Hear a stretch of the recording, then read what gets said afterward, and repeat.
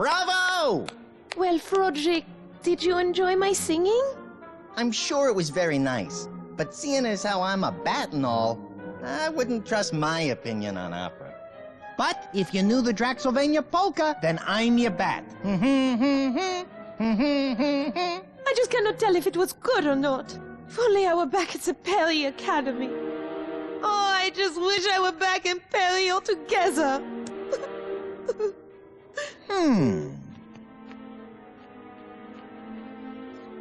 Yuck! Hey, don't worry, babe. I'll get you out of here. All we gotta do is stick to the P-L-A-N. Capiche? Thank you, Frodrick. Oh, you're so good to me. You've been pretty good to me, too. Besides, hanging out with you, I get a chance to torment Mr. Short, Pale, and Stupid. I heard that. Oh! Speak of the devil.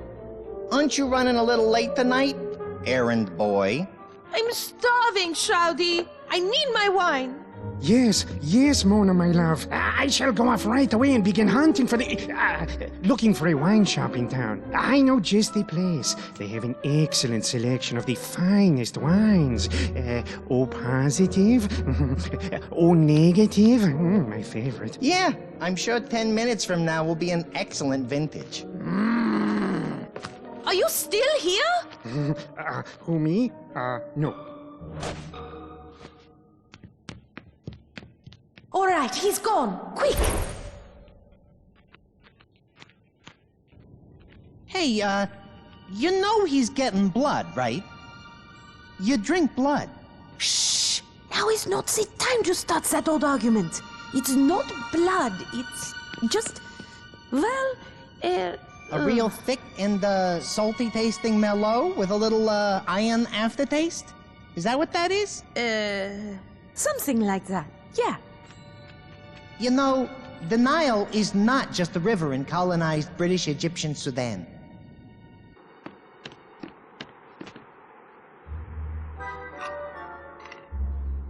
Out with it, damn you.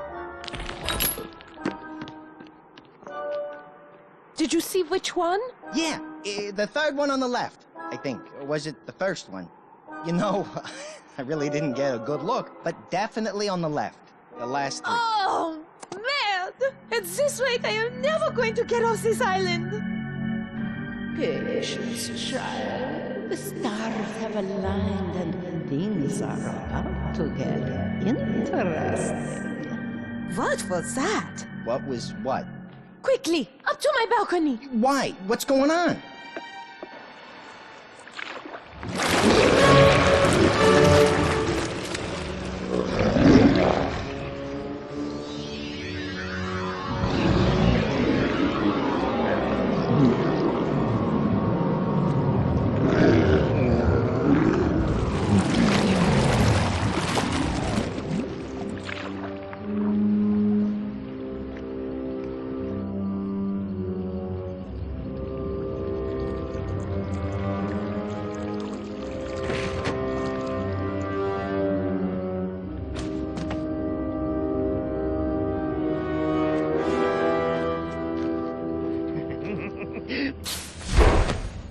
Surprise!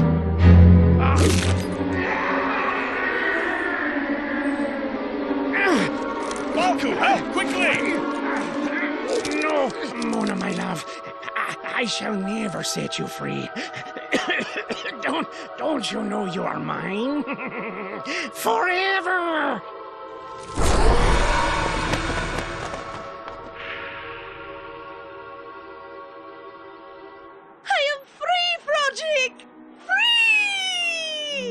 I hear you, jeez. I got pretty big ears if you hadn't noticed. And you're not totally free. You still have to find the key to the boathouse. Till then, you're stuck here.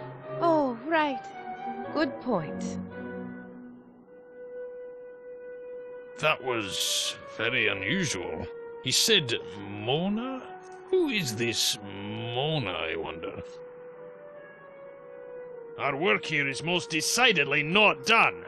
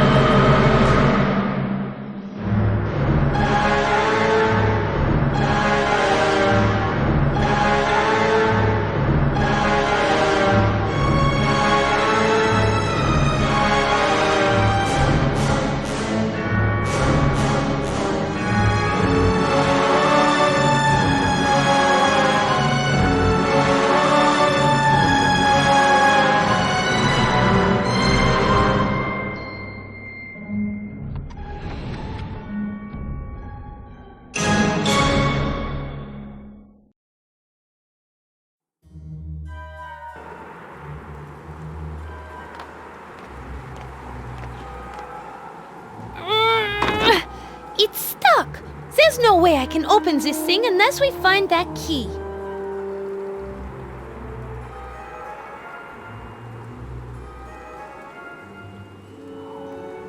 It's an ornate metal door. There's all kinds of strange symbols engraved on it, and it's almost as if the door is vibrating with some kind of mystical energy. Okay, it's a magic door. Got it.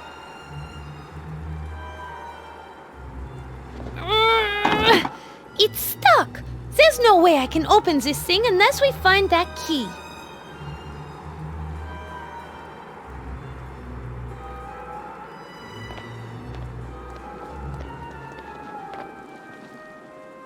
It's a stone gargoyle. This one looks uncomfortable. Like he's between a rock and a hard place?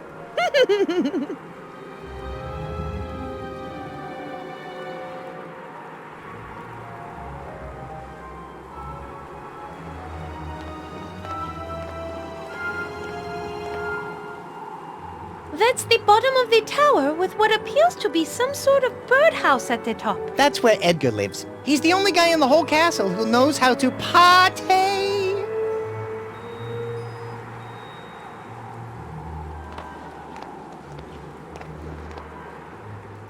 Those torches brighten my day. And this bridge.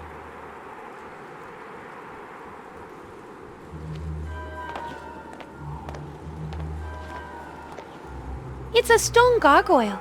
He looks very mean and heartless. In other words, stone cold? I know Shroudy hid the key in one of these gargoyles.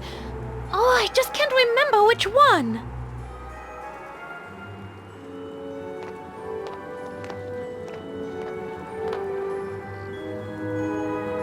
It's a stone gargoyle, short and ugly. Kinda reminds me of Shroudy. I know Shroudy hid the key in one of these gargoyles. I just can't remember which one. Guess we're gonna have to search all of them.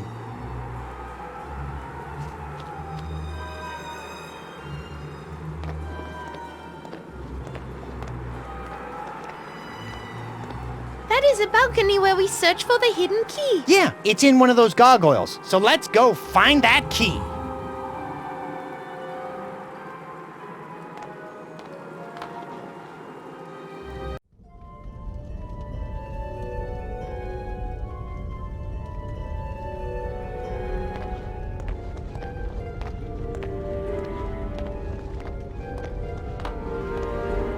It's a bear rug.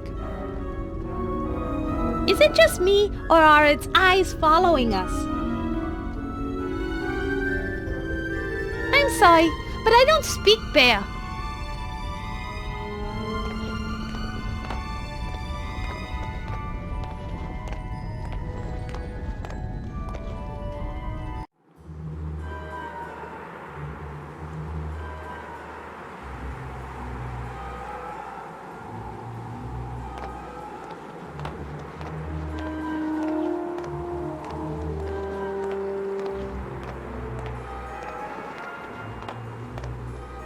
It's the shoreline of Lake Var.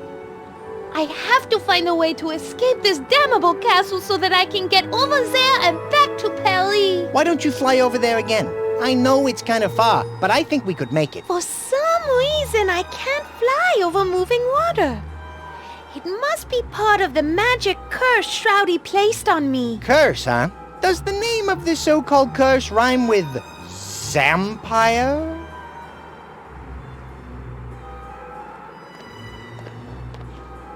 Hello, Mr. Lake Monster. I think you are so glossy and shiny and powerful looking. I bet you're just misunderstood and not monstrous at all. What are you trying to do? Make a new friend or something? Did it ever occur to you that once we find a way out of this castle, we're probably going to end up encountering that creature? What if it ends up that he's hungry and he decides he wants to eat one of us? At that point, is he more likely to choose the friendly, young woman or the annoying little bat who's always being mean to him? Hey, Lake Monster! You rock! Buddy old pal of mine! You rule!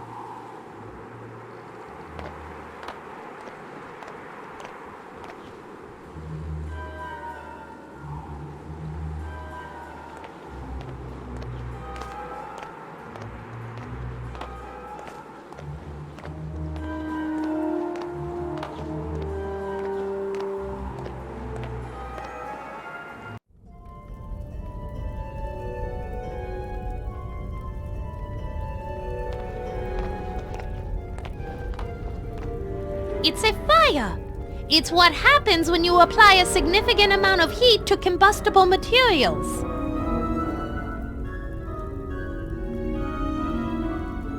It looks like someone's family crest.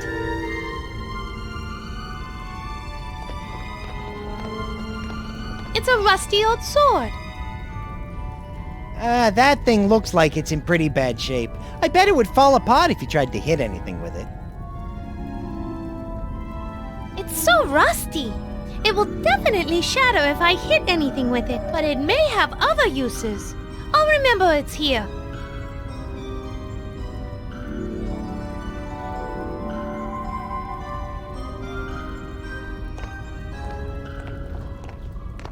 It's a rather nasty-looking gargoyle. Is it me, or is he actually wearing a wig?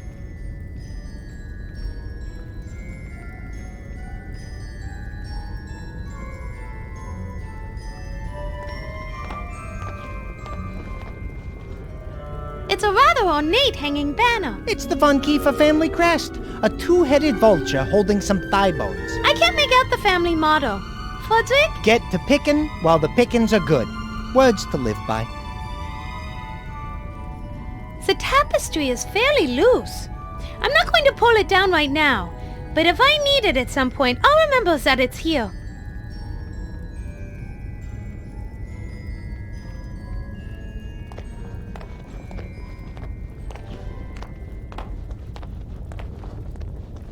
It's a rather beautiful piece of stained glass. Yeah, except for that huge freaking spider right in the middle of it. That's not part of the design.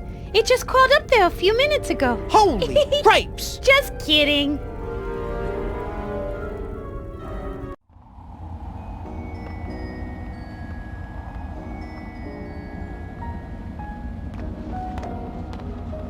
It's a lovely collection of vases. Mona? Those aren't vases. What do you mean? You see the names on them? Edgar von Trapperkeeper, Ferris von Bueller, Klaus von Kiefer. Vases generally don't have proper names or titles. Those are all of the Baroness's dead husbands. And all this time I thought they were just designer potpourri containers. She sure had a lot of unlucky husbands. Yeah, unlucky that they met her. I might need that, but I can't carry it around with me. I'll keep it in mind.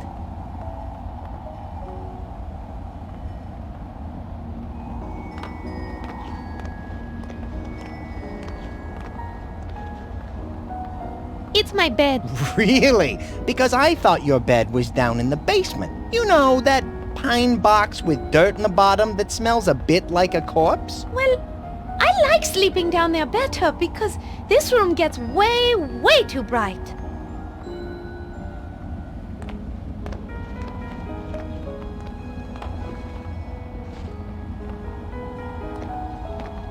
I'm going to take this.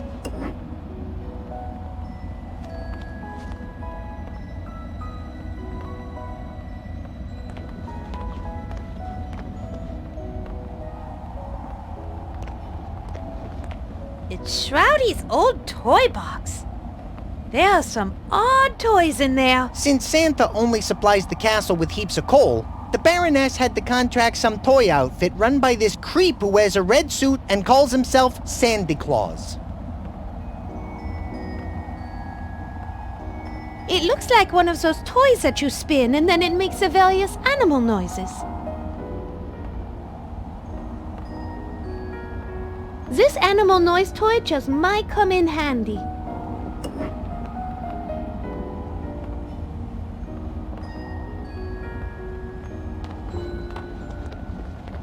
It's a hand-drawn picture. I think it's supposed to be Shroudy's mother. Picasso, he ain't. That's for sure.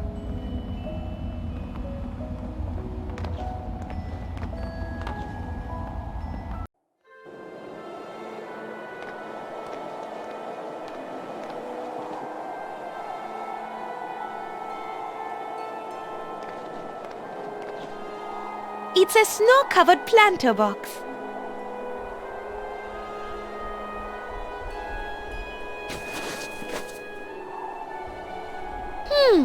Look at that!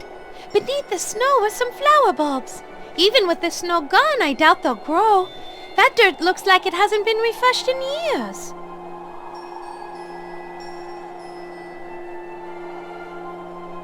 It's a frozen planter box with a few flower bulbs still in it.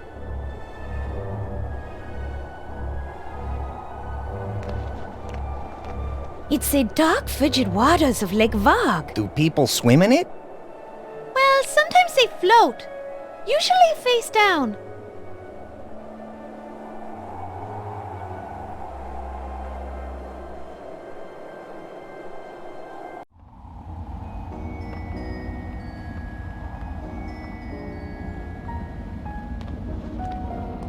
It's a vase full of dead roses.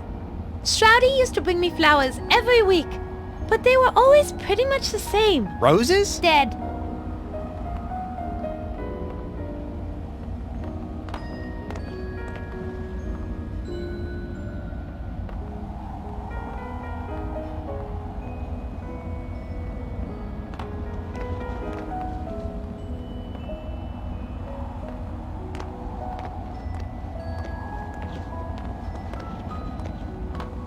Yes, I have it.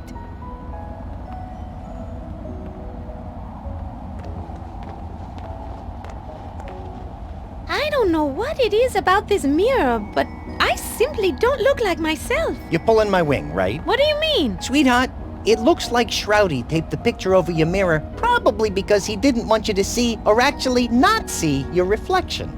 Apparently, he had some 6-year-old kid draw the picture. Wait a minute. What does it say down in the corner? With love from Shroudy. Scratch the 6-year-old kid idea. I guess I'll have to add art to my list of things that Shroudy sucks at. Maybe I'll put it just below escaping vampire hunters.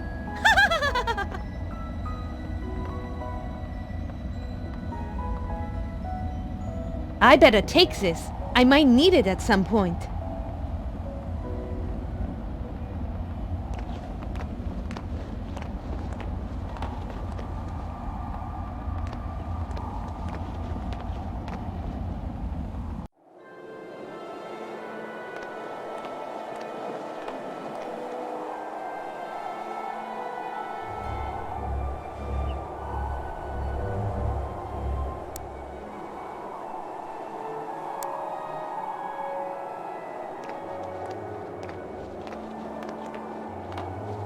I feel like maybe we should say a few words or something.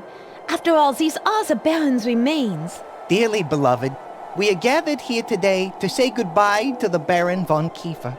And though he's already walked through the valley of the shadow of death, today we must ask not what this planter box can do for him, but what he can do for this planter box. Ashes to ashes, so on and so forth, yada yada yada. Now dump that sucker. Touching, Frederick. Truly touching.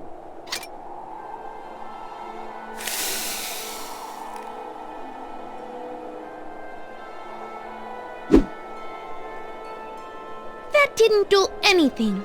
Flat. What'd you expect? It's ash. Noble ash, but still just ash nonetheless.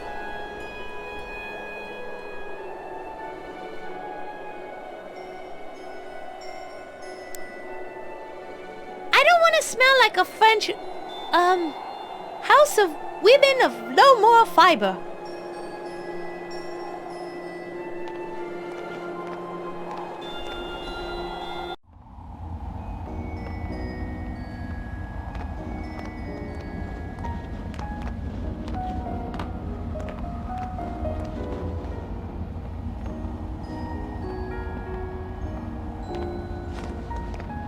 It's Flodrick's gilded cage. Yeah, it seems I've spent my life behind bars. Up the river, doing some hard time. Hard time? What's so hard about living in the cozy cage with a steady diet of snacks? You love your cage, so stop trying to play the bad boy role. It doesn't suit you. There goes my street cred.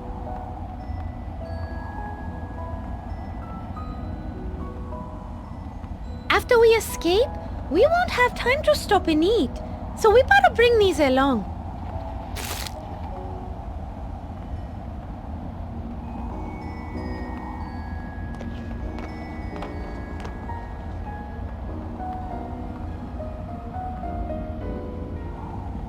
tear this picture down, but I'm afraid of what I'll see underneath. You mean not see, right?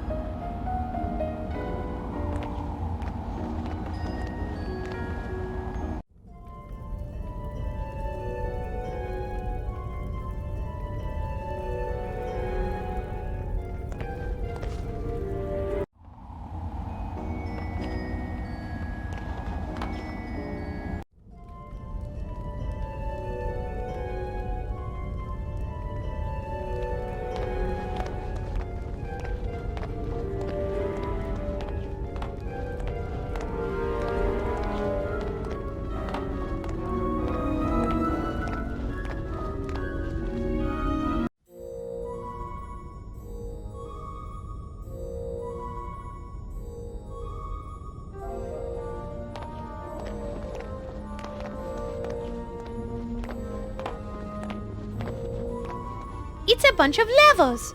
But whatever it is they're supposed to do isn't working. They're actually used to make the theater backdrops go up and down, and they used to work just fine. How do you know this? Because the current backdrop has a giant sun on it. I used to wait until Shroudy was walking by the theater, and then pull the lever and make the sun suddenly appear. It used to scare the crap out of him. What do you mean, used to? Well, I kinda broke it. I was sitting there waiting for Shroudy to walk by, and I started to feel hungry. So I went and got some nut and fruit snacks out of my cage. While I was happily munching away, a couple of them slipped through my wings and fell down inside the control panel. Ever since then, I haven't been able to pull the levers. Can't you reach in there and grab your nuts and dried fruits? Unfortunately, the holes in the panel are too narrow for me to fit my wings through. You need to learn to be less messy when you eat. I sure hope we don't need to use these for some reason. But considering how things have gone so far, I'm sure we will.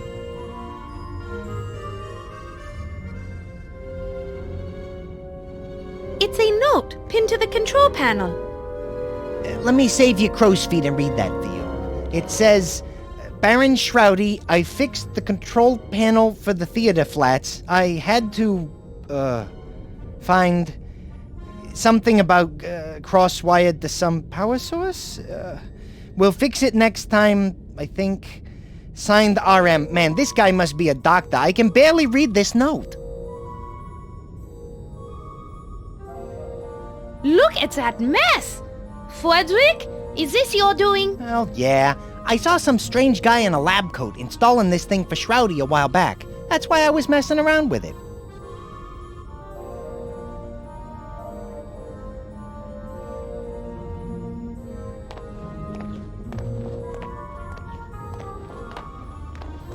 It appears to be the decapitated head of a stuffed animal? They killed Smuggle Bunny! You bastards!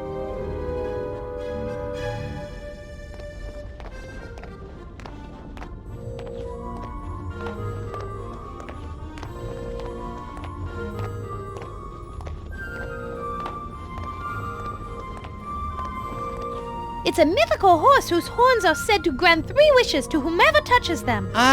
Actually, that's a male deer. And they don't grant wishes. That's a 9th level spell. You're thinking of a unicorn whose horn is said to neutralize poison, along with many other powers that depend on who's running the game. Even if Draxylvanian unicorns could grant wishes, the material components of such a spell... Wait, stop! I have something very important to say. Mona is bored. It's the head of a most unfortunate little piggy. It's actually a boar, like its former owner. And really, how many pigs have not met an unfortunate end? It's not like pig milk is in high demand.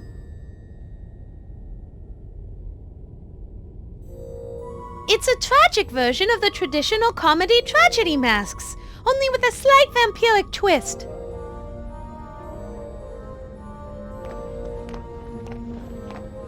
It's the dedication plaque for this theater. I'm gonna go out on a limb and say that Shroudy might have a crush on you.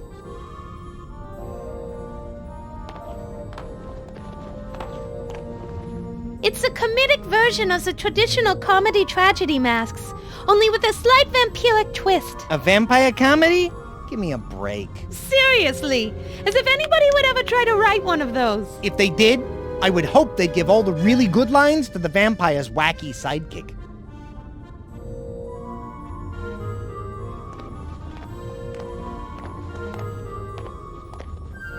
It's a particularly large squirrel with fangs.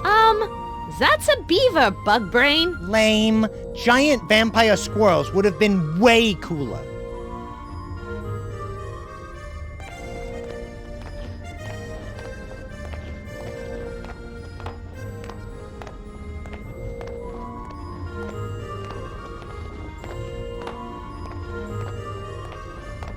It's the decapitated head of a bear. How barbaric.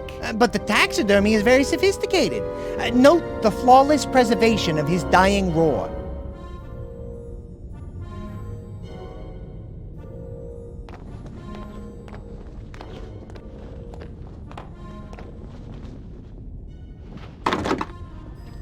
The levels are jammed.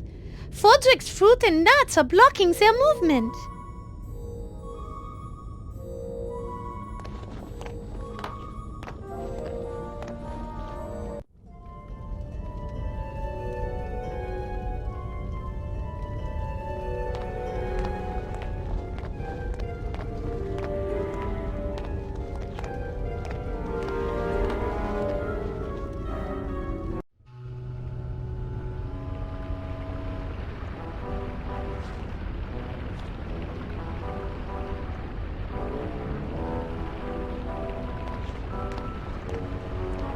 It looks like a poker and a brazier full of hot coals.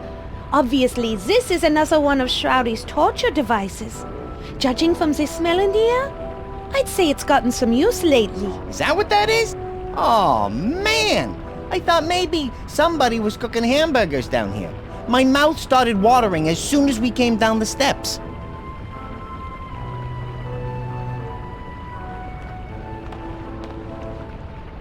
I bet a big, heavy hitting thing might be useful somewhere, but I'm not going to carry it around. I'll keep it in mind, though.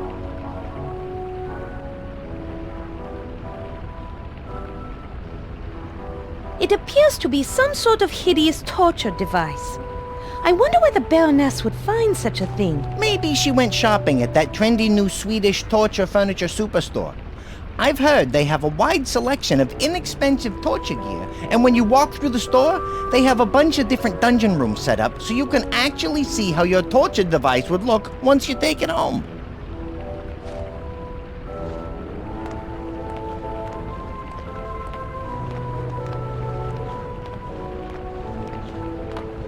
That's a rather odd-looking item. I wonder what it's used for. I'll take a wild guess. How about grinding stuff?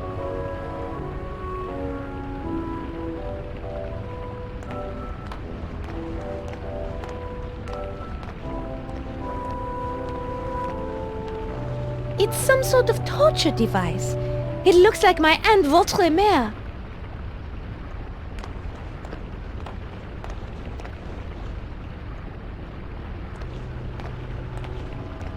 No way! Too heavy! I think we all know what that is.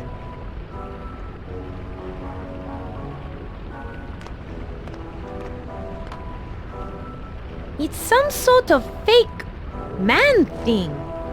I don't know what it is, but it looks like maybe it was made out of clay. Poor fellow. He really lost his head. I think he's a magically created golem. Somebody made him and sent him here for a reason.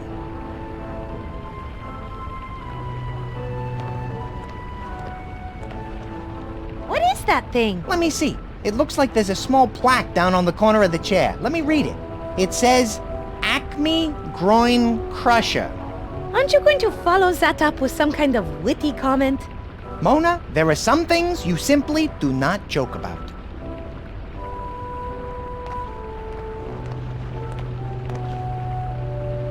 It's Shroudy's coffin. I can't believe we sleep in the same room. Separate coffins, at least. Sometimes you need to look on the bright side of things. Ugh. It won't budge. The coffin has some kind of combination lock on the side of it.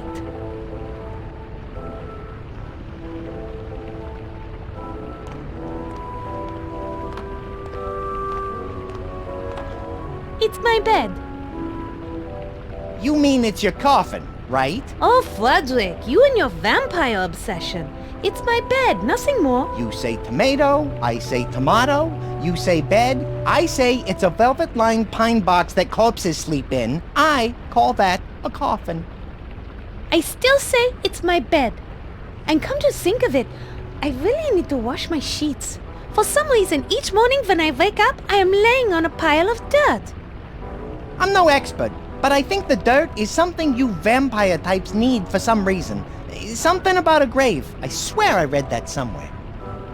I'm no vampire, so I won't be needing this dirt.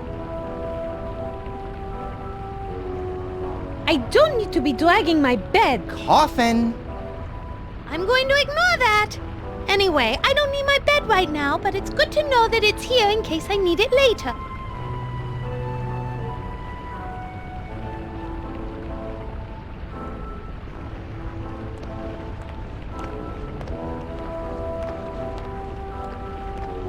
It's a rather bizarre-looking fountain. Is it just me, or is that fountain actually wearing sunglasses? Well, maybe he's cool. Because when you're cool, the sun shines on you 24 hours a day. Unless you're a vampire, of course. Then the sun shines on you only once, and you burst into flames.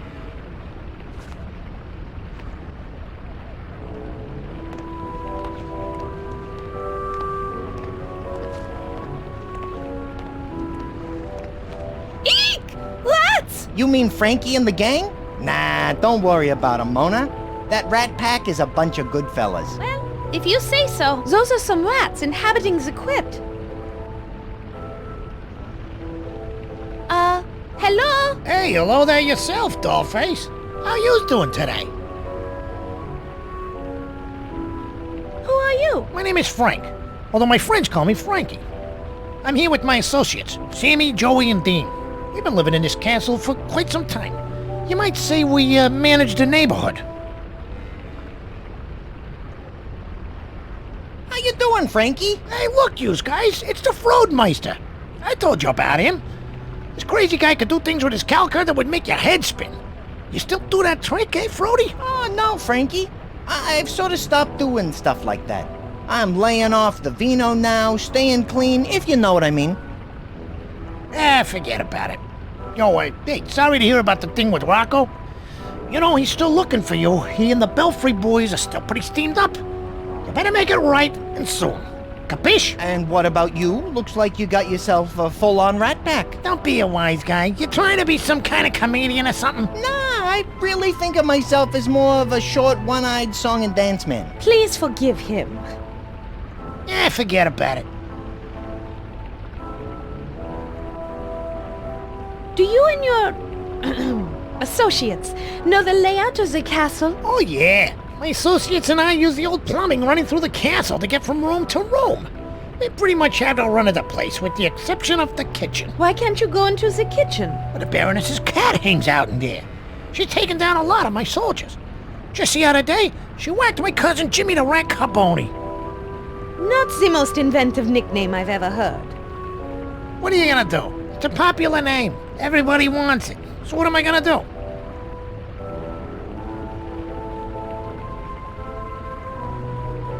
How come I never met you before?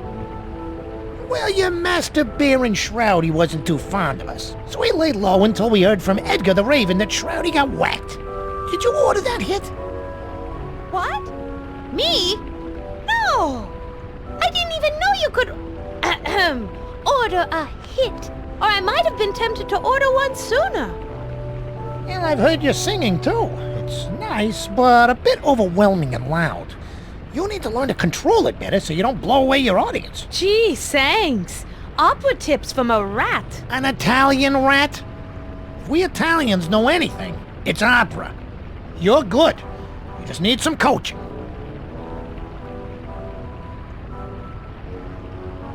Do you know the combination to Shroudy's coffin? You know, we never did try to steal his combo. He never had anything we wanted to borrow. But I bet Ozzy over at the water pool or Big Bad Barb over here saw something. Then why not ask them? Okay, I will. Thanks. Hey, anything for you, dollface. You got any more questions for Papa Frankie over here? Au revoir.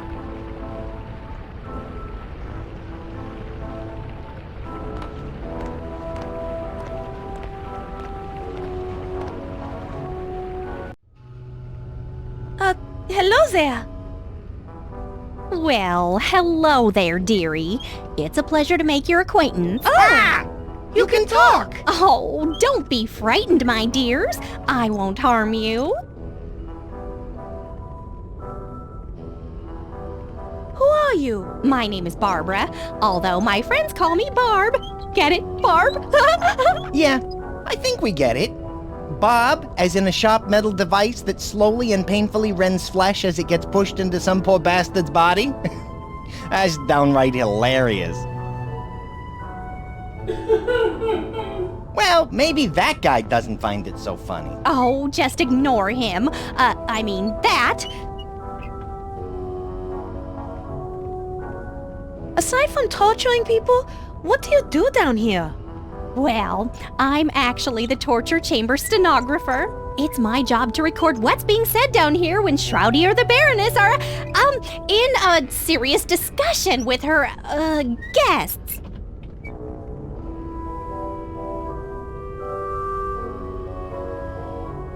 What kind of stuff have you heard? Could you tell us? Oh, sure. I don't think that would harm anything. I like to think of myself as an open book. And speaking of books, that's what the Baroness would usually be asking about. Shroudy, on the other hand, he usually didn't ask anything at all.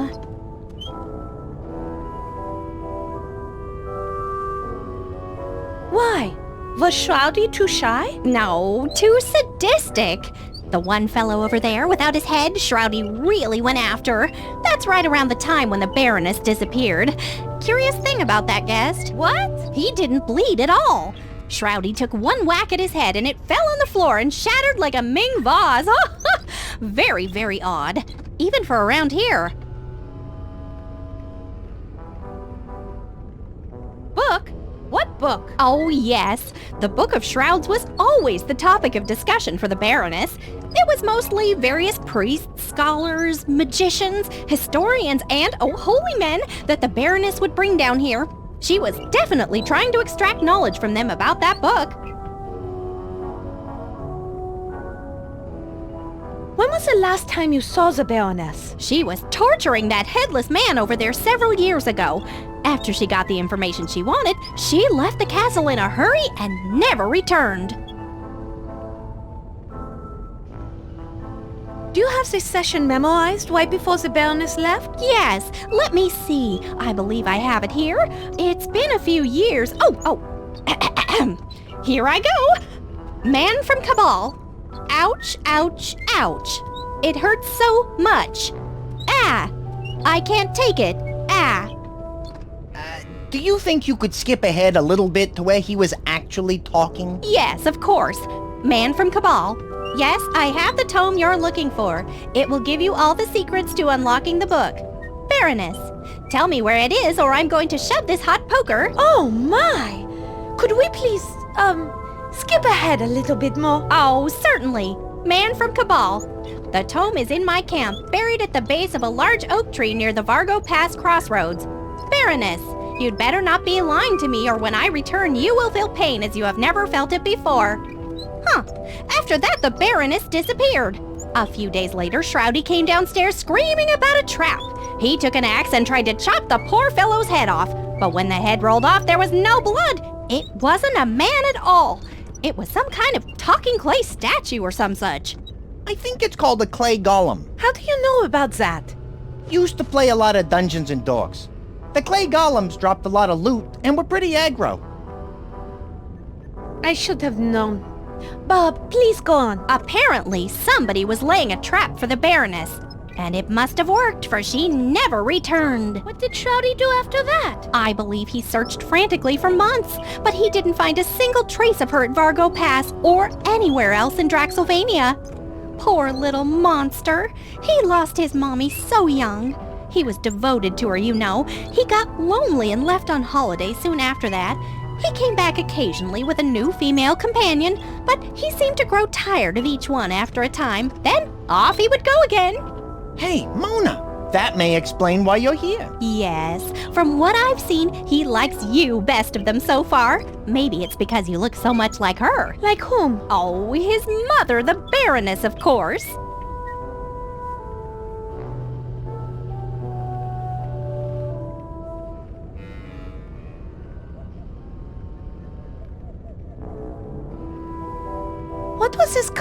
you mentioned? I don't know, but I do recall they all seemed to wear a belt that had a gold circle with a star in the middle and an eye in the middle of the star. The Baroness seemed to really, give them special attention.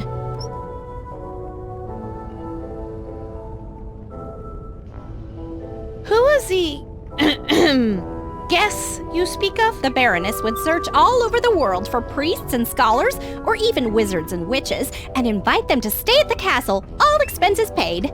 Let me guess. She slipped them a Mickey, and instead of the spa, they ended up down here. Right.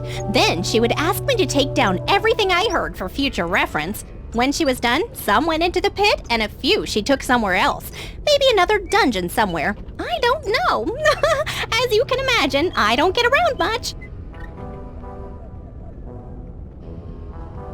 What does being an Iron Maiden pay? Pay? Oh no, I have to do this. I'm not sure why. Torturing people does seem horrible and just downright unfriendly and all, but we all have to follow the paths our creators have laid down for us. My path in this life is to slowly squeeze the life out of people and record their thoughts on the matter.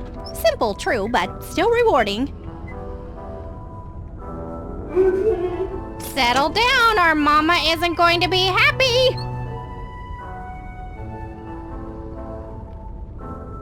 How come we have never had the pleasure of talking before? Well, the Baroness and later Shroudy always told me never to talk to strangers or any guests. But now that they're both gone, I just feel free to talk to you for some reason. How are you able to talk? Oh, for the longest time, I was scrap metal from a wrecked ship, the SS Woebegone, out of Lake Superior. Then I was sold to Acme Toys, Tools, and Torture Devices in Port Varda. There I was forged and cast and shipped here.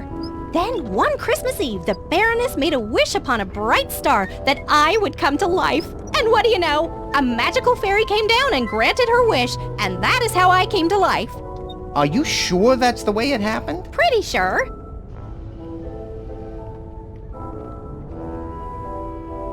Do you happen to know the combination to Shroudy's coffin? No, I'm sorry. I don't know the whole combination, but I am pretty sure the first number is 0, though. Unfortunately, from my position, I can really only see the first number.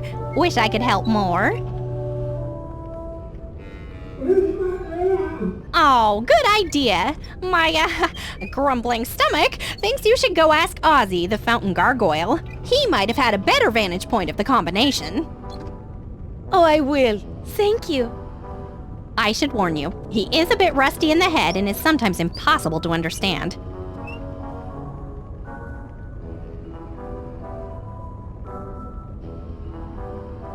Well, I better be going.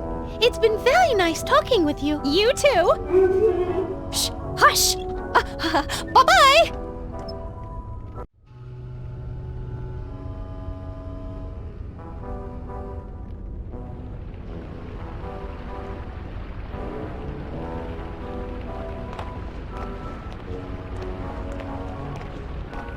Hello, Mr. Fountain. How are you doing today? I think he said, "I'd love to chat with you, but it's hard to speak with a high-pressure jet of water emanating from my mouth." I can imagine. I wonder if there's a way to turn it off somehow.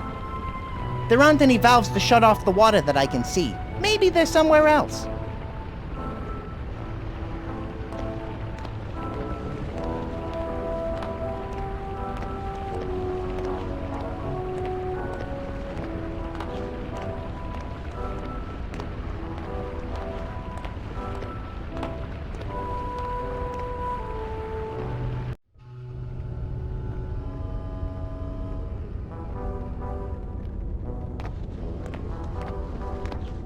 It's some kind of pit. I can't see what's down there because it's so dark. You may not be able to see it, but you can certainly smell it. Whatever's down there smells worse than the skid marks in Shroudy's underwear. How do you know that? Ugh, never mind. I don't need to know. That's strange. I never realized the castle had a sub-basement. It looks a little hot in there. Who's that mean-looking dude with the pitchfork? And who is that standing next to him? You mean the guy with the stupid look on his face and the name tags that says, "My name is George"? I have no idea.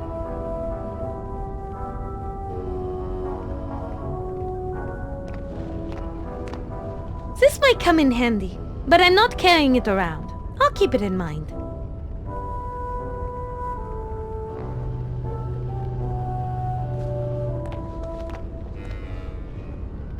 It's a burning torch.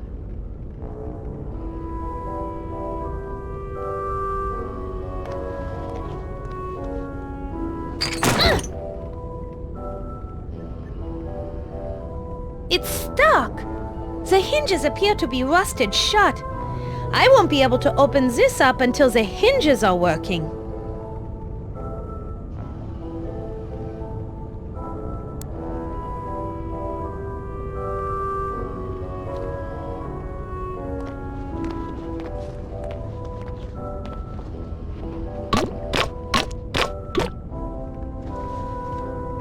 That loosened one of them up, but I had to use all the lotion in the bottle. Now it's empty.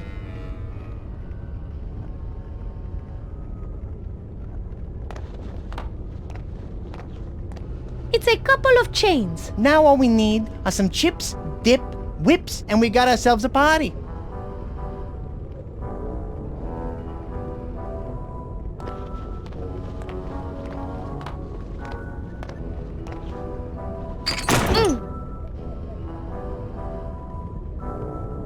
It's stuck. The hinges appear to be rusted shut. I won't be able to open this up until the hinges are working.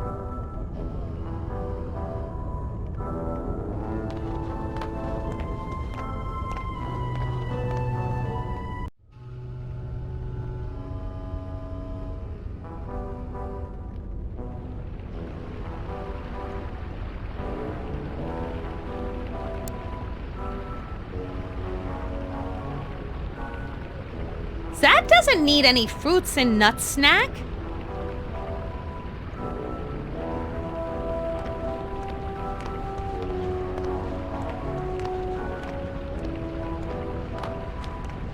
That's a rather odd-looking item. I wonder what it's used for. I'll take a wild guess. How about grinding stuff?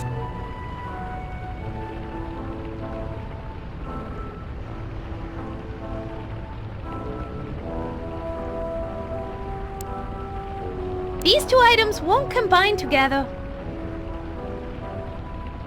I can't use an empty bottle of body lotion with that.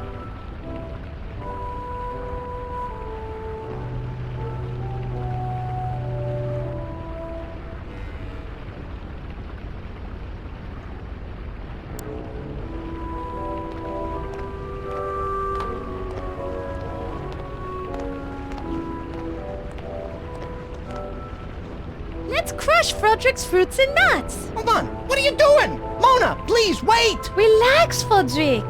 They are just the fruits and nuts from your cage. Oof. On a somewhat related note, I'll let you know when my heart restarts.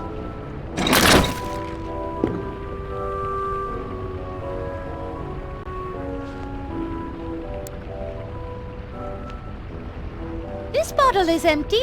I can fill it up with this dripping oil.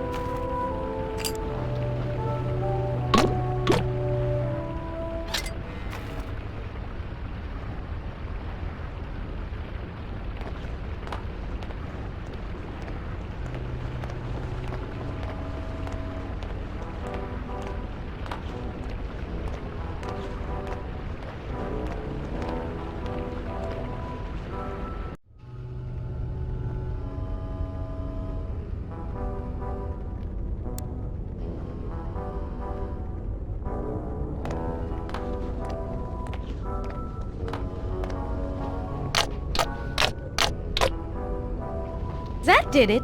Both hinges are now loose.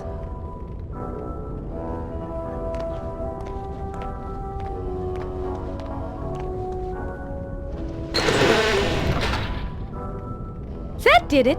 The pit is now open. Man, that smells horrible. Ugh. It's some kind of pit. I can't see what's down there because it's so dark. You may not be able to see it, but you can certainly smell it. Whatever's down there smells worse than the skid marks in Shroudy's underwear. How do you know that? Ugh, never mind. I don't need to know.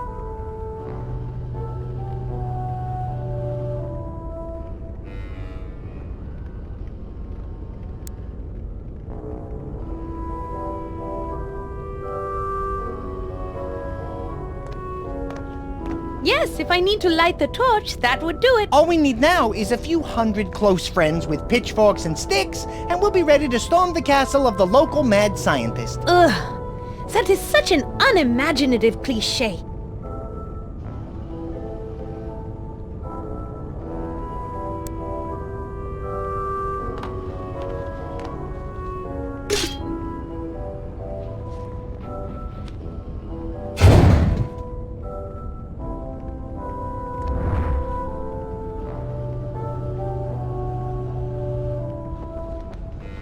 Oh my! Frederick! It looks like a pile of rotting bodies! How revolting! It looks like there are a couple of fresh ones down there. They still got some meat on them. Why on God's good green earth did the Baroness dump bodies down here? Now we know why it stinks so bad. I had heard rumors about the fate of the Baroness's numerous guests after they came here, but man, she was one messed up witch. There is no way I'm going down into that pit. The spell Shroudy has on me has made all my senses more powerful, including my sense of smell. I cannot go near that odor.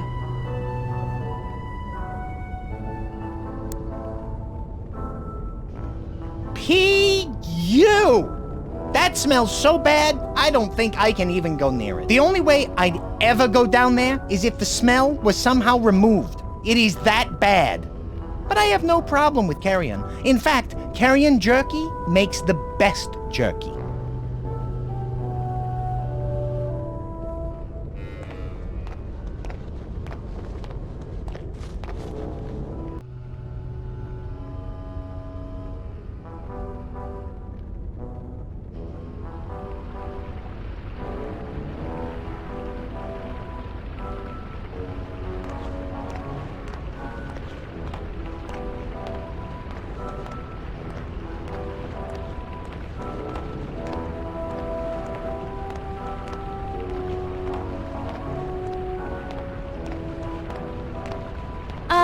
Hello? Hey, hello there yourself, dollface.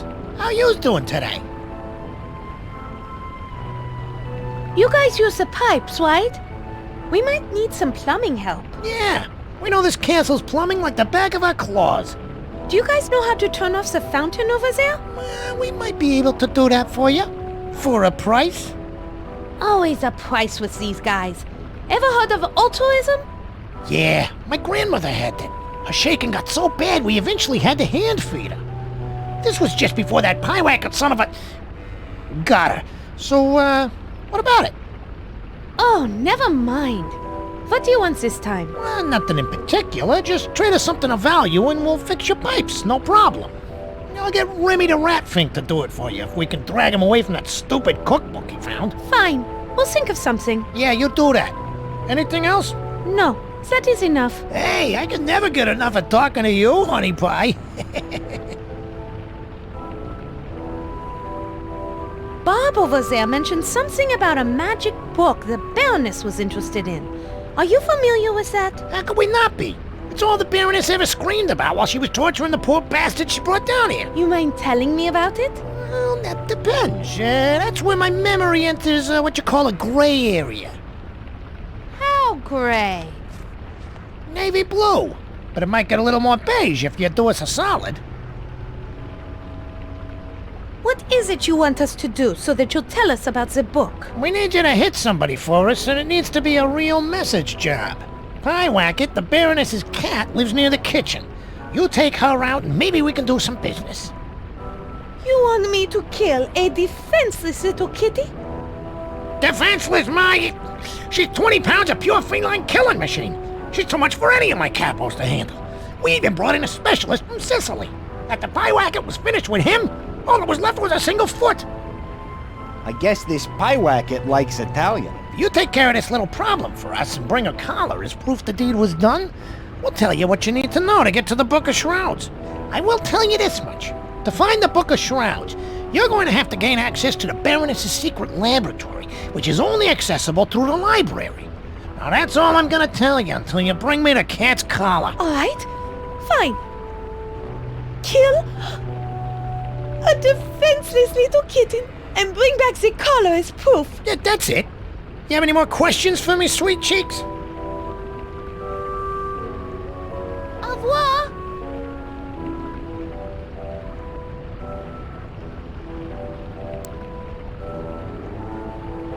Hey, fellas, look who's back. That tall drink of water and the Froadmeister. Now, what can we do for yous? We have these mixed nuts and dried fruit snacks for you.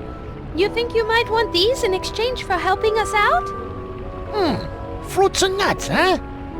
Well, all right. Toss them here. Here you are. Soon as you are done eating, will you please stop the water from coming out over there? Hey, these are delicious. Hey, Dino. Go kill the water on the fountain. Dean, baby, you okay? Uh-oh. I think he's stuck. Look, Mona, the water in the fountain stopped. Oh, well. I guess you two won't ever get the chance to hear him sing Bats Amore. Pity. He was pretty good. Anyway, glad we could be of service, and thanks for the nuts and fruits. Ciao.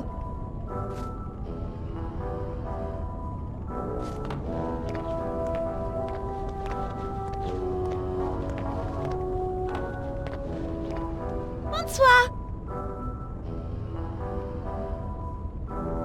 Who are you? My name is Ozzy. I'm a fountain. Yeah, fountain, and I think I'm a... Well, wait, what was the question? Seems like maybe this guy's been drinking something else besides water. What do you do down here? Well, I sit around and watch things, you know, you know, there are people that come in and out of here, and sometimes I see things, and I like to write songs, but what's my name again?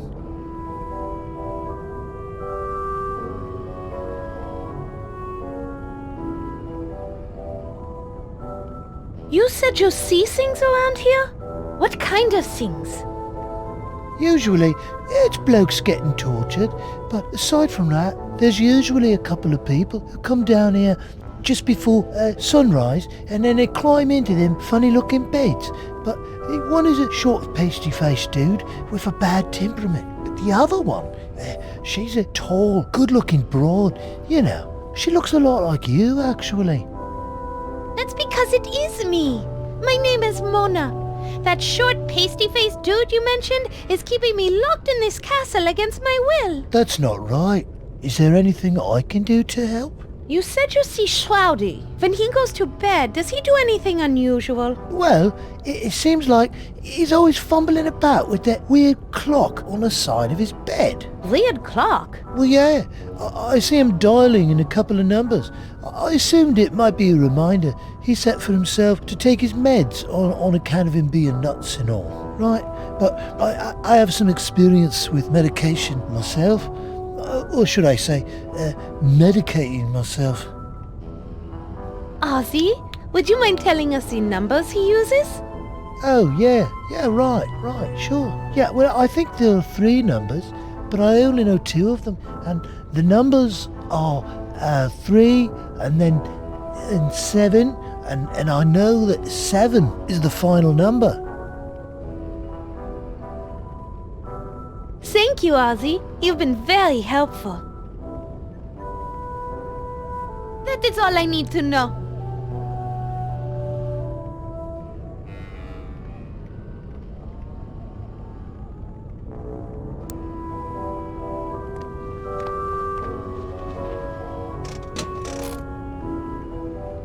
You did it, Mona. The coffin is opening.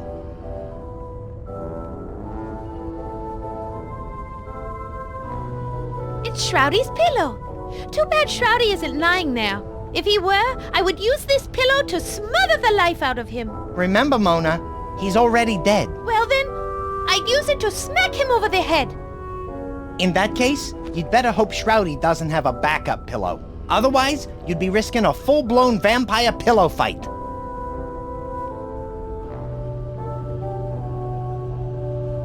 Knowing what a little pervert Shroudy is, I'm not sure I want to know what's under his pillow.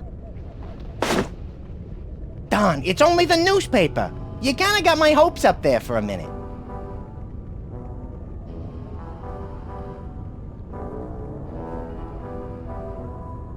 It's a copy of the Draxylvanian Tribune. The headline reads, "No leads in the continued disappearance of local paper boys. The Gothford United play the Vlad's Landing All Blacks tonight in championship.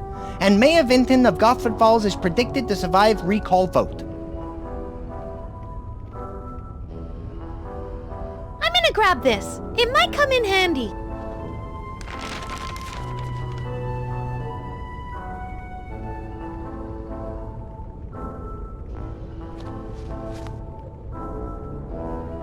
Looks like Loverboy had a few pictures made of you.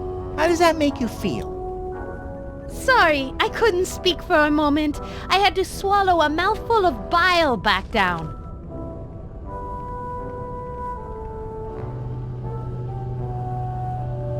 I'm not going to take any of those pictures. Can I have one? Only if you want me to rip your wings off.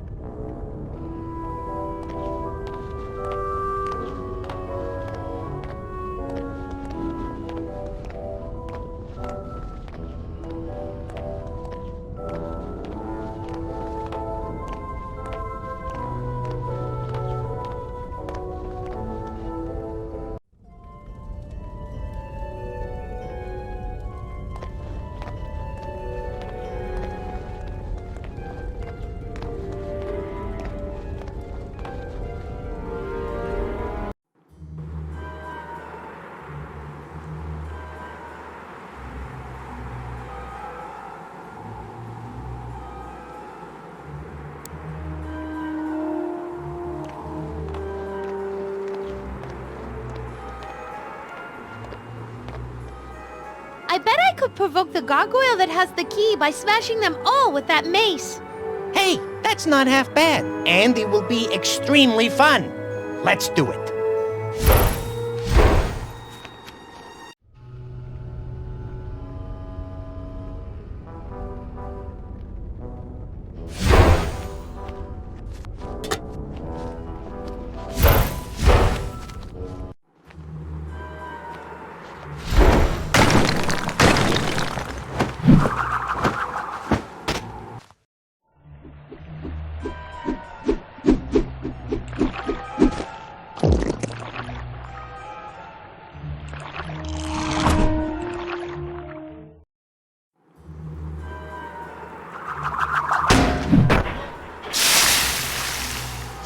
Yeesh. Looks like our favorite lake monster has a serious case of acid reflux disease.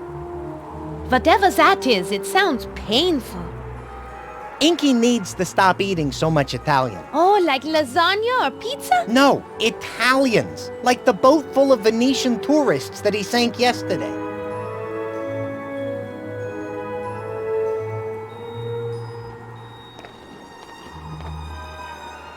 Aha! Looks like we found the enchanted gargoyle. The name is Rufus Thaddeus Worthington IV, not enchanted gargoyle, or walking corpse and rat with wings. Frederick, what is he talking about? Later. Well, Rufus, this corpse and rat just made you lose your cool and blow your cover. How do you like them apples, Worthington? What a tremendous accomplishment. Perhaps we should have a moment of silence to honor you and your magnificent deeds.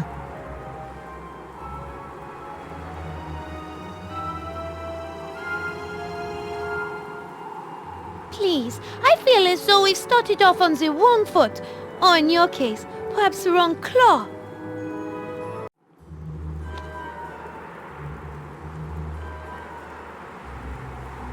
Allow me to introduce myself.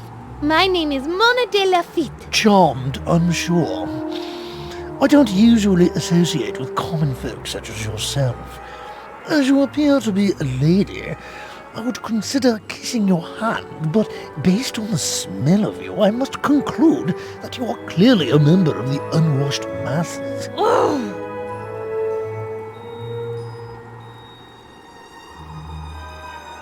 Why are you so angry? Do you really want to hear my story? If you tell me yours, I'll tell you mine. Oh, very well. Many years ago, the Baroness von Kiefer created me in her workshop. Apparently, the Baron's death left the castle a bit on the lonely side. After my creation, I was allowed to reside in the library. The Baroness and I would spend hours talking, and in my free time I was given full access to the von Kiefer library. During the day, I would spend hours upon hours educating myself and feasting upon literary delicacies such as Shakespeare, Chaucer, and Milton. A most enjoyable experience, I assure you. You certainly are an unpleasant creature. You would be unpleasant too if you endured what I have. Like what? Tell me your story. Oh, very well. Many years ago, the Baroness von Kiefer created me in her workshop. Apparently, the Baron's death left the castle a bit on the lonely side. After my creation, I was allowed to reside in the library. The Baroness and I would spend hours talking, and in my free time I was given full access to the von Kiefer library. During the day, I would spend hours upon hours educating myself and feasting upon literary delicacies such as Shakespeare, Chaucer, and Milton. A most enjoyable experience, I assure you.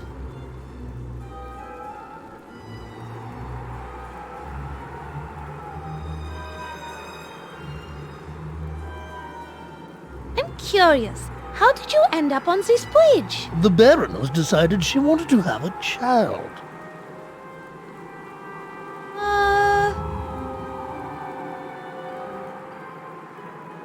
A child? Who was the father? You? No. I assure you, no child of mine would turn out like Shroudy. And if it did, I would have thrown him into the lake. That would seriously impact your chances of getting one of those world's greatest dad coffee mugs. No, truth be told, I don't know who Shroudy's father is. All I know is that the Baroness disappeared into her workshop. There were some strange sounds, then the crying of a child. I can't imagine what went on down there. Your guess is as good as mine on the origin of that hellion.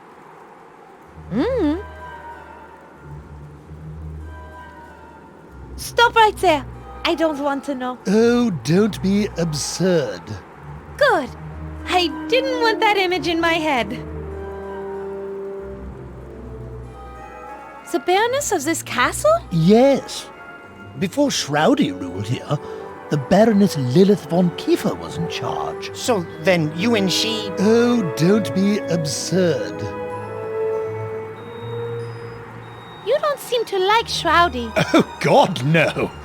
Not at all.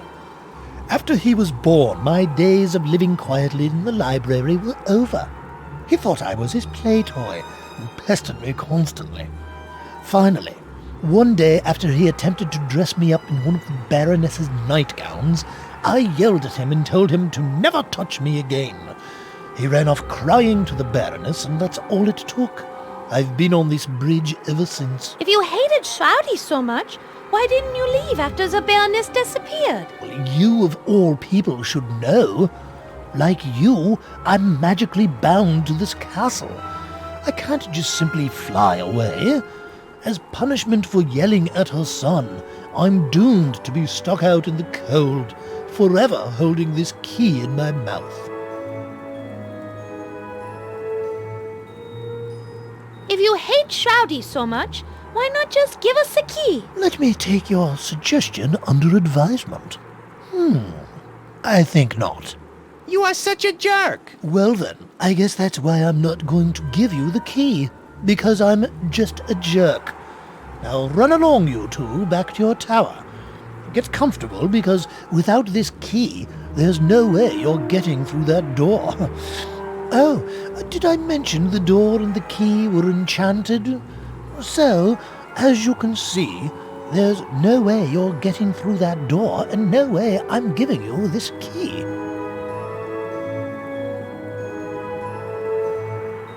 Name your price for the key. Any price. I might have something.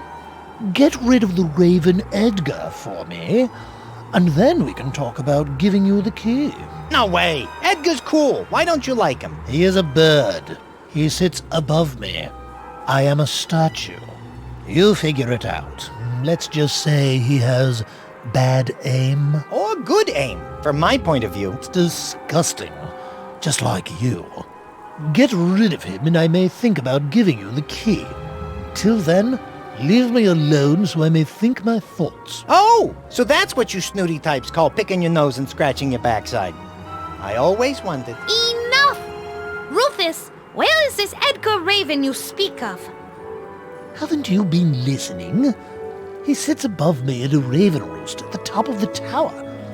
Now please return to the great unwashed masses from whence you came. Do you actually like sitting on this bridge and being Shroudy's servant? No, because he's always taking me for granite. Oh my, yes.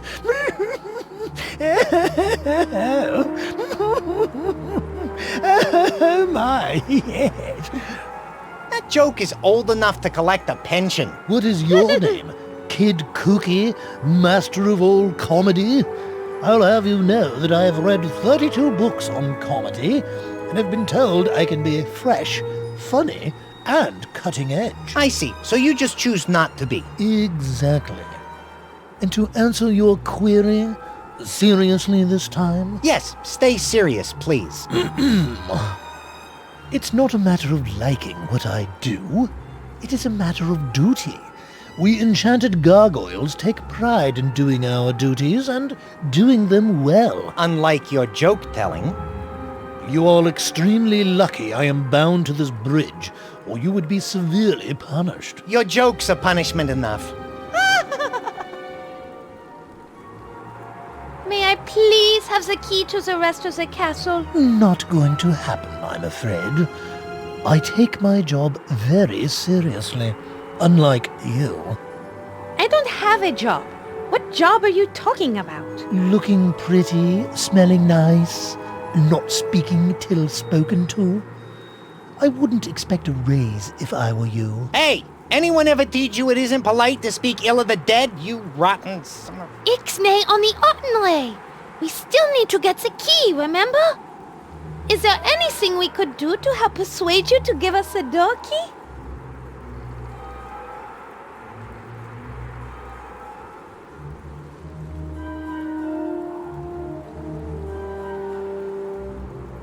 I think it is nigh time we go. Funny, I had that exact thought.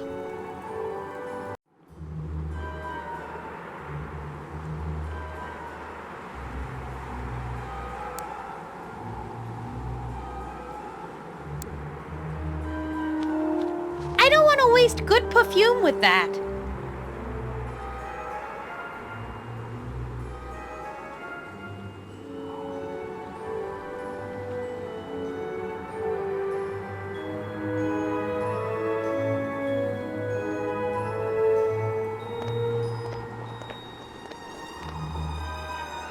Let's go see what's up.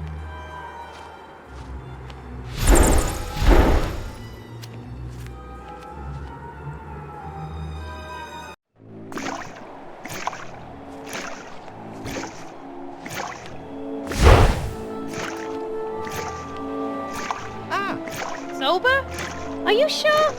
Not from where I'm standing.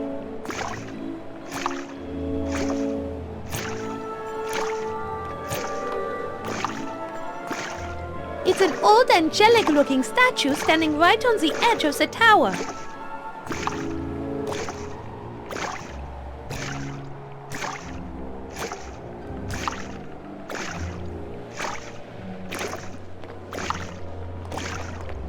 The clothesline has Edgar's clothes on it, held up by clothespins.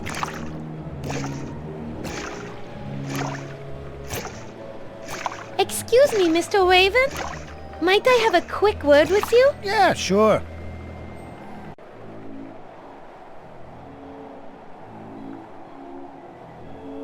My name is Mona. What's yours? The name's Edgar. Hey, I've seen you before. You're that gal the short guy keeps locked up in the tower, aren't you?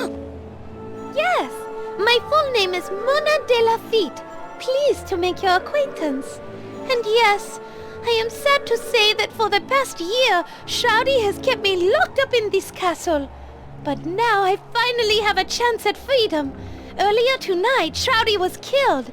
We heard his screams from across the lake. Dead, huh? Well, it couldn't have happened to a nicer guy. So now the castle is yours. Don't worry about me staying here. I'm building a permanent nest in Gothic Falls near where my girl lives. But until I make a good nest, collect my fortune, she won't marry me. So this is my bachelor pad till then. I can't get through the door that's right below you. Rufus, one of the gargoyles, has the key, but he won't give it to us. Well, I'd like to help you, but I don't know too much about those gargoyles. All I know is that every time I do my business, I hear one of them yelling up at me from below. Oh! Well, I'm a bird. I do bird stuff. But they haven't had much to complain about lately. I'm a bit backed up, if you know what I mean. Maybe. Yeah, the carrion pickings are always pretty slim in the winter. But come spring, it'll be a veritable feast of dried out carrion. That'll get the old pipes flowing. Good to know, I guess. How do you like living in Castle Varg? It's all right. I can do what I want, hang out with my buds, party, drink. No one bothers me. But I feel out of touch sometimes way out here. When I was in the city, I was in the know. Could follow my favorite sports team, hear the latest gossip. Sometimes it's just too isolated around here. You know what I mean? I do. You just need to feel more connected to the world, more informed. I do too. As soon as I'm back in Paris, things will be back to normal. Great. Well, good luck with that. Do you know of another way into this part of the castle? Nah. This place is sealed up tighter than... Well, it's sealed up tight. Just before you got here, that short fellow went around installing bars and locks and boarded up almost every window and door to this part of the castle. I guess Shroudy didn't want someone, but probably you, to get in for some reason.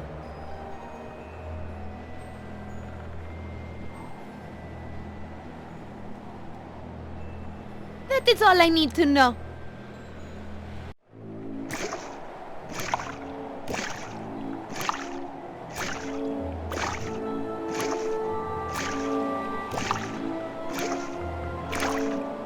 It's a doorway into Edgar's roost. It's one of Edgar's clothespins.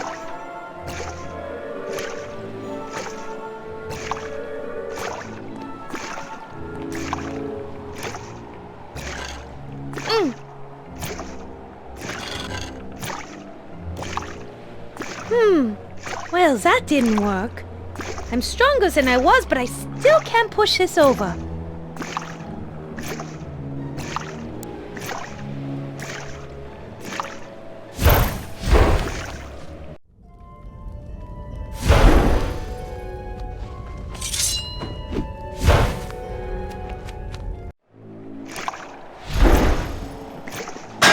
Wait, Mona! Rufus isn't under the statue. If you drop it on him, it'll miss and hit the stone wall next to him. You're right, Frederick. We better find a way to get the key from him.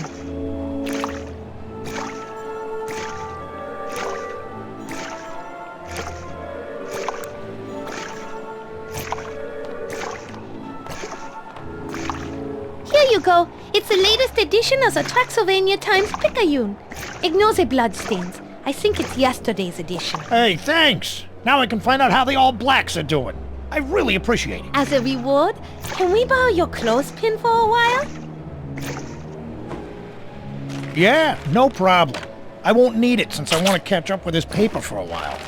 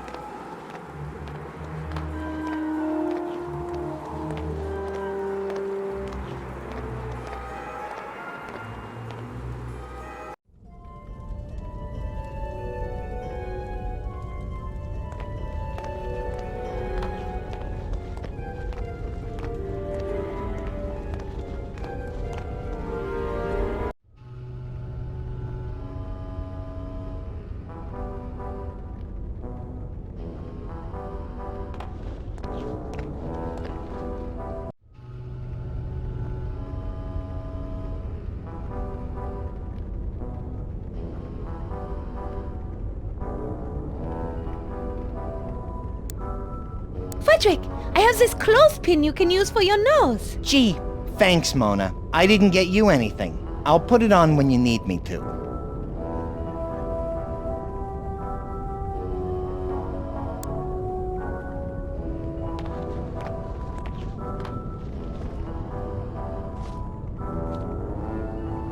It's pretty nasty down here, Mona. This place has more paper boys than a newspaper delivery convention, and more wizard types than a Scottish school for witchcraft and wizardry.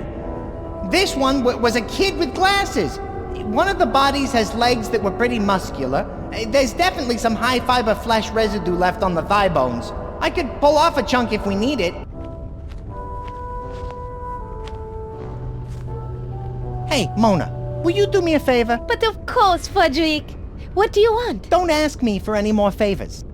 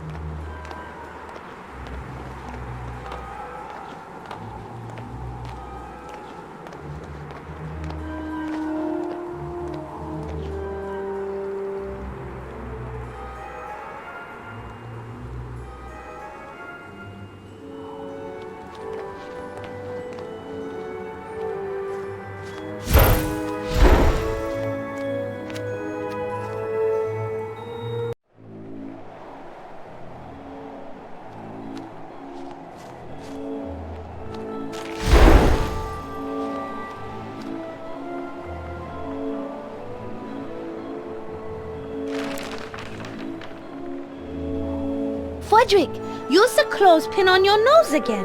Go down and get some dried carrion meat for Edgar. That might get his, his... Yeah, I know, pipe's moving. Good idea. The results of that might motivate Rufus to move his stone butt. I'm on it.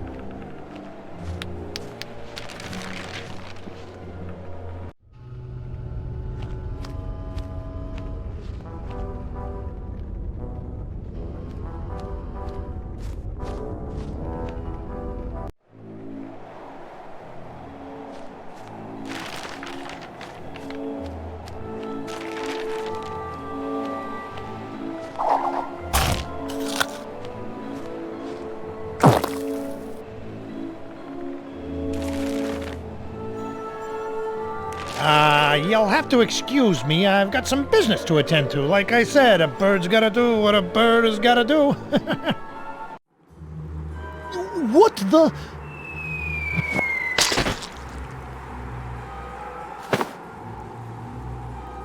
Hey, watch it, you smelly miscreant.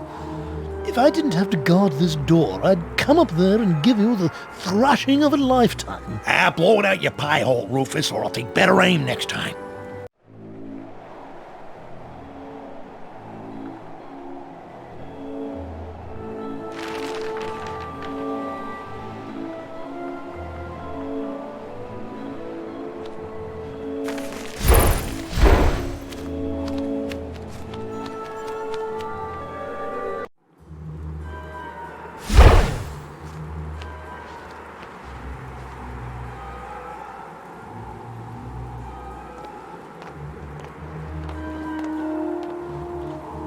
It appears to be a pile of bird droppings.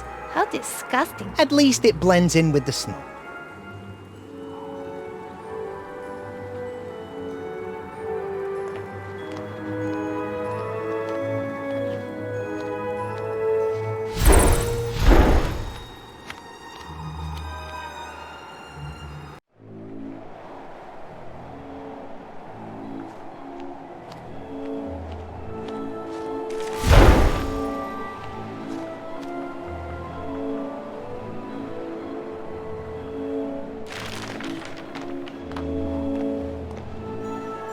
Let's see you take this under advisement, jerkweed.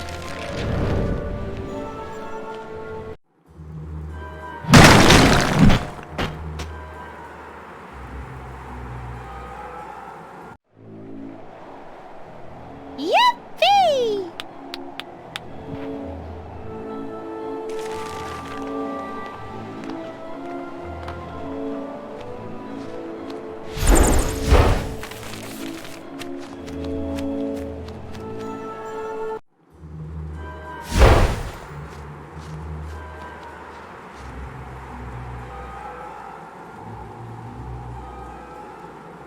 You don't have any shoulders. I find your humor as tasteless as that ridiculously gaudy black gown you're wearing. Speaking of taste, how's about we position you directly under that raven's roost over there? I understand that Edgar is fixing roadkill tacos this evening. Tomorrow morning should be quite disgusting. You wouldn't dare. How could you be so cruel? Well, I guess I'm just a jerk. Fudrig, help me move Mr. Soon-to-be water closet over to the ledge. Okay. Take your damned key.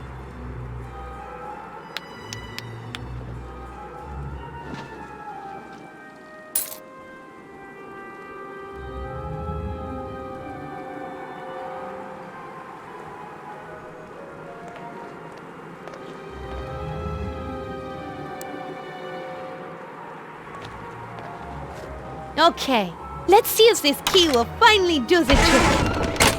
Hooray!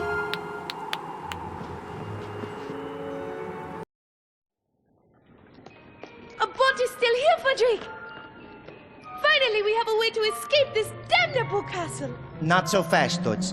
Looks like we got ourselves a small problem. Unless you happen to have a couple of oars hidden in that dress of yours, we're not going anywhere. It's kind of hard to paddle a boat without the actual paddles. Feasting Shen! Can't anything be easy around here? Without those oars, it's going to be impossible to make it across the lake. The current is way too strong. And then there's Inky. Let me think.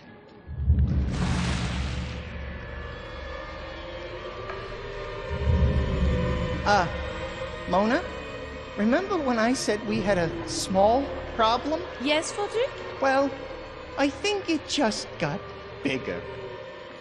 What the hell is that? You mean, who the hell am I? And hell is right, for it is I, Shroudy. I am back. I didn't think it was possible to Return from the dead as an all-powerful shadow spirit? to get even uglier than you were. That is amazing. Mock me all you want, little rodent, because in my moment of triumph I care not what you think.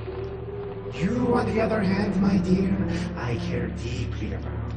My brilliant dark jewel. Not even my death can keep us apart. How did you manage this? You aren't that clever. You can thank the magical arcane tome my mother used to create me. She told me I was the living manifestation of black magic itself. And so, although my vampire body has perished, my dark spirit shall live on forever. Aha! I knew you couldn't have done this on your own. Regardless, you and I shall never be separated again.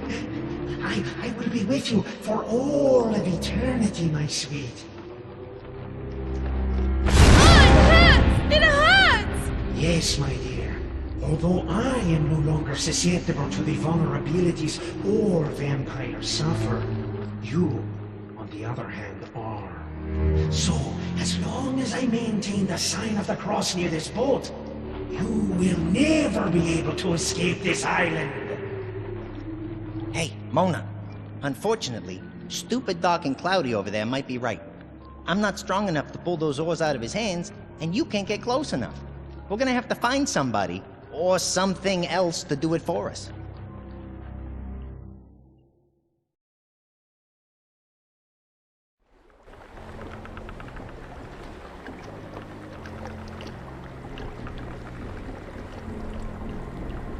It's the malodorous residue of the corporeal form of the formerly diabolical, villainous, fiendish, malevolent, and just plain annoying Shroudy von Kiefer.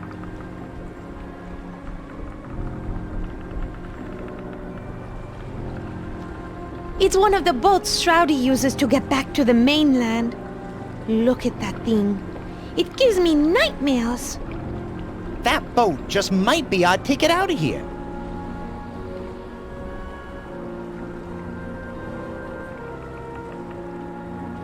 It's the boathouse gate.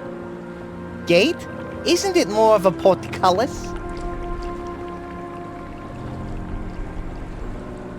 Oh, Shroudy! Yes, my love. I have something to tell you. I shall hang on your every word, my delicate dark blossom. I just wanted to say, I hate you for what you have done to me. I think you are a horrible, horrible, thing. You need to die right now and get out of my way. And when I say die, I mean rot in heck forever. Forever, do you hear me? Rot in heck and darn you for all eternity. Mona, don't sugarcoat it. Tell them how you really feel.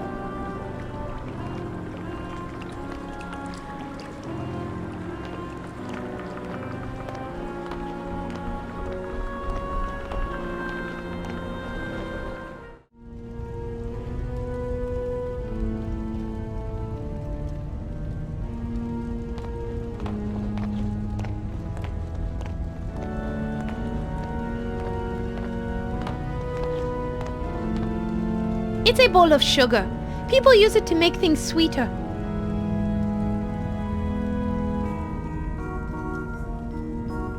I don't think I'll need the cup, but the straw might be useful.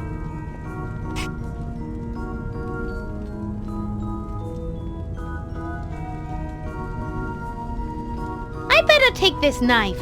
I think I might need it.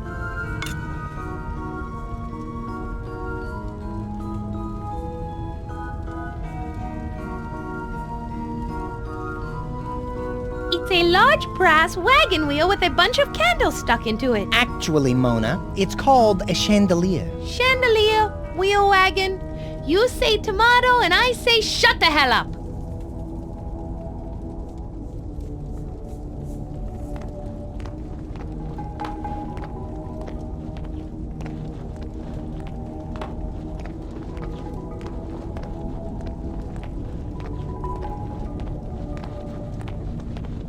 It's a suit of armor that seems to be made of... Is that cardboard? Yeah, that's right. Edgar told me that the old witch was running low on money, so she started selling stuff from the castle and replacing it with cardboard duplicates. What did she spend the money on? The torture chamber.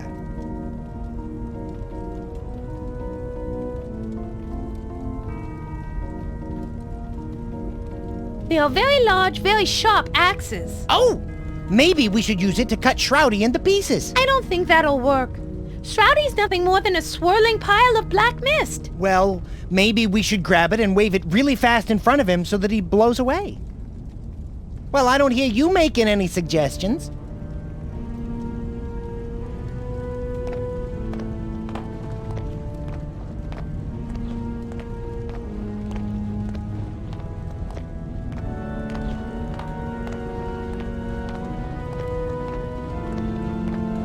It's a four-legged structure commonly used to prevent one's backside from hitting the floor.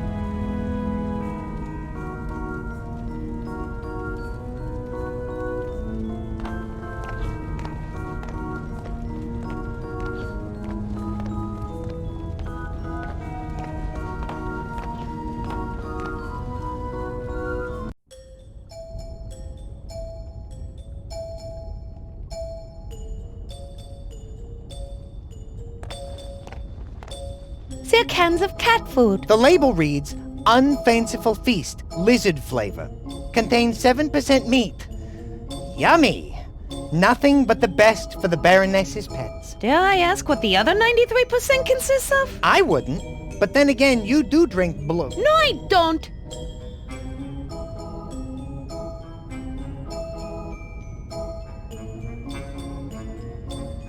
It's an empty shelf. Looks like Shroudy didn't keep much food in the place. I'm gonna go out on a limb and say that's probably because when he gets hungry, he drinks people's blood instead of chowing down a bowl of frosted Frankenbolt cereal. But man, those sure are good. I love those mini marshmallows, though I was not happy when they changed the red scars to pink beakers.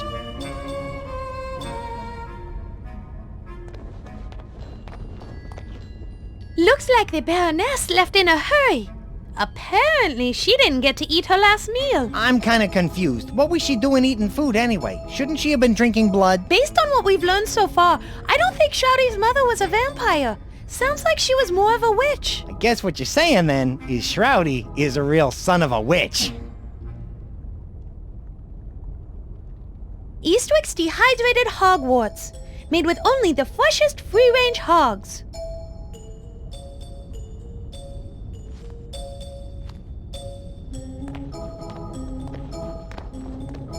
It appears to be a large mixing bowl. What's it used for? Generally, you use it for combining different types of food items. Then you cook or eat the mixed results. Sounds too complicated. Humans should really learn how to eat raw bugs, grubs, and maggots like us bats. Way healthier and a lot less work. Frederick, the human idea behind eating food is to fill the stomach, not empty it repeatedly after each meal. Really? You guys are so weird.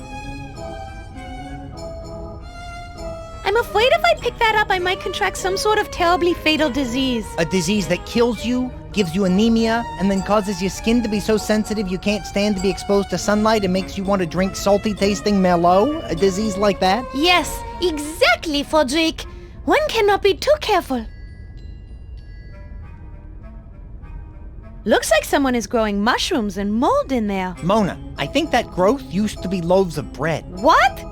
Disgusting! What happened to the chef for this castle? I think when Shroudy was born, instead of making dinner, he became dinner. Tough luck for him, no?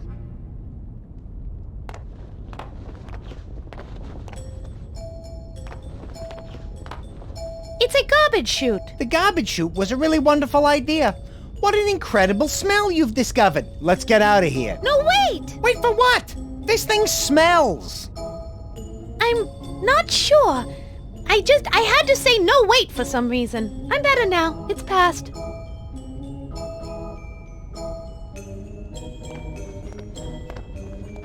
Oh my goodness!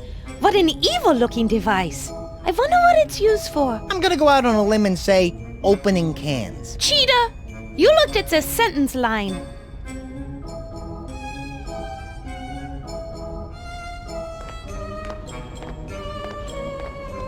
It's a couple of ovens, still warm. Shroudy must have wanted to warm something up. Mulled hemoglobin with a cinnamon stick.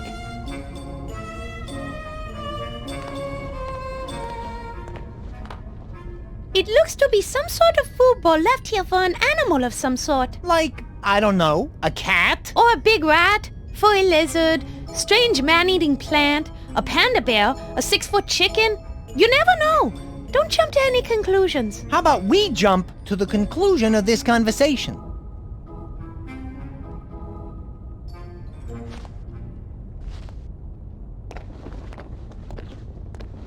It's a large kitchen furnace.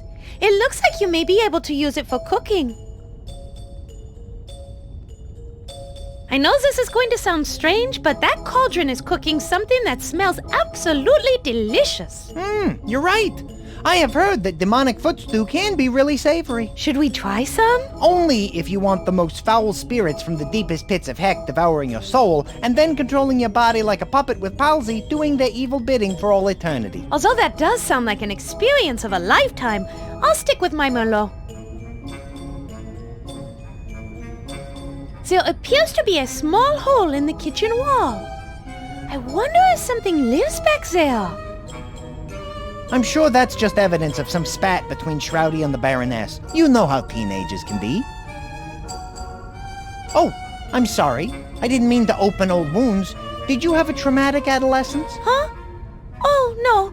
I'm sad because the Baroness obviously missed.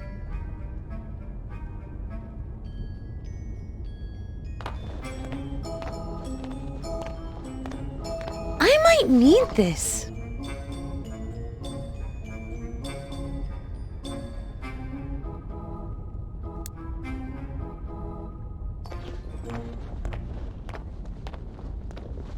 Let's see if this thing's working.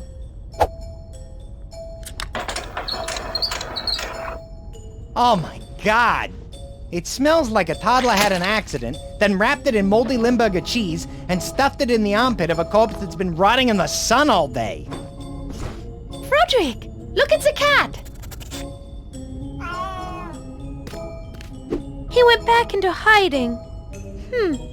Apparently he agrees with your assessment of the food. Yeah, I guess it just doesn't want to spend the next 72 hours in the bathroom.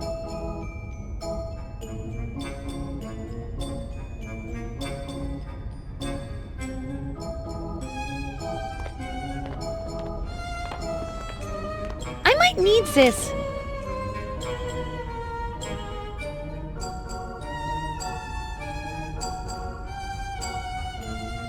It's a can of Siamese cat food. The can isn't open.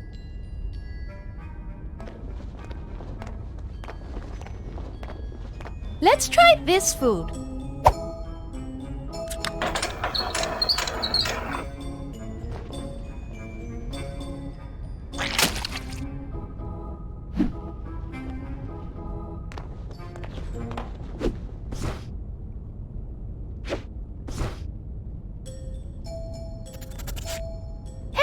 Frederick!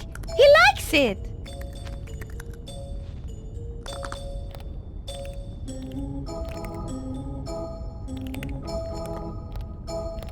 It's a kitty-like thing.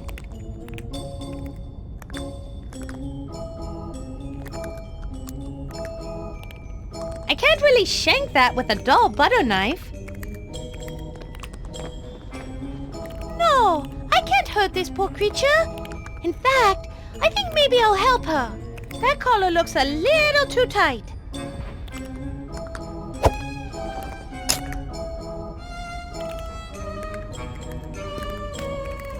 Glad you reconsidered, for your own sake. You know what they say, never bring a knife to a gunfight. Look out, Mona. Sounds like this kitty might be packing heat.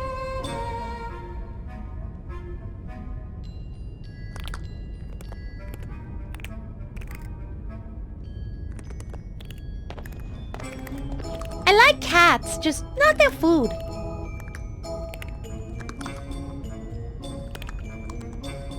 Bonsoir. Who are you? Pyewacket. A better question would be, who was I? I used to be the Baroness von Kiefer's familiar. What's a familiar? A familiar is kind of a special guardian that witches use. I used to serve the Baroness in various ways. Protect her special items while she was away. You know, that kind of thing. Back in the day, I even had some limited magical powers of my own. What happened? Well, I guess I wasn't as powerful as the Baroness was hoping. So my job was outsourced to a homunculus. What do you do around here? Mostly hunt rats. I used to do it just for sport, but I have to admit Shawty hardly ever feeds me, and the rats are downright tasty. Do you always eat the rats you catch? Eventually. Although sometimes I just smack them around for a few hours and maybe scratch them a couple of times. Then I pretend to lose interest. At some point, they figure they're actually going to escape and make a run for it. At the last second, I pounce on them. If I time it just right, I can feel the wave of crushing despair wash over them. It's really a lot of fun. Damn, that's harsh. No, it's harsh when I do it to them a second time. You know, just before I bite their little heads off and nibble on their tiny feet. You mentioned you used to guard various items. What type of things specifically? Mostly I watched over 2 very special books in the library. To say more would be indiscreet. That is all I need to know.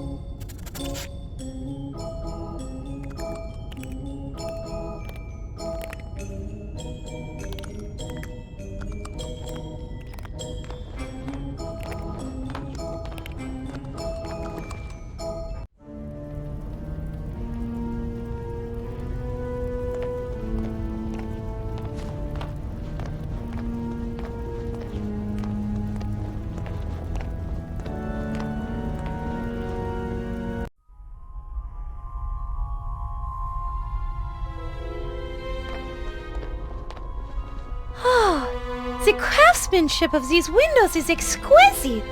It looks like two snakes intertwined and two purple tentacles. I hate purple tentacles. I prefer the green ones. Much nicer.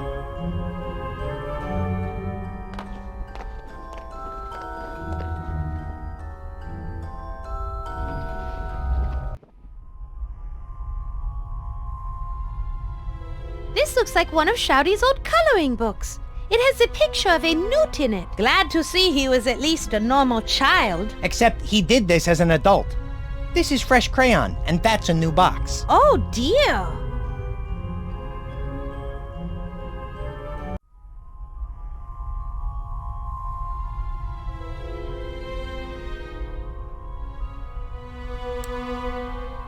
I can't really shank that with a dull butter knife.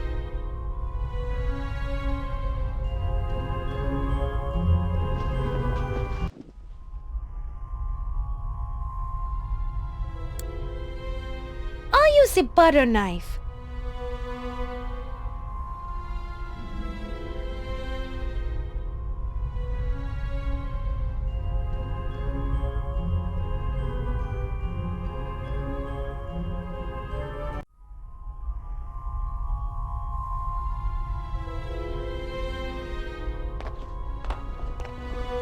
This will be useful. I'll take it.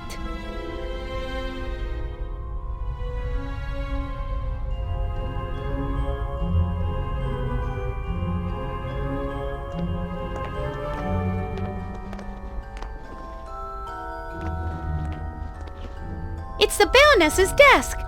Looks like there's some kind of journal sitting on it. Ooh, her journal. Let's read it. Maybe we'll find out which boys she likes and what she thinks of her parents. I don't think it's that kind of journal, Frederick. It just says, visit Von Kiefer, and then there's a period and the word come. It's very interesting. That makes no sense.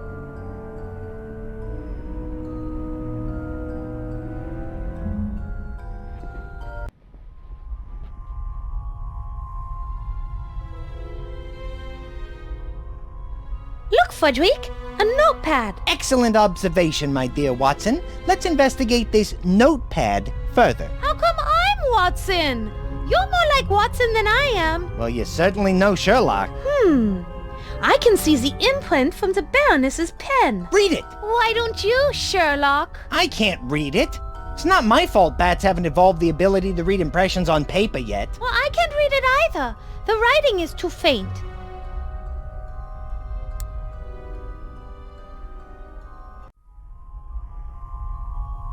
I read about this neat trick of using a pencil to read word impressions in a book once. You read? All right. My friend read the book, okay? You have friends who read? Okay. So my friend's brother read the book that had this neat trick in it and told me about it. There. Happy? Let's see if this will work.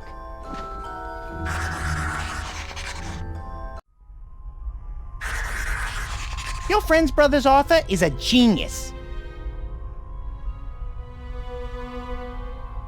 Aha! Look, Frederick, a clue. Brilliant! What's it say? It's a list of book titles.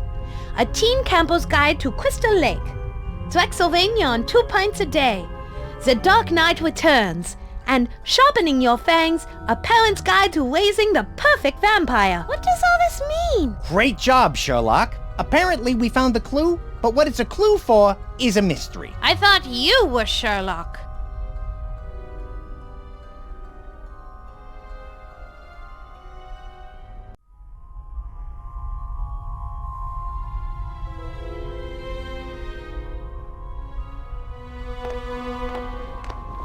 It's a shelf full of weird rectangles. They're called books. Boring.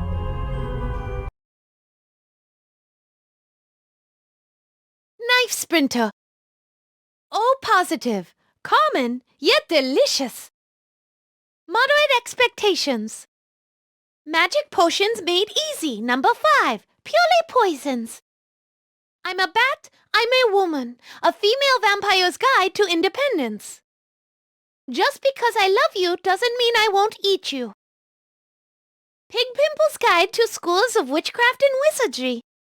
Large men. The Abbey by Chris M.K. Au. Rivals, Polecats and Rottweilers, Asphalt Vengeance by Timothy S.D. Fine. Paradise Found. How to Cook Chicken and Annoy Your Guild by Leroy Jenkins. Not So Wasted, Skull Trauma Treatment by Dr. J. Spicoli. The Dark Knight Returns.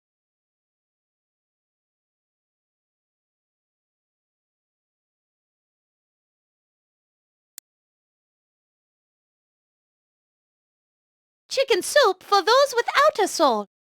Feeding Right, 10 Ways to Lower Your Victim's Cholesterol. New England Skeptic's Guide to Not-So-Intelligent Design by I. Mary Skepchick. God Takes Manhattan by Gilly Gax. Xylophone, the best X word ever. Zippity Do's and Don'ts. Sharpening Your Fangs, A Parent's Guide to Raising the Perfect Vampire by Dr. Max Schreck. The Joy of Cooking Your Enemies.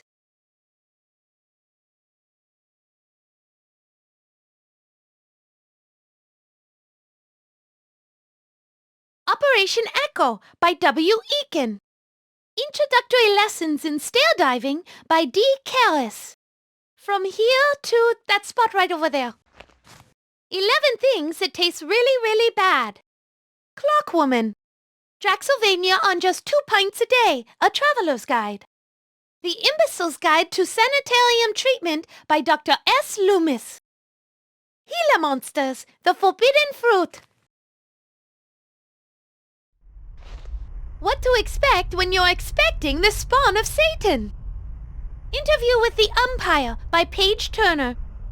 Beware of the Spider Monkey. Tonight he comes for thee. A Teen Camper's Guide to Crystal Lake Basin. Atlas listened intently. I'm done with these books for now.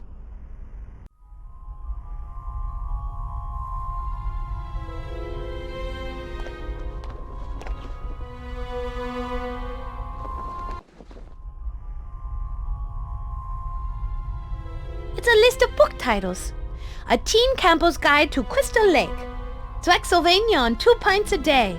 The Dark Knight Returns. And Sharpening Your Fangs, A Parent's Guide to Raising the Perfect Vampire.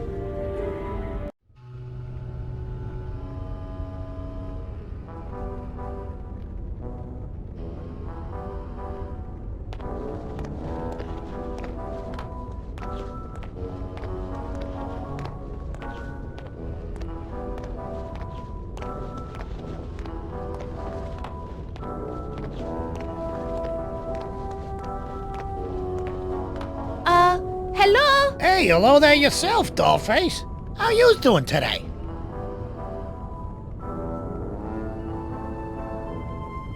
Au revoir.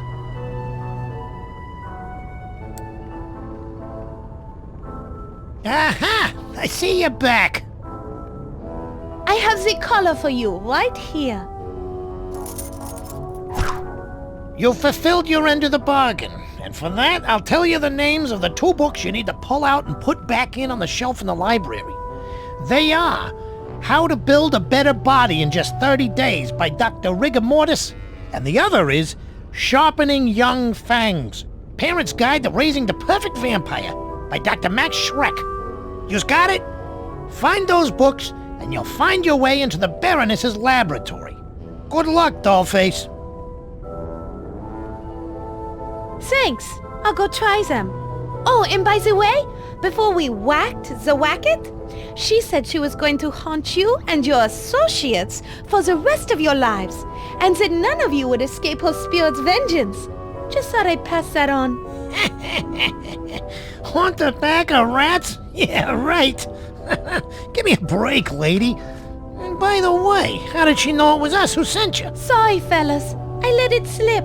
You see, I had a friend who was haunted by a cat she ran over on her bike. She never slept soundly again. She kept hearing the low, mournful cries of that poor, flattened kitty cat calling to her. I'm going to get you, meow.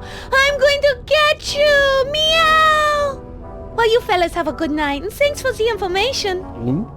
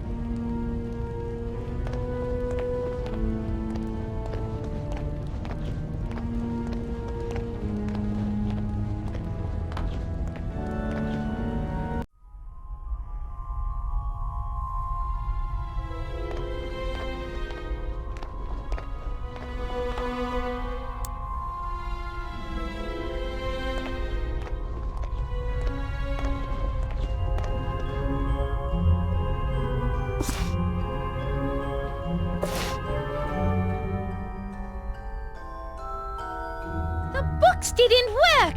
Those dirty rats!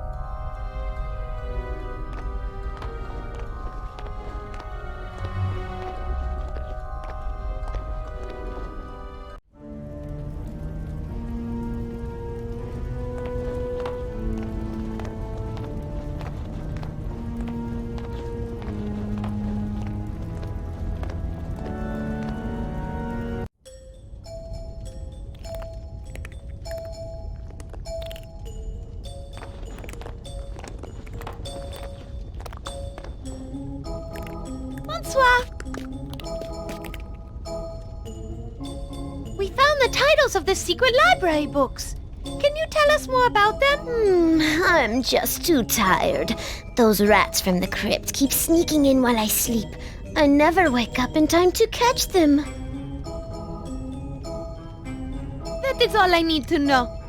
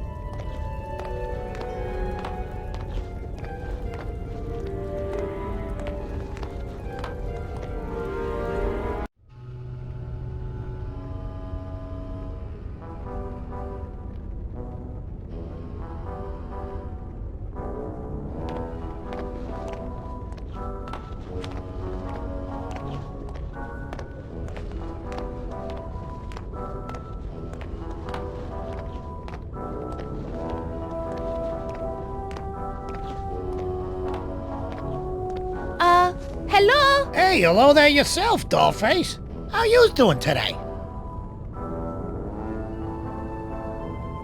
We were thinking we might leave some food out for you. What time were you thinking you were going to go up and raid the kitchen? Why are you so curious about what time we're going to be in the kitchen? No reason. We just thought we could leave some food out for you, but I didn't want to do it too early. Otherwise, the cockroaches would get it. Right. We saw some big old nasty ones up there. Well, I think my men will be raiding the kitchen around 3 a.m. So if you want to leave a little extra food out for us, feel free. Thanks. We'll see you lads later. You bet your sweet tush you will. Believe you me.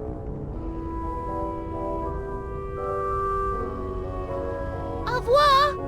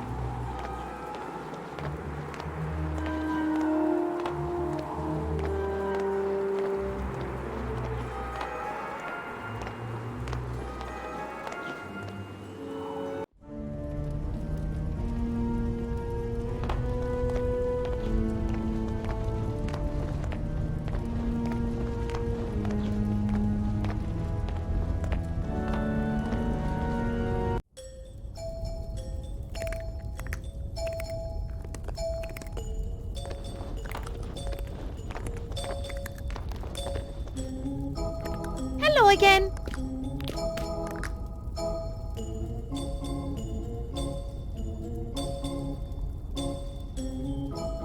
Hey, we found out what times the rats are going to raid the kitchen. It's 3 a.m. Wonderful. I can sleep till then. In return, I'll tell you that you simply need to switch the placement of the 2 library books. Happy hunting! That is all I need to know.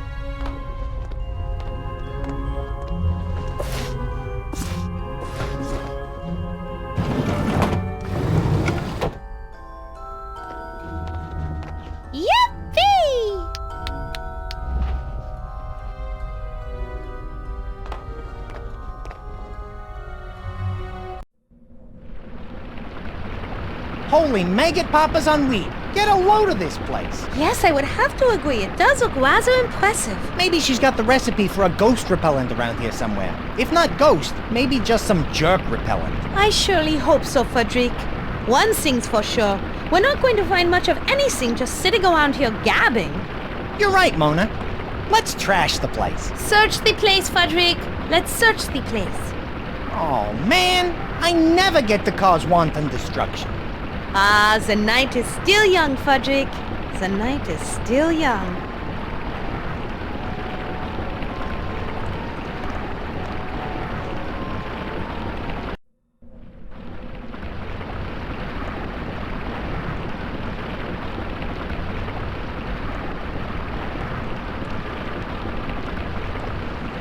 It's a chalkboard with some writing on it.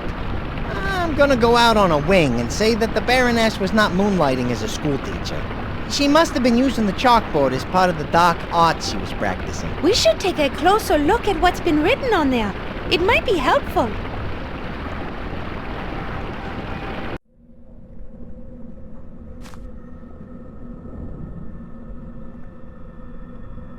chalkboard. Must be where the Baroness wrote notes for her magic spells. There's some sort of recipe on it. It says, formula for creating carbon-based organic acid.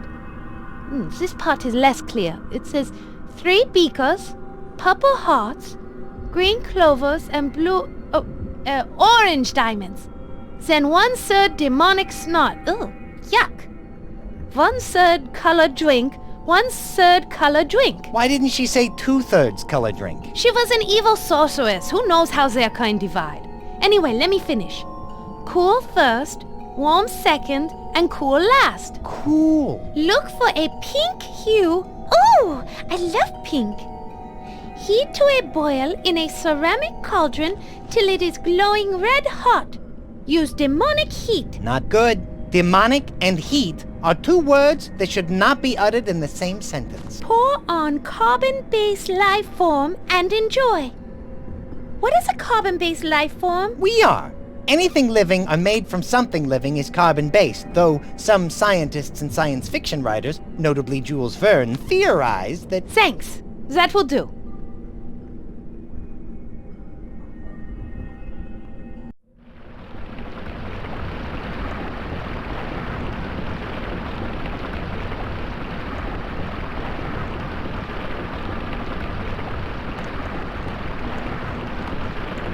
It looks like an evil stove with odd pots, pans, and kitchen utensils. You mean evil kitchen utensils. How do you know they're evil? Oh, come on. That's the meanest looking spatula I've ever seen.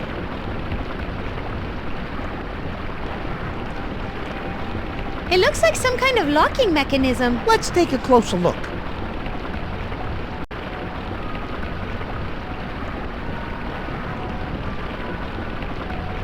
It's a strange metallic carving of some sort of imp.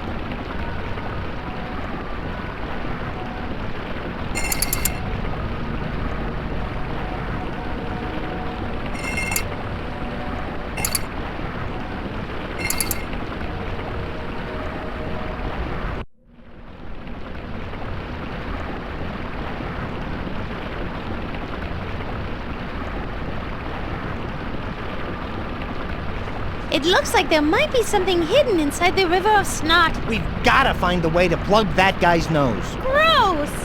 Do we have to?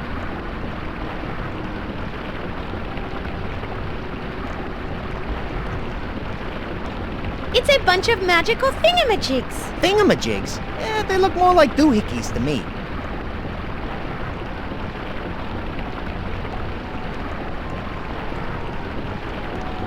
It looks like the door to an icebox, and it's all frosted over.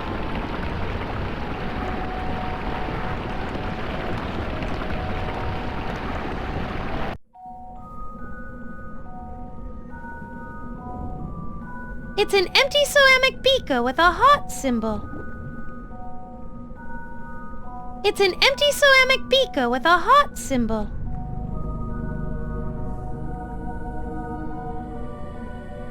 It's an empty ceramic beaker with a diamond symbol.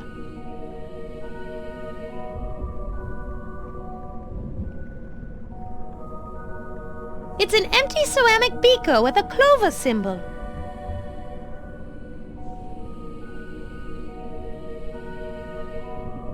It's some kind of demonic-looking spout.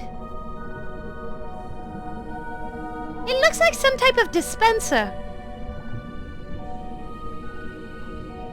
I feel dizzy when I look into that thing. Nah, you're just dizzy all the time.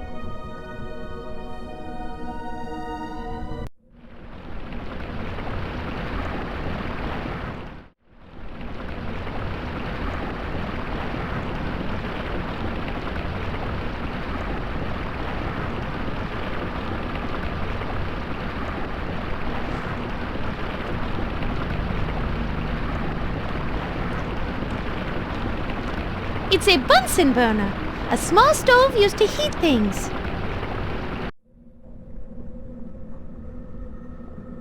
The cauldron is empty. Combustible gases are dangerous, and we don't know how reliable this equipment is. I'm not turning it on until I absolutely have to.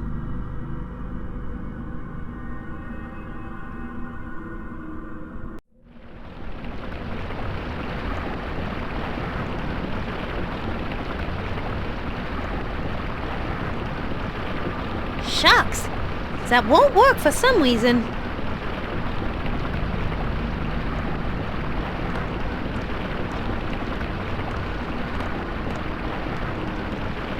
It looks like some kind of locking mechanism. Let's take a closer look.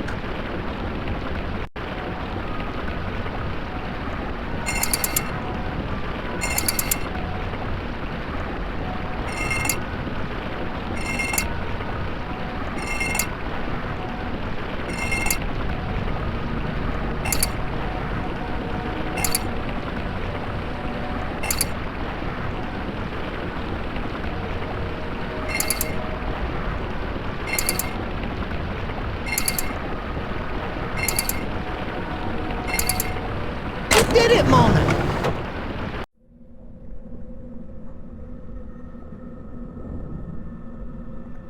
What did I do? For one thing, you stopped the worst case of post-nasal drip in recorded history.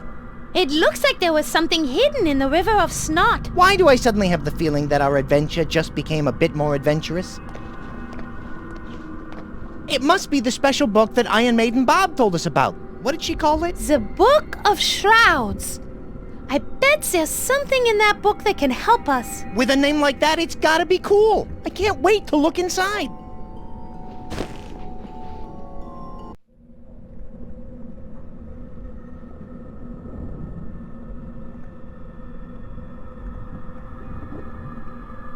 I don't like the look of these strange symbols on the cover. Oh, me either. They make me want to stop, play, go forward and reverse really fast, all at the same time. Wow, what a crazy looking book. It looks like there are a bunch of books within the book.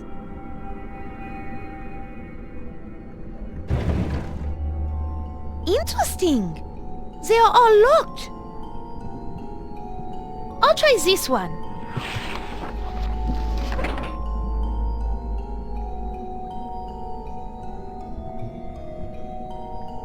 It looks like the recipe for a spell. It says, "Beware ye who trieth the spell of Golem creation, a spell to give magical life to things that have never lived, made up of ye earths, carved by man, and in full man shape.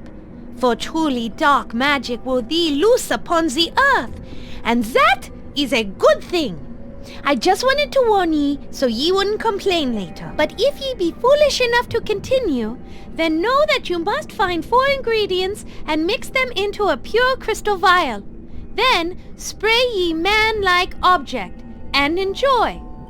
Ye Golem will then follow all ye commands, even the ones she doesn't like. First, find ye the devil's own plant, deadly nightshade. Then, pluck the flower from that plant and put it in the crystal vial. Next, no spell be complete without ye eye of newt. Don't asketh me why, but ye magic seemeth to be concentrated in the eyes of newt. Next, the spell needeth the horrid stench of a gargoyle's breath. Since they be living rock, thine energy be required. And lasteth, ye needeth be powdered bones of a murdered virgin, fresh ground and pure virgin. No bones of woman who gotteth drunk and don't remembereth what happened after prom. That does not counteth. Ye know what I'm talking about, so no messing around, pure virgin. To recap, get a belladonna flower, gargoyle breath, bone powder from a virgin, and the eye of a newt.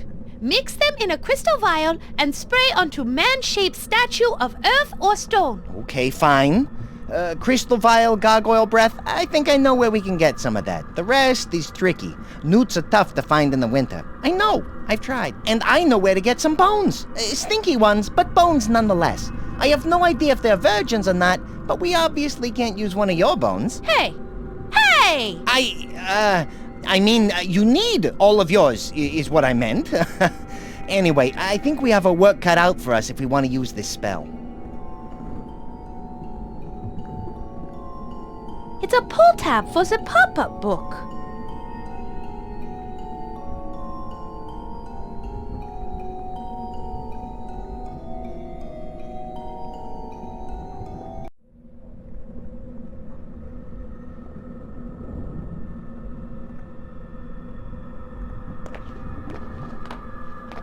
Let's find out what's inside. Wow, the refrigerator is pretty cold.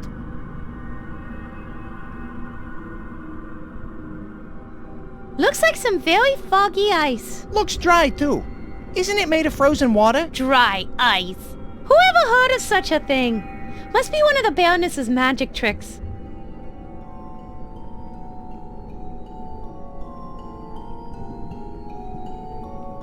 I don't want to carry it around with me, but now that I know it's here, I can use it if I need to.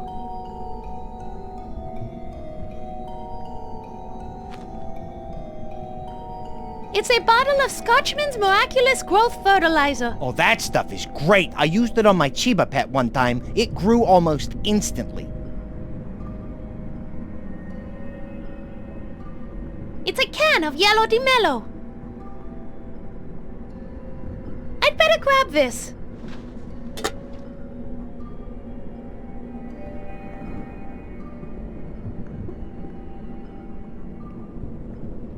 Kind of big to carry around, but I'll remember it's here.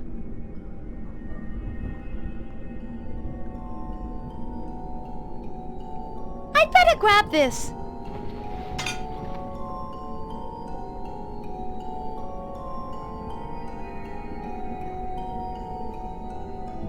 I better grab this.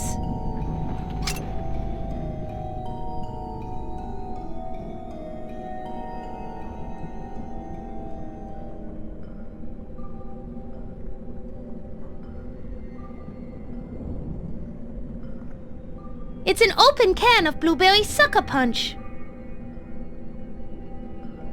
It's a sugar-free soda pop.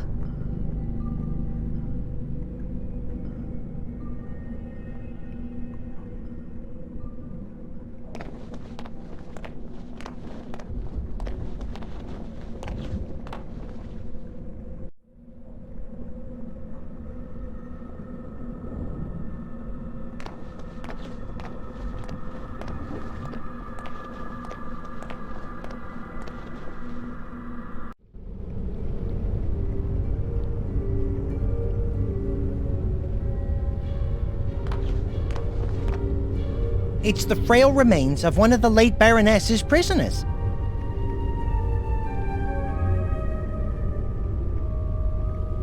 Considering that the vocal cords, tongue, lungs, every organ, in fact, has wasted away, I doubt we will get a response. I can't reach it from here.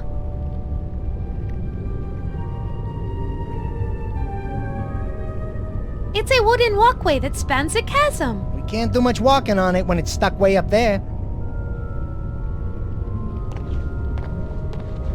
It's a window for the dungeon. I forgot my compass, but if I had to guess, I'd say that window faces east.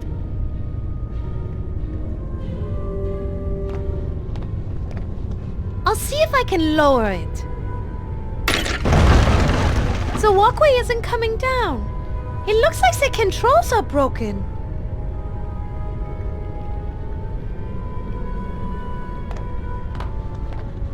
It's a waterfall of fiery demonic snot. At least it's not some other kind of demonic body fluid.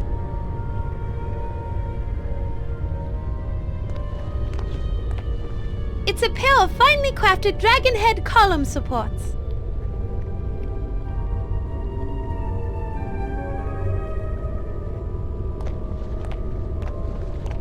It appears to be a list containing information about the prisoner. It's nice to know Shroudy's mother was so thorough. I'm sure it's hard to take good notes while you're busy torturing somebody.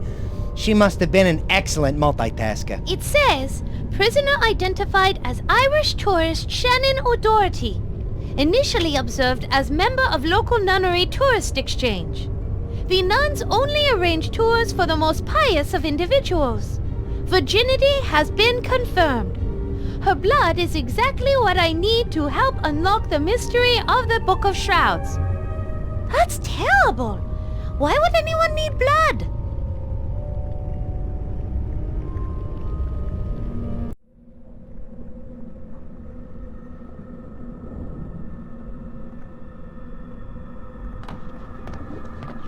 I don't want to fly into that.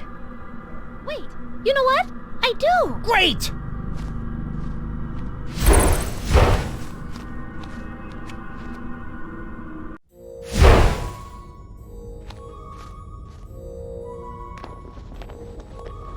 Now, why didn't we open that trapdoor before? Certainly! If we just the key, the rats, Rufus! Ugh. Yeah, what are you gonna do?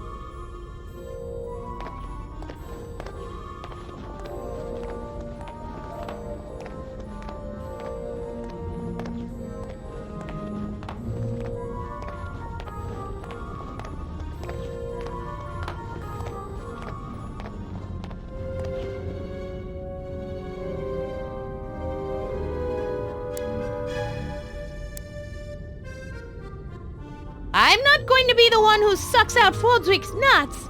He got us into this mess, so he's the one who should get us out. Fordwick, here's a chance to put that mouth of yours to good use.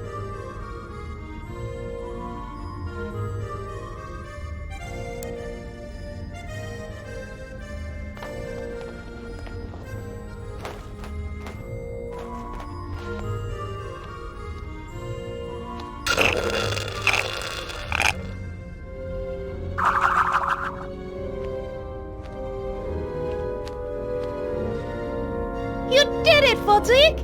It looks like the levers are going to work now.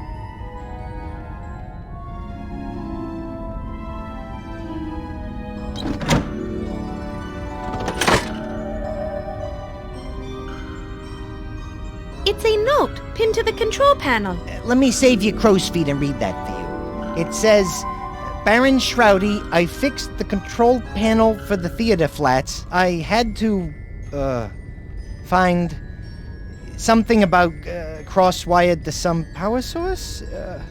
We'll fix it next time, I think. Signed RM. Man, this guy must be a doctor. I can barely read this note.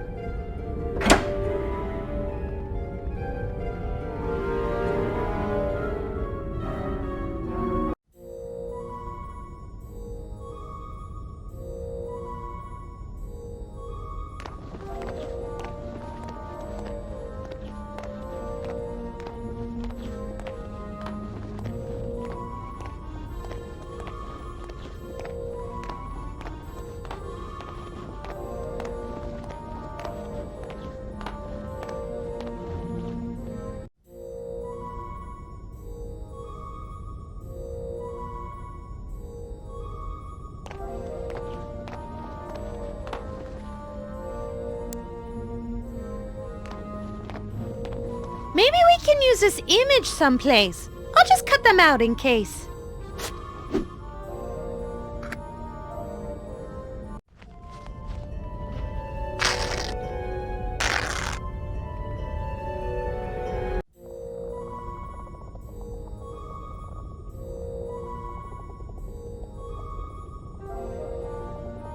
I might need them, although I can't carry them around, but I'll keep them in mind.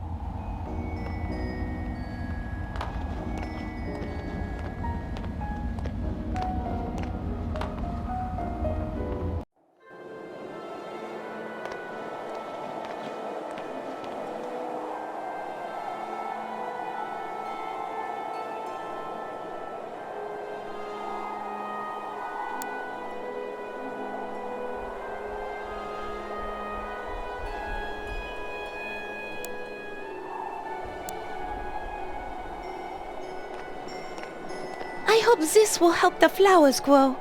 I just hope it doesn't eat a hole through the bottom of the planter box.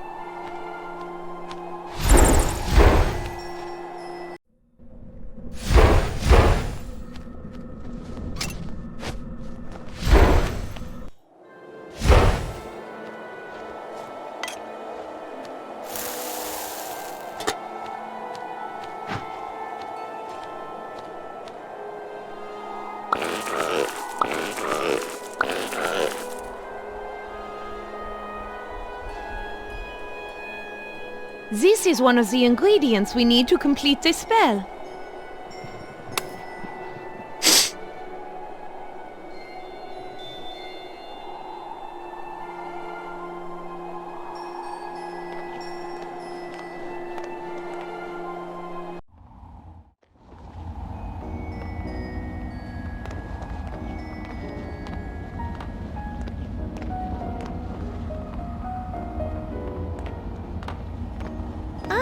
Better grab this.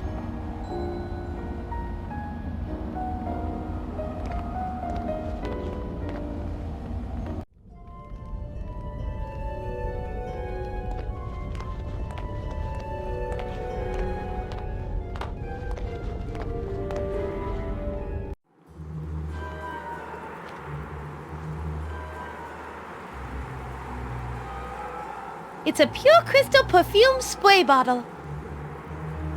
I've already done that.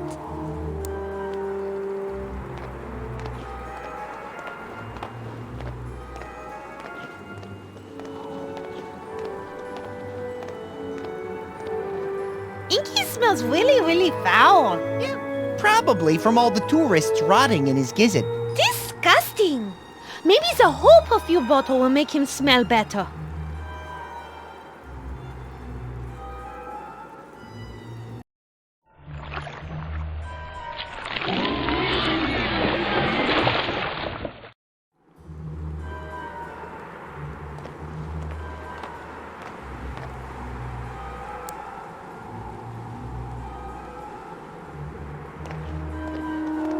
Breathe into this bottle. Why should I? Because we need your breath for something. Clever. Well, then I will never breathe into that. Great. Good going. You ever heard of tricking people into doing things they otherwise wouldn't do? I'm sorry. I thought it was best to go with a direct approach. Which do you like better? The direct approach or getting the hell out of here, eh? I see your point. Merde.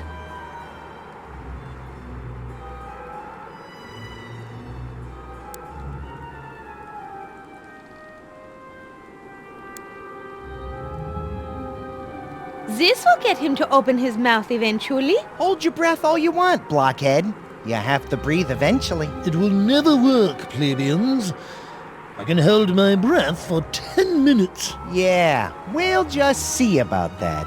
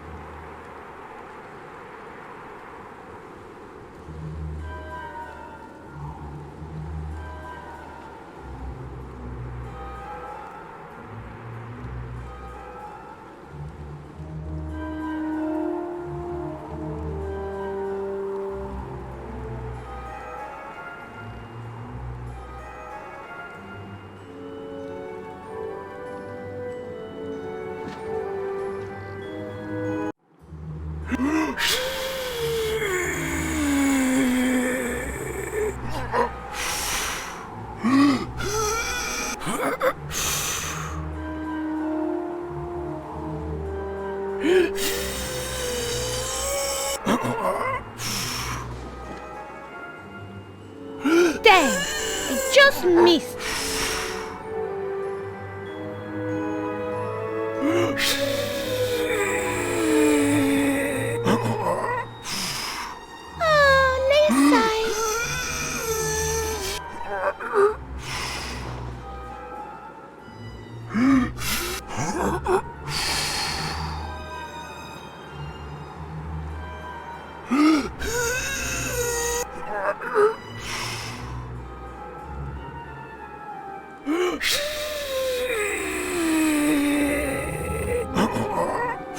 Dang!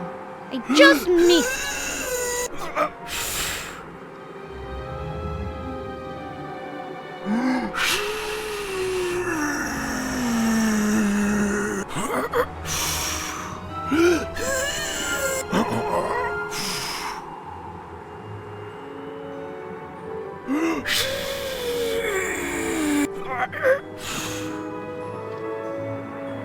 Dang! I just missed.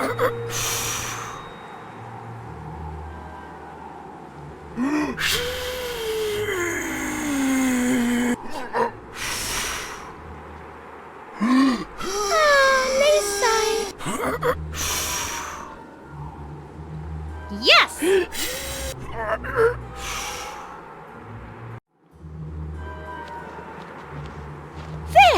I got it! Thank you, Rufus. Your services will no longer be needed. You are most decidedly not welcome.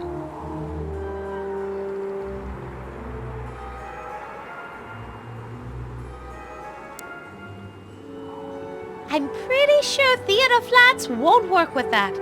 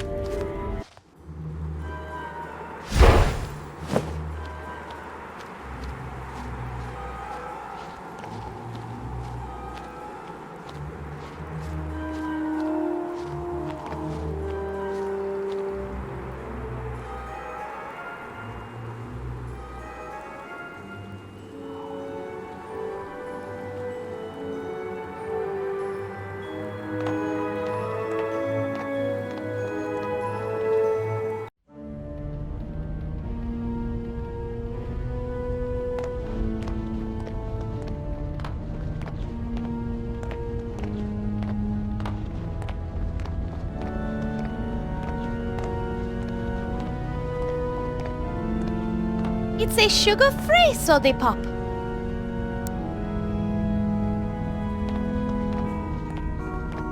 This should make the cherry soda undiet. Sweet! Yes, It should be sweeter. No, I meant sweet as in that's cool. Sorry for the confusion. Next time I'll just say awesome.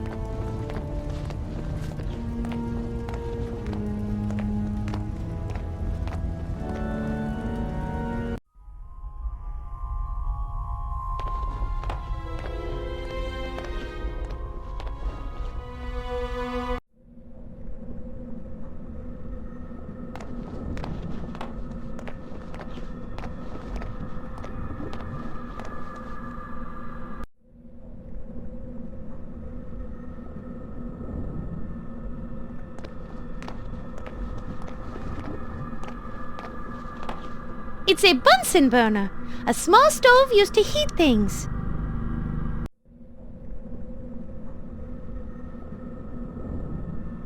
Combustible gases are dangerous, and we don't know how reliable this equipment is. I'm not turning it on until I absolutely have to.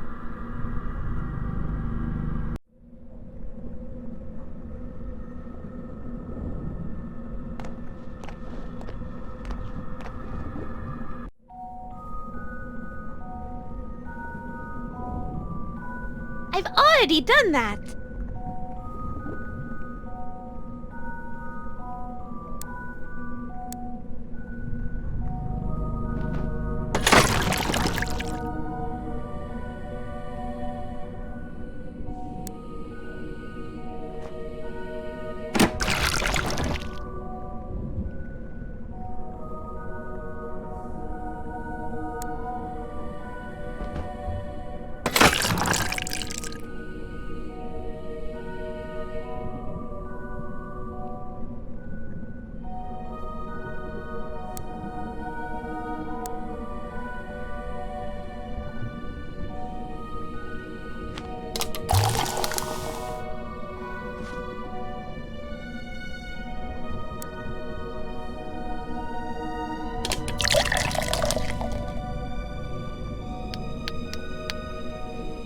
Interesting. The liquid in the clover beaker turned bright green.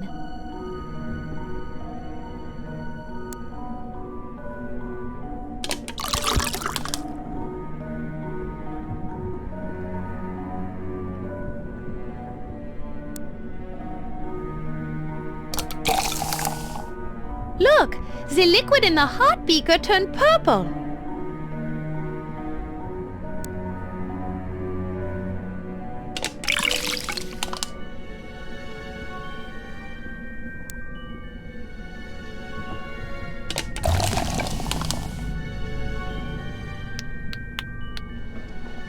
The liquid in the diamond beaker turned bright orange.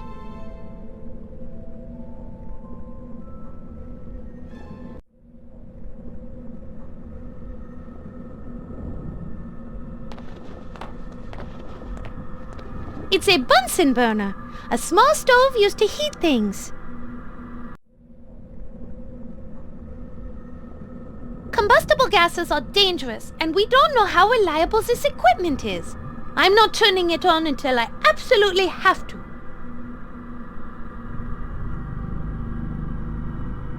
Some things should never be suggested to an opera star, such as sticking my expensive manicure in a witch's cauldron.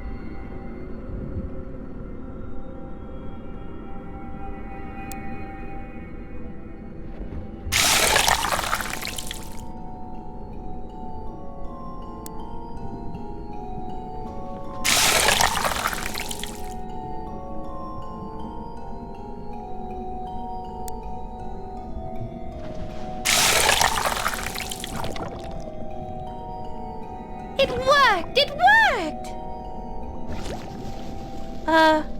Now what?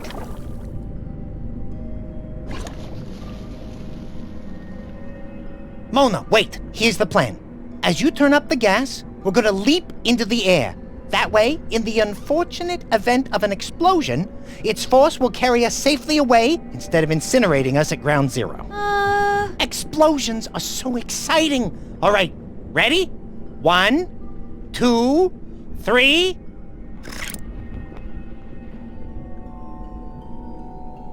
Dang, that's one lame flame.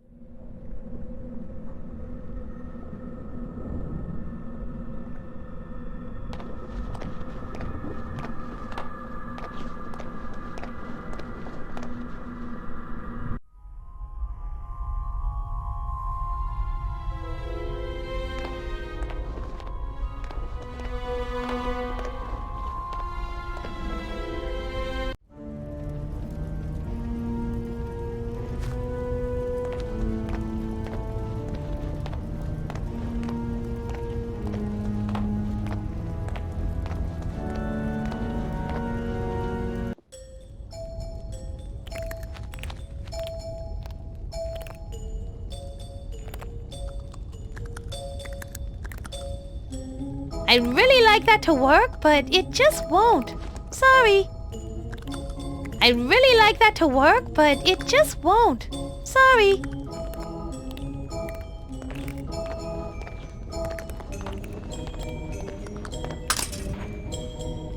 The ingredients aren't mixing. How can we make this cauldron hotter? Add fishnet stockings and high heels.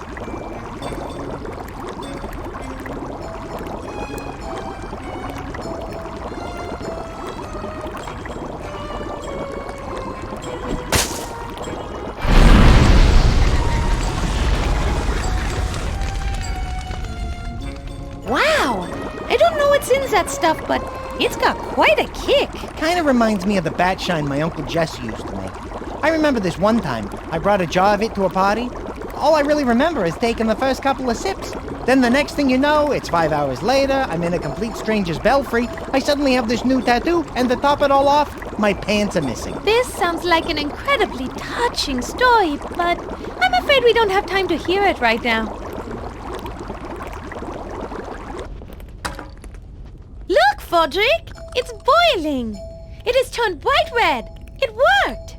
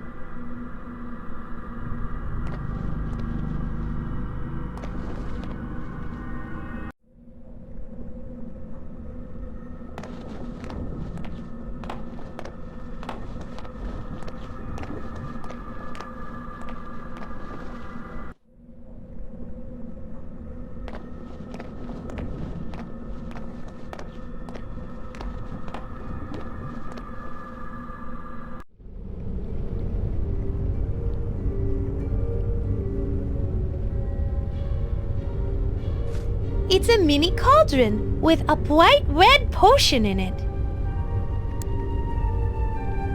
I don't really want to pour this on that. Let's try the magic acid we made on those columns.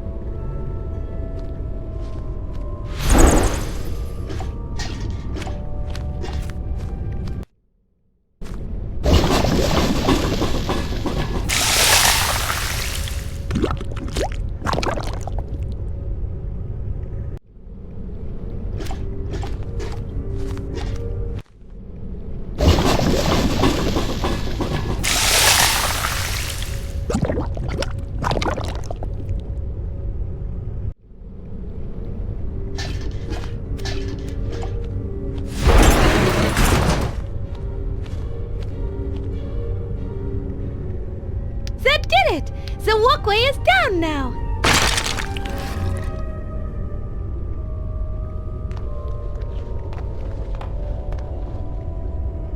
It's a pile of bones the skeleton made when it collapsed.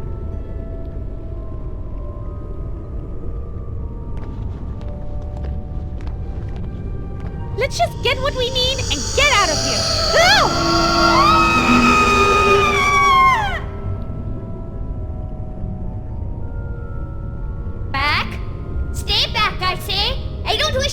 But I'll do so if you leave me no choice. What now? Can't anything ever be easy? Hello, may I talk to you? My name is Shannon O'Doherty. I've come from Ireland to search far and wide for my one true love. How did you end up in Draxylvania of all places? I did some research into local demographics. There appeared to be a discrepancy in regards to the number of men versus the number of women in the greater Draxylvanian area. Apparently, many of the women have died over recent years due to an unusual outbreak of anemia.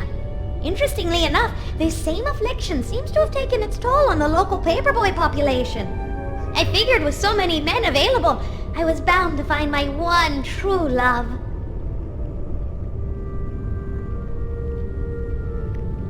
Were you able to find a man? Indeed I was. Not long after I arrived here with my tour group, I received a letter at my hotel. It was addressed to me from Burgermeister Willem Vinton, Mayor of Gothford Falls. He said he was interested in meeting me after catching a glimpse of my fiery red hair. Did you ever get to meet this Burgermeister, William Vinton? Yes, but only briefly. He came to my hotel saying he wanted to meet me. As the mayor of Gothford Falls, he always enjoyed spending time with young ladies new to the area. I believe he took a liking to me, for he invited me to come up to his room so we could discuss Draxylvanian history. Sounds like this Burgermeister was looking to get to know a wee bit of the Irish. How did you end up in this castle? A woman came to speak with our tour group, saying that she was the Baroness von Kiefer. She asked me how old I was and how it came to be that I was in Draxylvania. After I told her about myself, she offered me a job working at her castle. Since I knew that I had found my true love in Willem, I decided to stay in Draxylvania and took her up on her offer. The first night in the castle, the Baroness brought me a warm cup of tea. After taking a drink, I grew very tired, and the next thing I remember is waking up here. Why don't you leave here? I surely want to, but until my bones can be buried in a consecrated grave, I must guard them till the end of time. Bummer. All of your bones, you say, or most of them? Good question. I'll have to ask. Ask whom? Another good question. My, you're just full of them. Why do you ask, anyway? Never mind. Don't worry about it. Would it be alright if we borrowed one of those bones there? I can't let you do that. I'm saving them for my burial in consecrated ground. I feel the need to stay here until that happens. Do you guard your bones all the time? I must stand vigil through this endless night. My true love, Willem, rescues me at dawn. He'll bury my bones and hold me in his arms forever. Oh, how I long for the morning.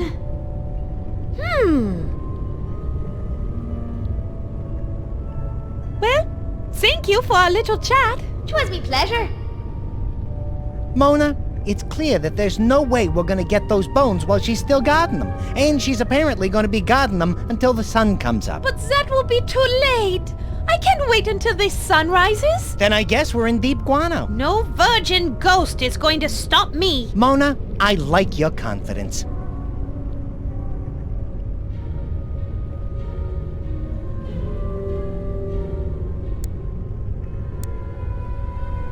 Fodrick, would you go get those theater flats we cut out? Sure, if you tell me where they go.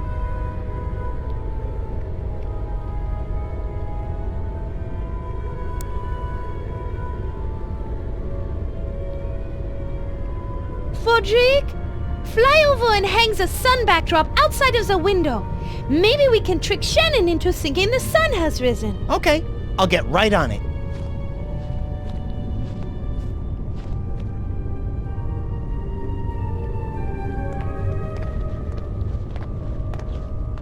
So, how is it being a ghost? Boring as heck.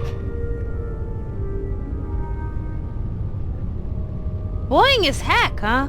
Sorry to hear that. What about the heat from this demonic goo? Tolerable. As you can imagine, I don't feel much as a ghost. No, I would think not.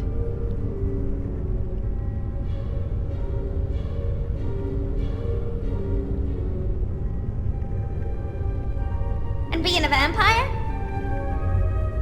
Well, there is some doubt about me being a vampire. Really? You look like a vampire. And the teeth! Yes, odd about those, but I'm still not convinced. Interesting.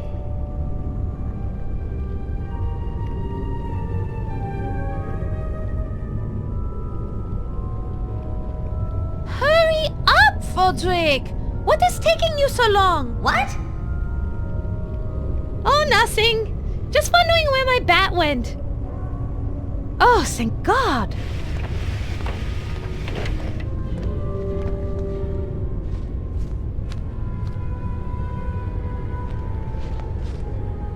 Phew! Done. What took you so long? I had to get some nails and jam them into the crack outside. And lady, those things aren't exactly light. Shh! What is this? Has the sun risen already? I can see it, but something isn't quite right. It seems like it's morning, but somehow I'm not convinced.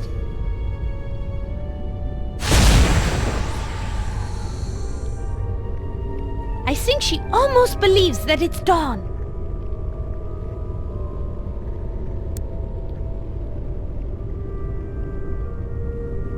It's an animal noise toy from Shroudy's toy chest.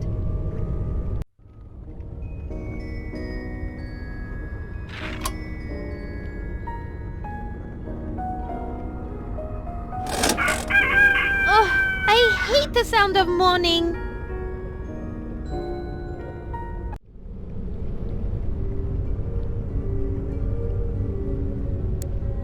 Fodrick, will you play this toy for me later? Sure, just tell me when. Fodrick, take that animal wheel that I set to Rooster and fly outside by the window and play that sound. That might convince her it really is morning. Good idea. I'll give it a shot.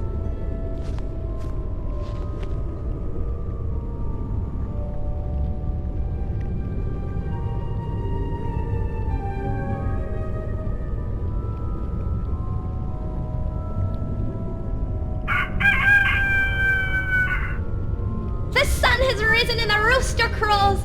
Morning has come and with it my salvation. Willem comes for me. I can rest now as I wait for you, my love. My vigil has come to an end. Willem!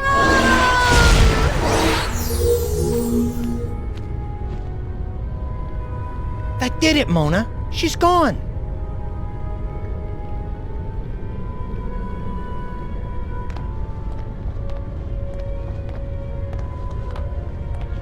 I can grab one of these now.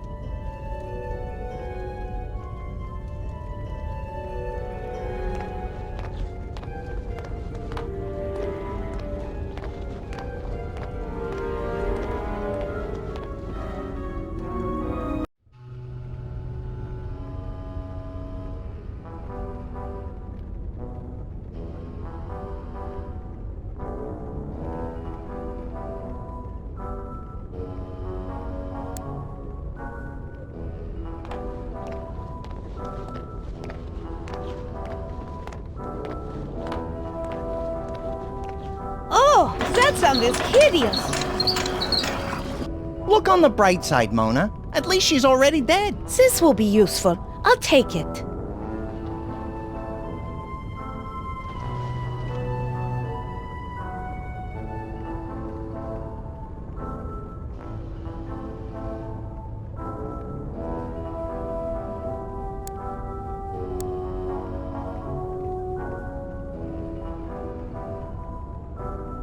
These two items won't combine together.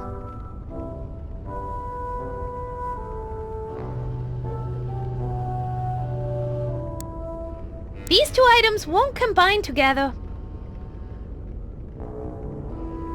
Good!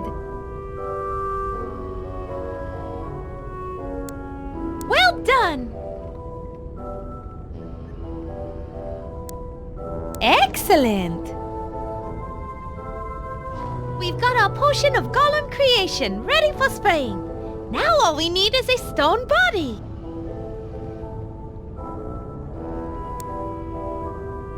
These two items won't combine together.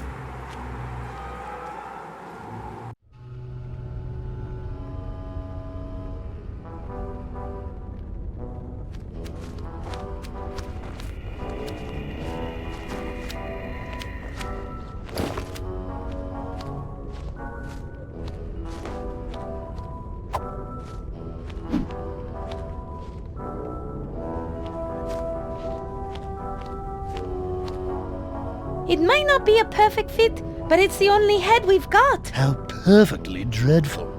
This body has no sense of fashion. Stop whining!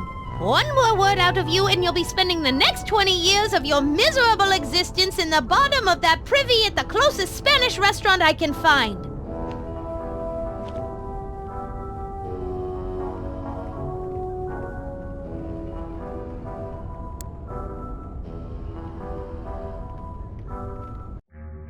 Let's see if this will work. It better after all the crap we went through. Ooh, pretty!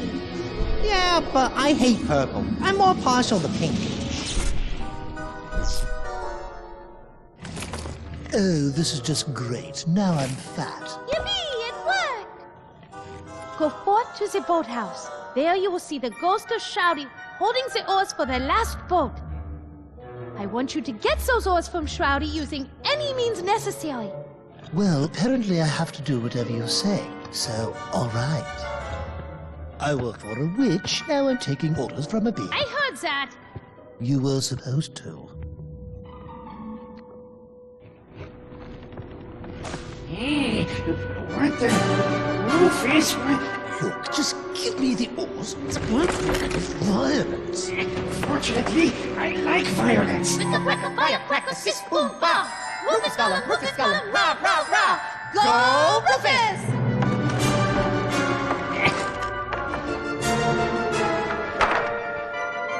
Another boat! He got the boat. You can keep the oars now for all the good they will do you.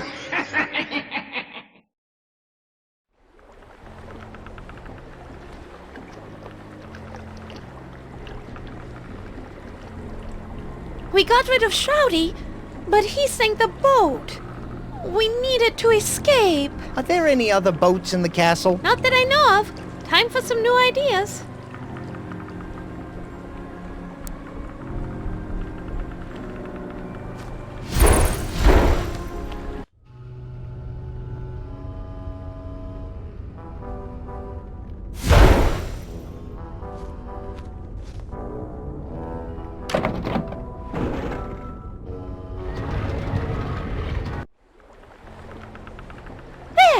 That should do the trick. Maybe not as nice as a boat, but at least it floats. Grab those oars, Mona. It's time for the maiden voyage of the SS Dirtnap.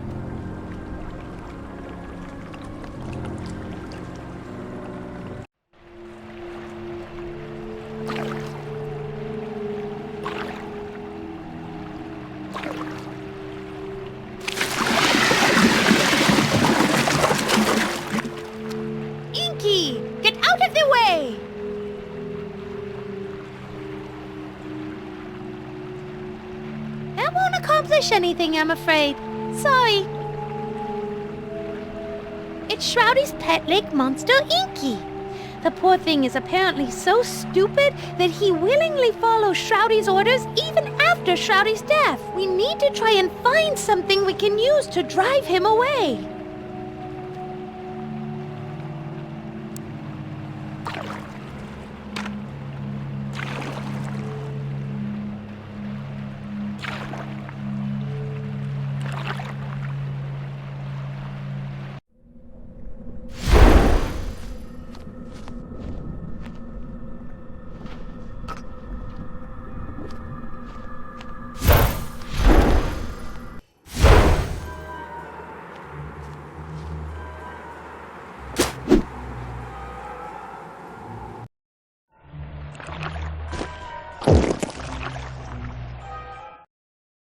Good.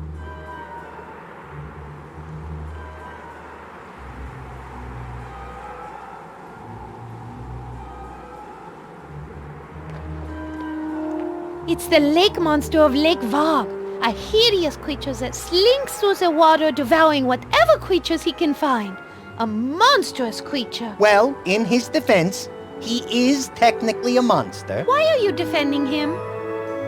Let's just say I know what it's like to be a misunderstood miscreant mired in melancholy. Nice alliteration. Thank you. Nice assonance.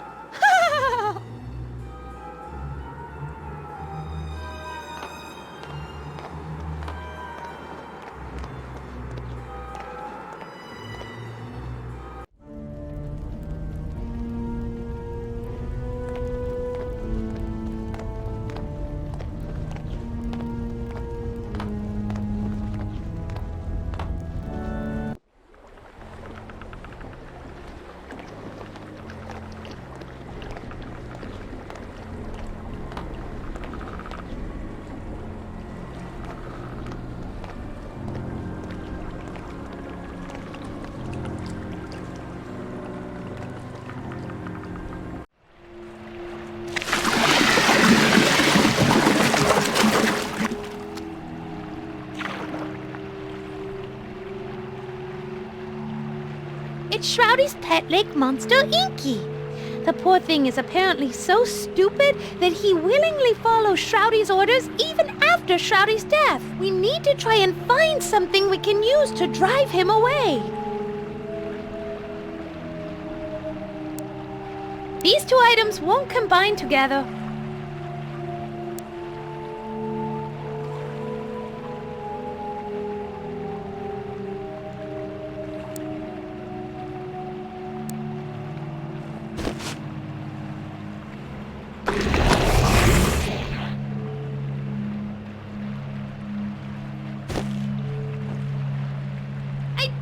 Drake.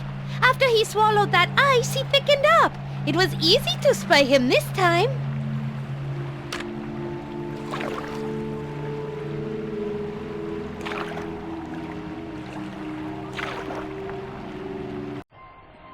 Are you sure we need to bring all this stuff? Of course, you idiot! We must be fully prepared! I am an expert on the Nosferatu, and one thing I know for sure is that the undead don't just sail up to you and present themselves. Hello over there! Do you know a good place to land our pleasure cruiser? I don't know! Try over there around that point! Oh, okay. Thank you. Toodaloo! Right, whatever. What was I saying? The undead don't just sail up to you? Right. They cherish their lairs immensely and never willingly give them up. One thing I know for sure, this brood of the Barons, this Mona, will be there waiting for us, getting ready to fiercely defend her crypt with every ounce of undead energy she possesses. She will never willingly leave that castle. We made it, Frodrik! Who would have thought that crossing a simple lake would be such a pain in the ass?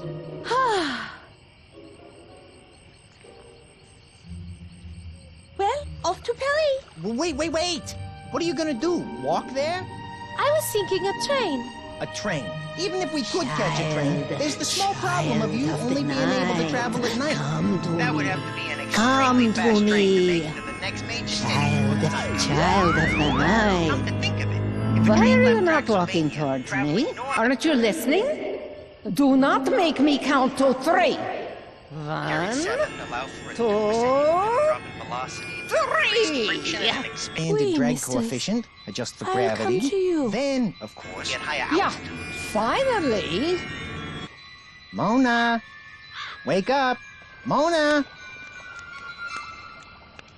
Come, child, come inside where it is warm and safe. I have been waiting for you. Oui, mistress. Oh, I see. You want your fortune told. Good idea. And see if you can find out what's going to happen on next week's episode of Bats of Our Lives.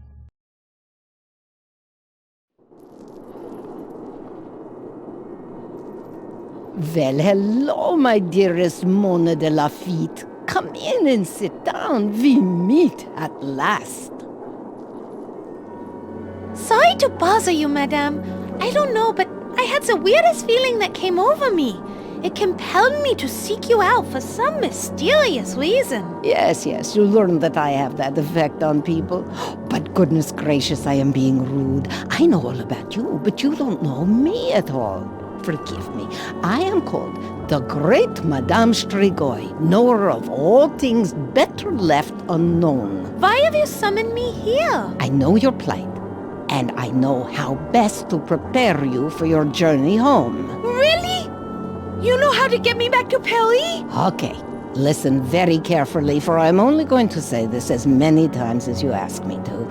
First, you need your coffin to sleep in. Do you have it here? No. And what do you mean I need a coffin to sleep in? I thought Shroudy was being, just being weird. Making me sleep in there when I had a perfectly good bed up in my boudoir. Besides, no self-respecting opera star would sleep in a coffin. It's absurd. Well, this opera star is going to have to. Now wake up, girl. You need a coffin to sleep in every night or you will die. You will die. Capiche? Well, I suppose I do, but I'm not happy about it. Being a vampire isn't about being happy. Listen, child, in life stuff just happens that we don't always like. We just have to get over it and move on as best we can. Besides, living the unlife of a vampire can be very rewarding and just as fulfilling as real life.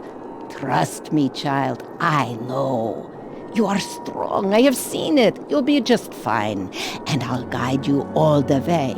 Now, where is your coffin? At the lake shore where we left it. Uh-oh, better go get it now. Constable Otto just passed here a few minutes ago on his nightly patrol. I think he said something about investigating a scream and looking out for 2 strangers reported skulking hereabouts. Hurry and go get it, and bring it back. ASAP!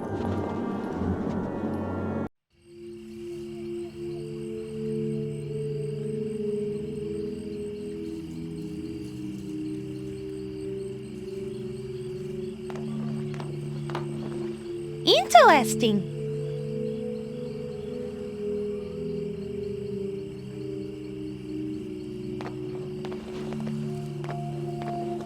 It's a sign. No shinola, Sherlock. What does it say for our listening audience? I don't like to read. Read. Yeah, I remember. Okay. It says, to the Draxylvania Picnic Grounds and Graveyard south 2 miles, 1 mile north to Vlad's Landing, 5 miles north to the Lake Vogue Dam and Waterworks, and 7 miles north to Dread Rock Gorge and Garford Falls. Speed kills, no dumping and no parking from here to the Dead Tree from noon till 6 p.m. Violators will be booted at owner's expense, the VPD.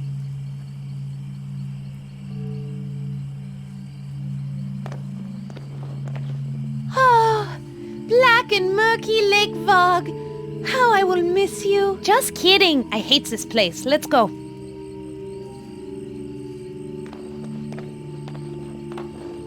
It's a box of donuts and a strange metal bottle with what smells like coffee. Yep, everything a horizontally growing constable needs.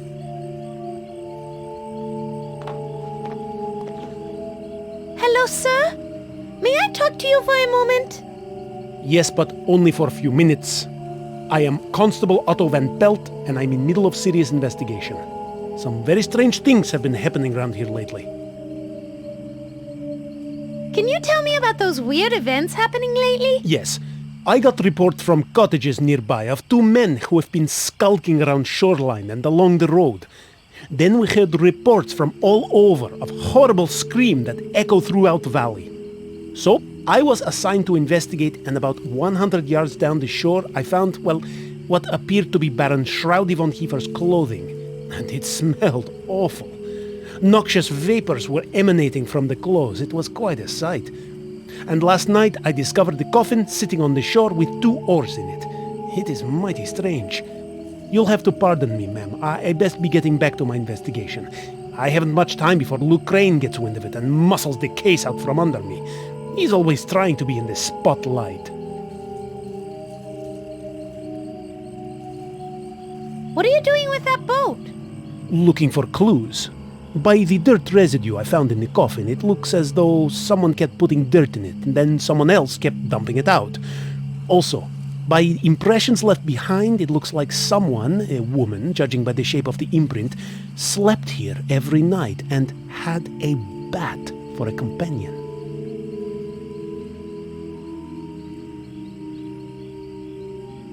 How do you know that? By the smell. Bats have a distinctive odor that is hard to wash out. Tell me about it. Yes, bats are popular pets in Draxylvania for some reason, though I personally think they're bad luck. Why's that? Because anyone who adopts one seems to come down with spontaneous anemia right away. Plus, bats are not loyal pets. As soon as their owners die of this anemia, they fly away and find another family. But in Draxylvania, you get used to these things. What else can you deduce from looking at the coffin? Well, the woman who slept here wore black and purple, judging from the fibers I found, and had black hair. And the coffin owner's name was written on a tag on the inside of the lid, a Mona de Lafitte. Sounds like a French name. I think popular in the south of France, near Calais. Where are you from, may I ask? Calais? That's not in the south. Shh, idiot. Oh, right. Where? Belgium. Where? Belgium. Quebec. Well, which is it, Quebec or Belgium? Belgium, Quebec. A small colony of Belgians, just east of Montreal. And I didn't get your name. Lona Fay Defeat. Donna lay my feet. No, I mean come again. Fona May. Whitney, Darklake. My name is Whitney Darklake of the, Belgium-Quebec Dark Lakes. Pleased to meet you. Pleased to meet you too. Well, if you see any tall French women about with a bat as pet, let me know so I can ask her a few questions, okay? He's gotta be putting us on. Shh! Yes, Constable. I certainly will.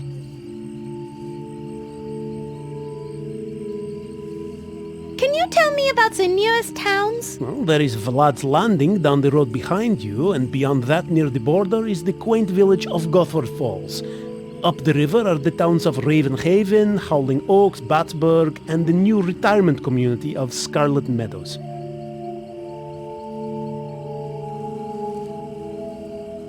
Tell me about Vlad's Landing. Yes, it's a hilly town located just down the road there, and serves as a hub of commerce for Lake Varg.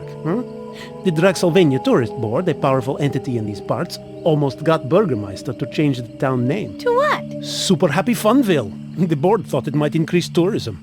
I like the runner-up name myself. Let me guess. Autotopia? No, but I like that. No, the runner-up name was Don't Swim in the Water, the Lake Monster Will Get You-ville.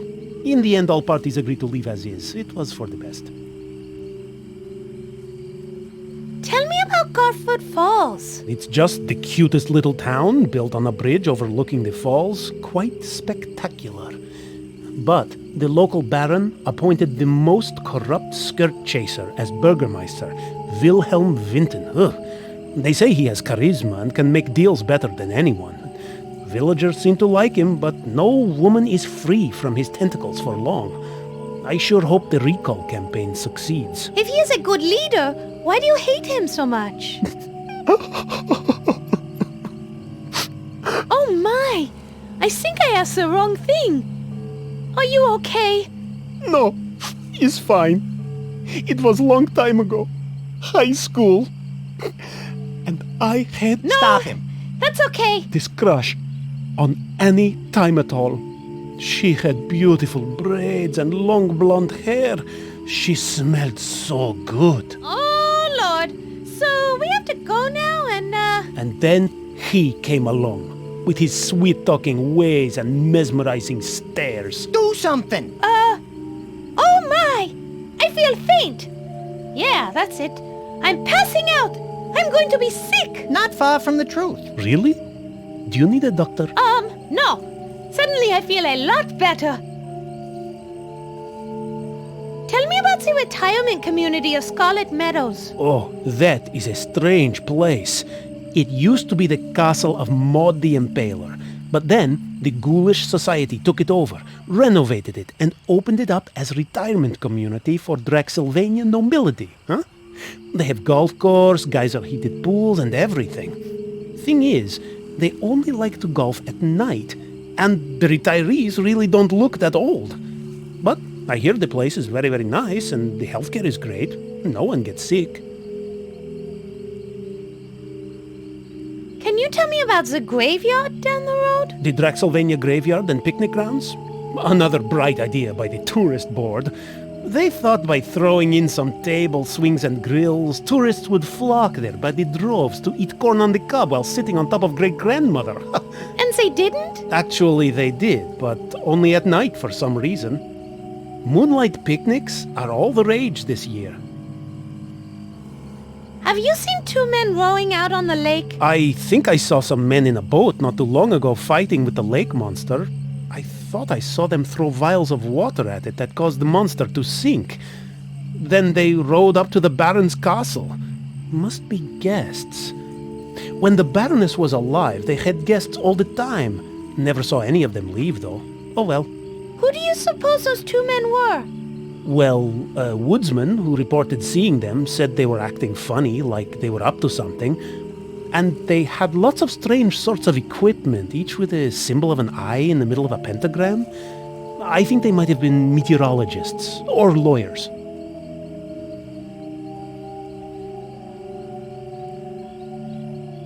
I'm out of questions for now. Okay, back to my investigation.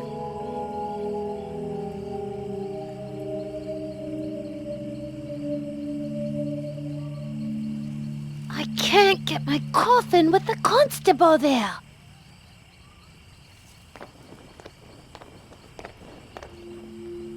I went back to get it, but we were too late. Constable Otto was there. I guess it's time that you had this. Vampires for Dummkopf. It has everything a budding vampire like you needs. Read it and learn it all. It tells everything you need to know about your new vampire powers, as well as your many vampire restrictions. It has rules, flowcharts, pie recipes, and good advice for vampires of all types. Thank you, Madame Stroy. Back to being a vampire. With some time in practice, you'll slowly gain new vampire powers, especially now that Shroudy is no longer your master. You don't have to read it cover to cover, but you may want to use it from time to time if you two encounter difficulties during your journey. As a member of the undead, you are required to return to your grave every night My grave. But seriously, I know, off on a side, I'm really not dead. No, Mona. It says right here, when bitten and drained by a vampire, then fed some of the vampire's own blood, the victim becomes technically and legally dead in most countries, except Nevada, where death can be annulled within 24 hours. Grave dirt. Fine, I'll get right on it. It is not your grave per se, but you have to sleep in the coffin filled with dirt from your grave every day. That is how it works. You did bring that grave dirt with you when you escaped the castle, right? Not exactly. I, sort of dumped it out. I'm afraid you're going to have to go back to the castle and retrieve it. Back to the castle? Shush now! Something's coming in! Oh, great spirit of the ball, show me Sector 12! Madame Stroy, who are they? Vampire hunters, Monsieur Calvin and Belcou, his apprentice. Oh, why on earth did Sign send them instead of Abraham? Ugh! God only knows.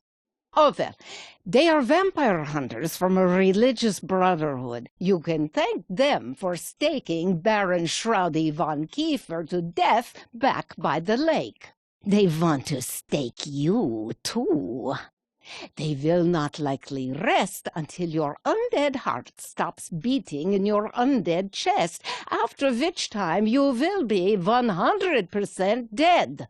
Look, if you do not find more grave dirt before sunrise, you will not be able to return to your coffin, and I already explained how important that is. Try the Drexylvania Cemetery and Picnic Grounds for a start. It's just down the road past the lakeshore. You can't miss it. What you're saying is that if we're ever going to make it to Paris, before we can leave, we must get Mona's coffin, then replenish our supply of Mona's grave dirt, and we're done? Once you have the grave dirt and your coffin, you will need a wagon to carry it all and a horse to pull it. I think you can borrow the wagon from the cemetery caretaker, and I just so happen to have a line on a horse for sale in the local town of Lad's Landing, just up the road from here. I grabbed this flyer while I was there. I don't have any extra money, so you'll have to work something out with the owners. Borrow wagon from the caretaker, work something out with the owner of the horse, get coffin and grave dirt, check. Luckily for you, I know some Turkish smugglers in Porto Varda. They owe me a few favors from back in the old days. I got them to agree to take you on their ship, the Demeanor, a large tramp freighter bound for France. They are scheduled to leave the docks just before dawn. They will not wait for you, so you must find everything you need as quickly as possible. Grave dirt, coffin, horse, and wagon. Got it. Nothing else, right? Well, come to think of it, you should really get an insane daytime guardian before you travel long distances, just to be safe. What? Not another thing to get. This is too much. And why exactly does he have to be insane? Yeah, at best it sounds a little unwise to travel with nutcases, especially over long distances. Come on, think about it, you two. All vampires must find a mortal living human to guard over them during the day, in case the righteous brothers or their brethren discover your coffin and decide to stake you in your pajamas. An insane guardian simply works the best. For one thing, they are more easily controlled. 2, they get less grossed out by the sight of blood and corpses. And 3, I forget 3. Just trust me. They are essential to have for any sun-fearing vampire. But forget it. Never mind, we are short on time. You can worry about the insane daytime guardian when you get to Paris. Let's go already. We have a long night and a lot to do. Thank you so much for your help. My pleasure, child. I will do whatever I can to help you along your perilous journey.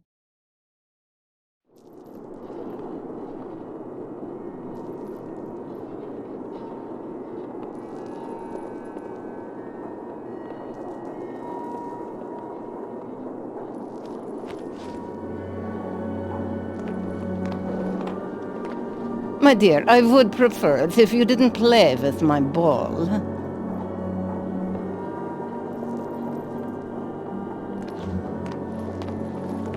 It's a beautiful hourglass.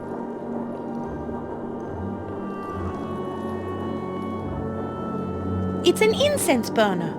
From the smell of the wagon, Madame Stroy's been using it a lot. Trust me when I tell you it's better than the alternative. I had Constable Otto in here earlier, and the cabbage he had for dinner was playing havoc with his system.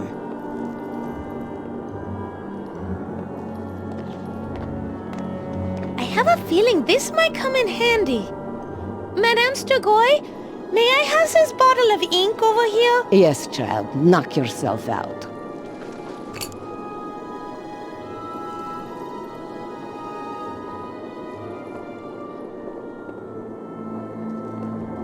What an odd-looking symbol. I wonder what it means. Probably nothing.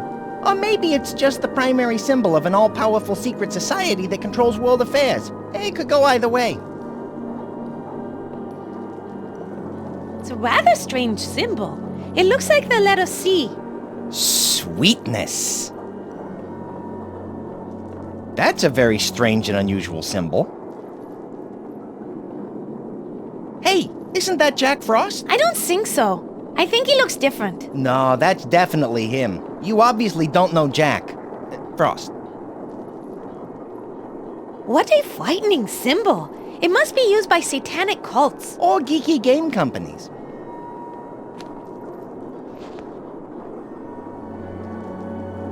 Apparently, it's a magical tiki monster-faced bulletin board. What the hell is that? I have no idea. I'm just reading the description. It's an even shrunkener head since the other one. I'm not sure shrunkener is a word. It's a rather amazing symbol. Just looking at it makes me think of humor, creativity, and a passion for adventure. Games? Fodrick, we don't have time to play games right now. Maybe once we are on the ship. It looks like a head, only smaller. Whoever he was, I bet he had to custom order his hats.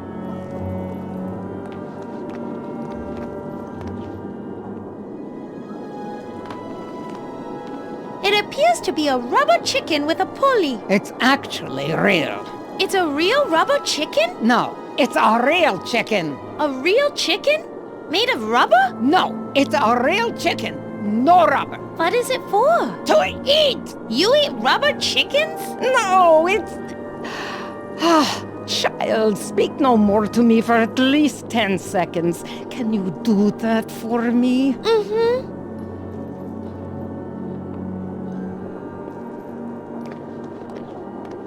It's a primitive cultural mask. And when I say primitive, I mean just as valid as any other culture on God's green earth. It's a large ball made of crystal. Otherwise known as a crystal ball. Witches use them to see other places and times. Isn't that right, Madame Stroy? Have you seen anything good lately? Not really. During the summer, I mostly get reruns.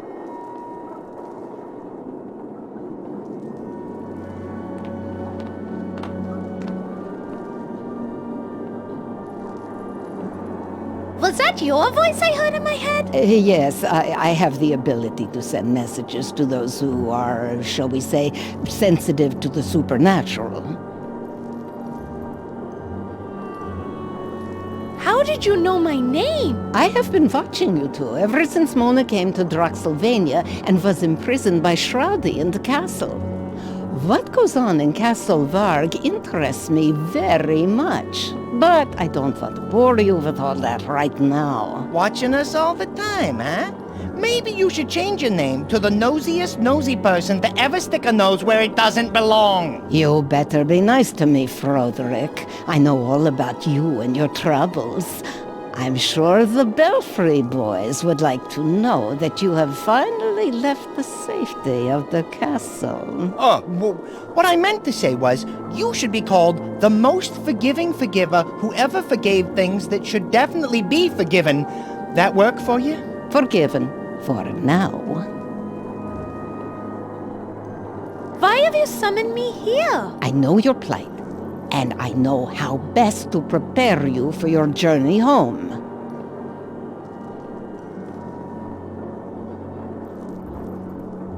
Hang on a second, Toots. We don't even know you. What is there to know? I am a gypsy fortune teller who looks after wayward vampires. Plus, anything I can do to annoy Baron Shroudy just brightens my day. See, Fodrick? Nothing to worry about. She's just a good Samaritan, that is all. I don't know. I think the knower of all things knows some things she doesn't want us to know. Relax, Froderick. I feel bad for Mona. It isn't her fault what happened to her. I just want to help the poor girl out. Oh, good. What plight? Mona, she means your, transformation into a, V-A-M-P-I-R-E. V-A-M... Oh, vampire! I am most definitely not a vampire. Fodrick is so silly. Really? You're not a vampire? Then how do you explain the sleeping by day in a coffin, no less, the drinking of blood and turning into a bat, eh? Explain that, smarty pants. I don't drink blood. Yuck. It's just... Yeah, I heard. Salty tasting Merlot.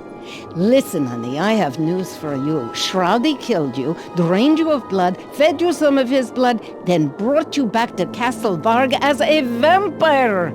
You better learn to accept that pretty quick.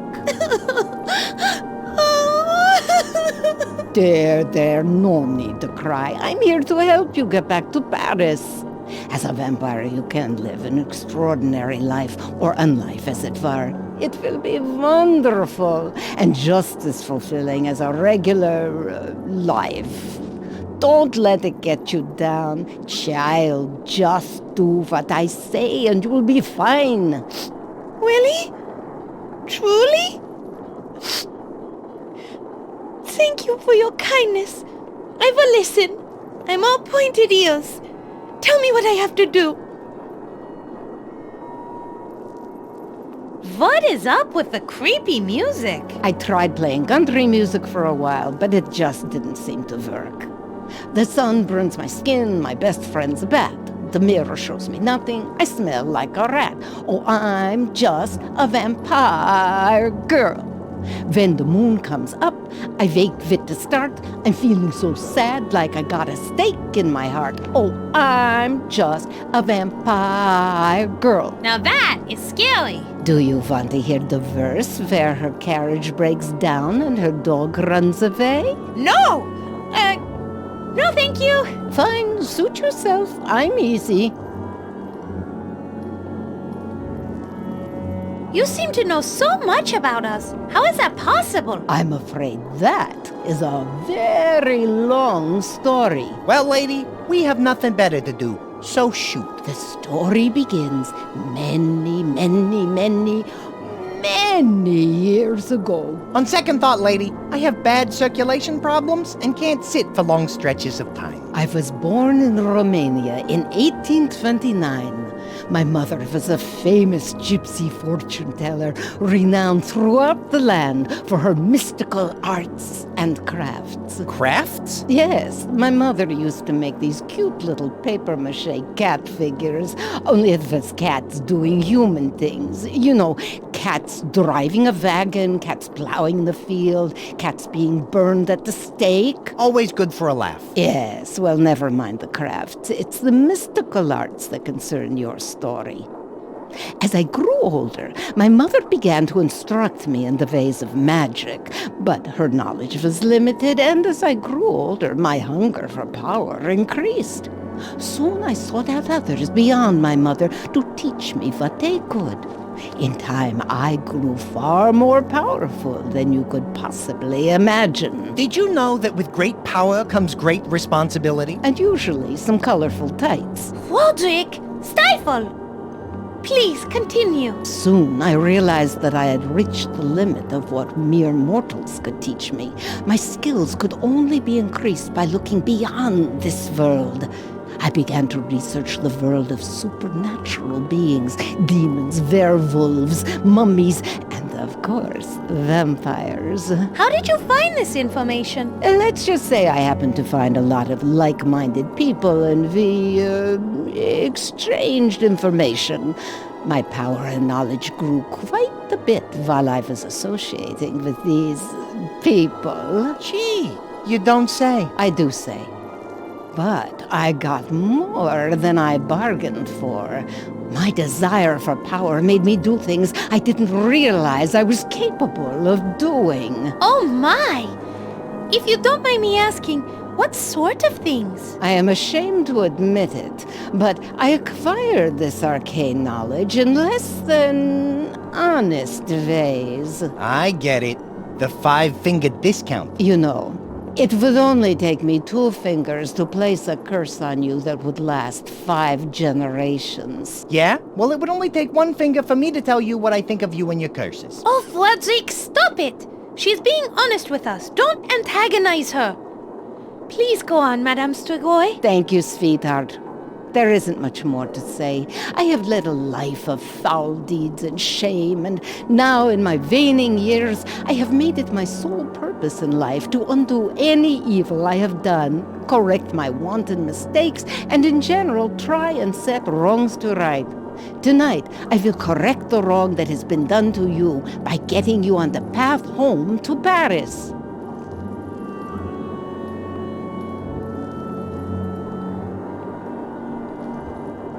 Au revoir!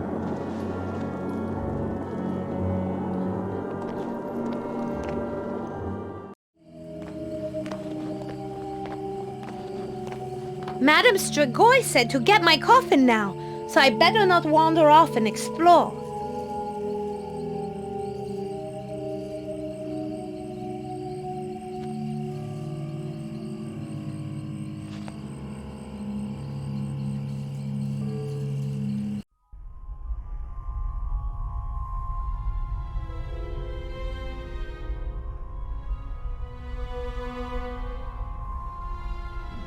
Stop! Am I really a vampire? Be sure before you bite.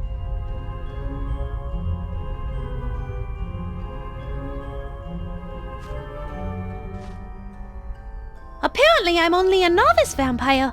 I better just read section 1. I'll read the other sections when I become more experienced.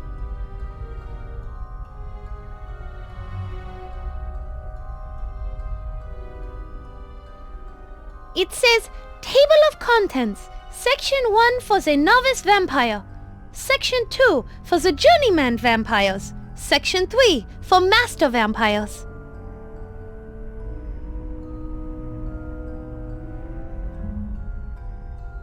Section 1, Chapter 1. Domicile Defenses. Section 1, Chapter 2. Back in Black and Never Go Back. Section 1, Chapter 3. Biting and Sucking 101. Froderick, would you mind reading this for me? My crow's feet are sore. Sore my ear. All right, fine. In a nutshell, it says you can't enter homes without being invited in first. You also can't enter if they have holy symbols, garlic, red or white roses, or hawthorn branches on the entrance. Froderick, would you do the honors?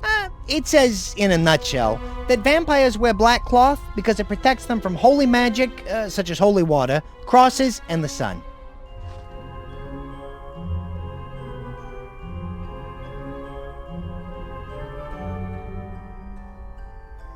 Froderick, do you mind reading this for me? It says, in a nutshell, that you can bite people on the neck and drain their blood till they pass out, but you should do it when no one will see you.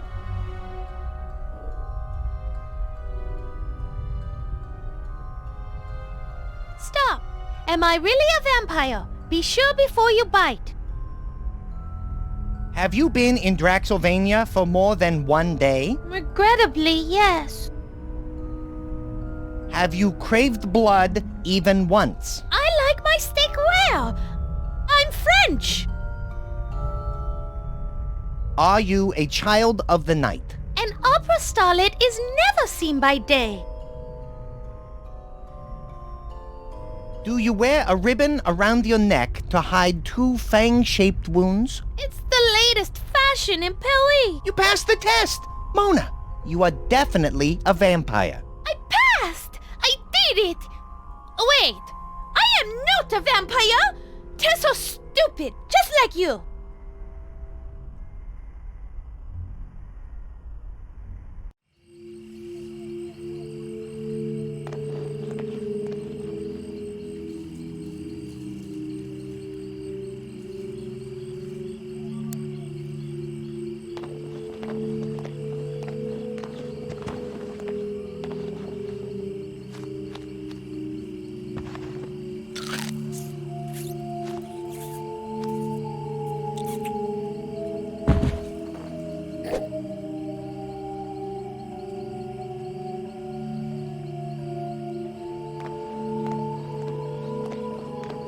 It's a sleeping constable. Your first victim. Victim? I didn't attack him. I just borrowed some thing from him that made him sleep deeply for a while.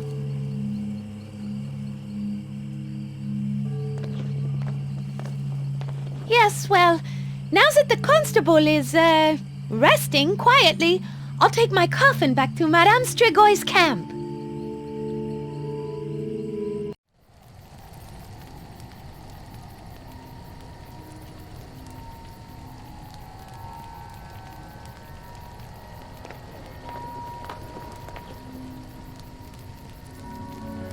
It's a three-legged sitting device used to hold up people's backsides. Somewhere, somebody is playing the piano standing up.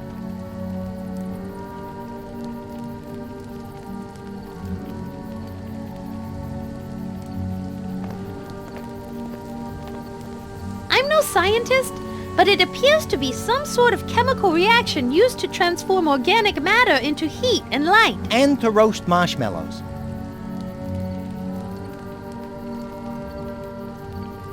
It's a very hot pot of, I assume, stew of some kind? Like my mama always said, as long as you add enough spices, you can't taste the horse meat.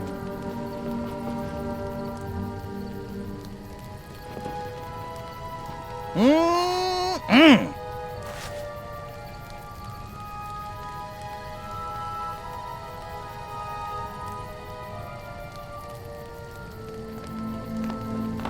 It says, Madame Strigoi, knower of all things unknown, astrology, palm reading, fortune-telling, and lotto numbers.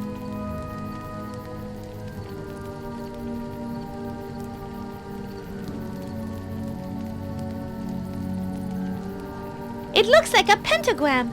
It's a sign of evil magic, sorcery, demonology, and heavy metal. Jun, jun, jun, jun, jun, jun, jun, jun, jun, jun, jun, jun, jun.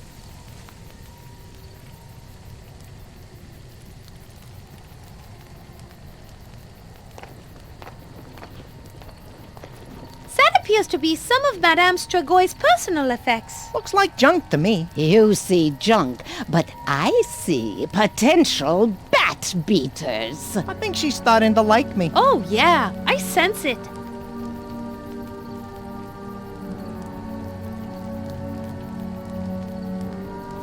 It's an open window.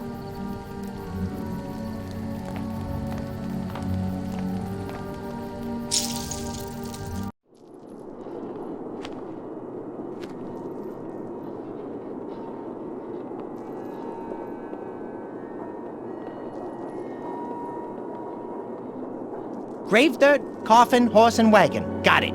Nothing else, right? Close enough.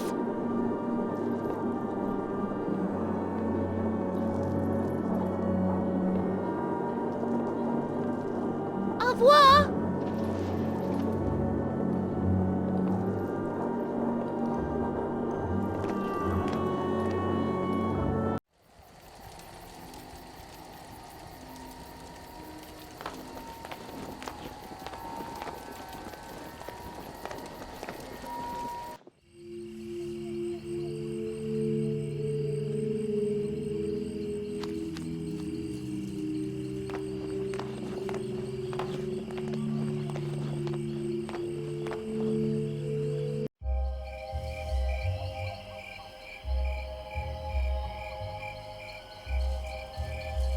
The sign says, for whom does the bell toll? It tolls for me. Ring bell for service. Sincerely, Proprietor Dan Smith. Well, at least it appears that Mr. Smith has a sense of humor. Let me give this bell a ring and see if anybody's home. No luck. He must not be here. That might be a good thing. I imagine it would be awkward to explain why we're out here in the middle of the night trying to retrieve a box of your grave dirt.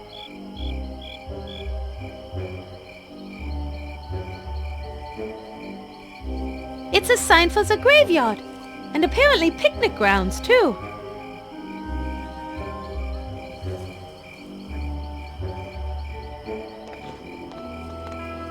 It says, don't feed the ghouls. Don't worry, I won't.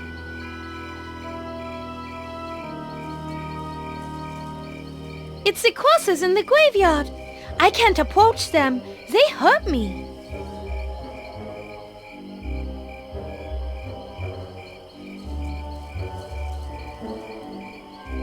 It's a swing set. Kids like to play on them. It's a picnic table. What are all those things sitting on the table? Are those teeth from one of the dead bodies? No, that's just a few leftover pieces of corn. Oh, yes, I see. And that must be a piece of hot dog. No, I'm pretty sure that's actually a finger. Oh, gross. It's the caretaker's office for the graveyard. You were gonna find your grave. That's where we need to go. The caretaker has to have a map of the graveyard available.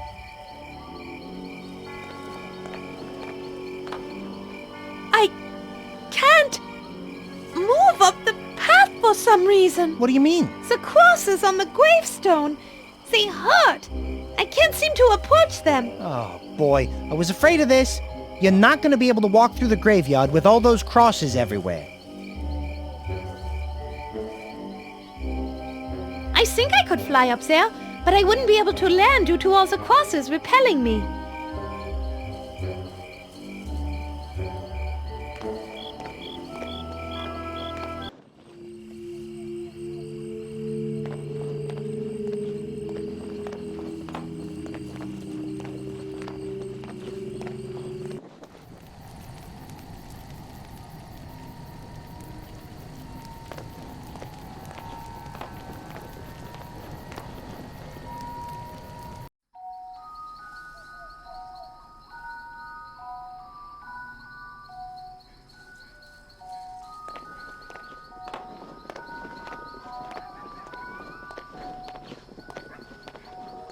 It's a window that's been broken from the inside.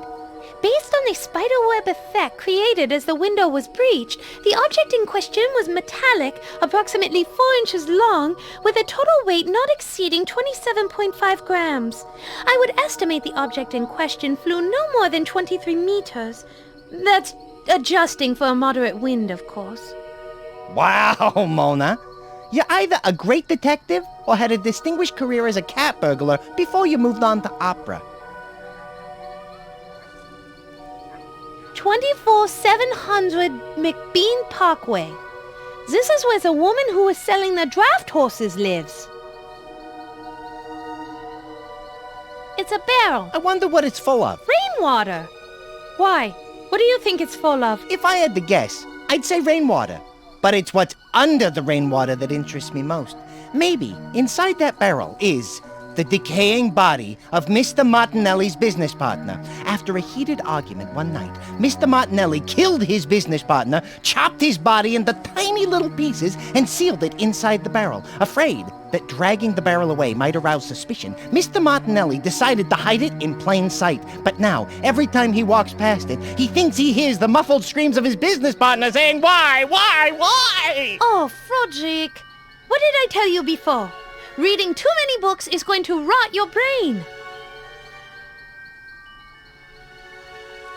It's the sign for the shop. Draxylvania's House of Spatulas. All your spatula needs under one roof.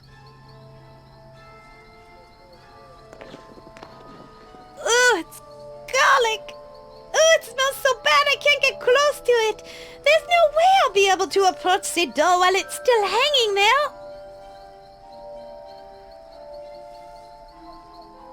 Oof! Ugh, it's garlic. Ugh, it smells so bad I can't get close to it. There's no way I'll be able to approach the door while it's still hanging there.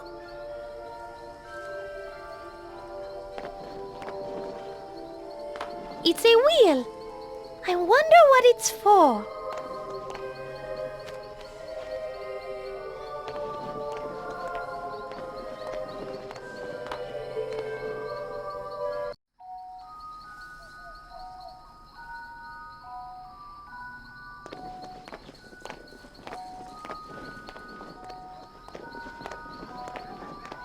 It's a barrel full of... Monkeys? Water! It's a barrel full of water. Monkey water? It'll be full of annoying bat water in a minute.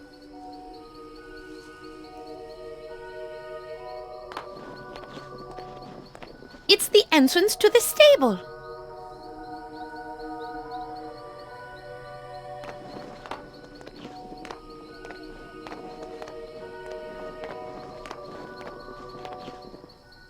It's some sort of frozen statue depicting a humanoid figure.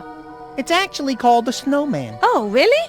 And how do you know he's a man? Because he's got snow, but I'm not gonna say it. Probably kids around.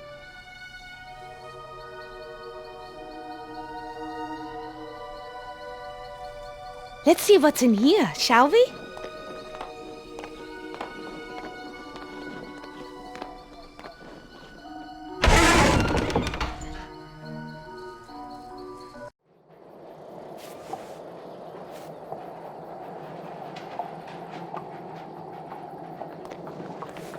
Drac Bits! What is that? Oh, Drac Bits? That was one of my favorite breakfast cereals, along with Captain Creeps and Frosted Corn Steaks. They're great! NCC 1701? That doesn't make any sense. It would if you were socially awkward, lived in your mother's basement, and wore fake pointy ears.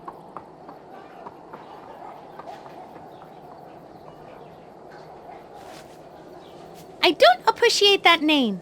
I think this world needs to offer more support to those individuals such as myself who are plasma challenged. Plasma challenged? Hemoglobin deficient? Keep trying. I'm sure you'll come up with something.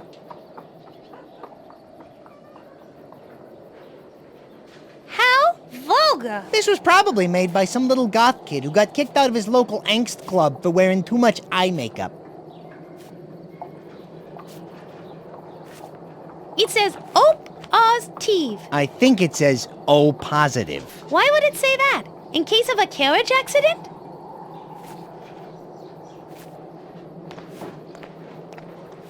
AME forever. Sounds like somebody's a little full of themselves.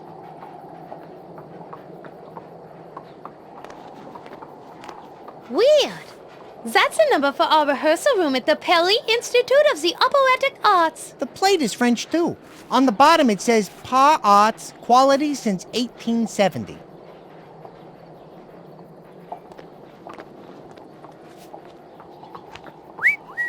Well, would you look at that?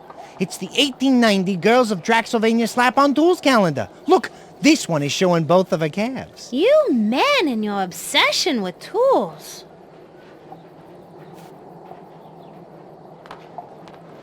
Hello? Is anybody in there?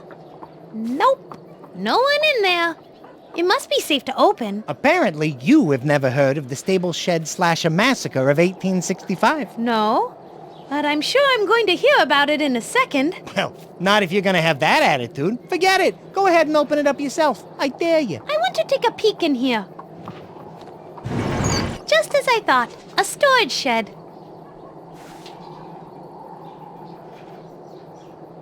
It looks like a very thick wool saddle blanket, colorfully embroidered with beautiful spatulas. I bet that really keeps the horses warm.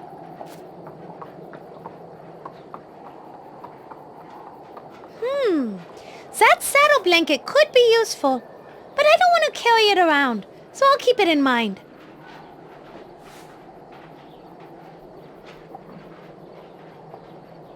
I don't want to pick that up.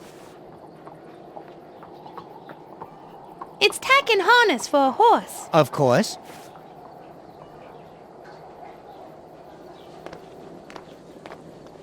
So, Mr. Horse, do you know how I can get that boot thingy off of you? I speak a little horse. Let me have a shot. Yo!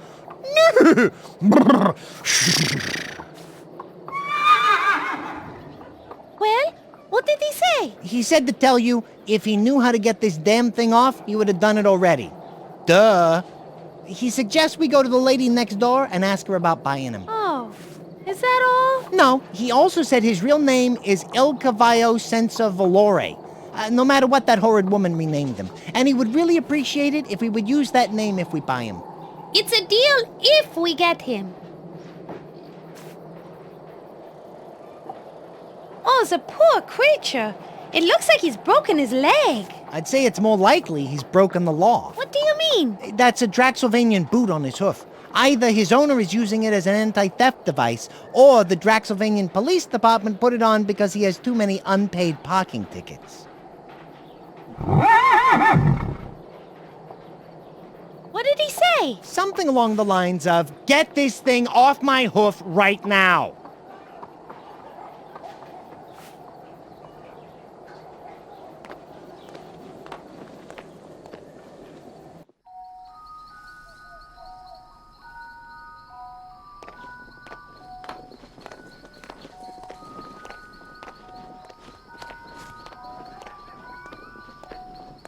I don't want to carry it around. It's so cold and wet. Like my nose. Feel it. Ugh, no. But I will keep the snowball in mind just in case.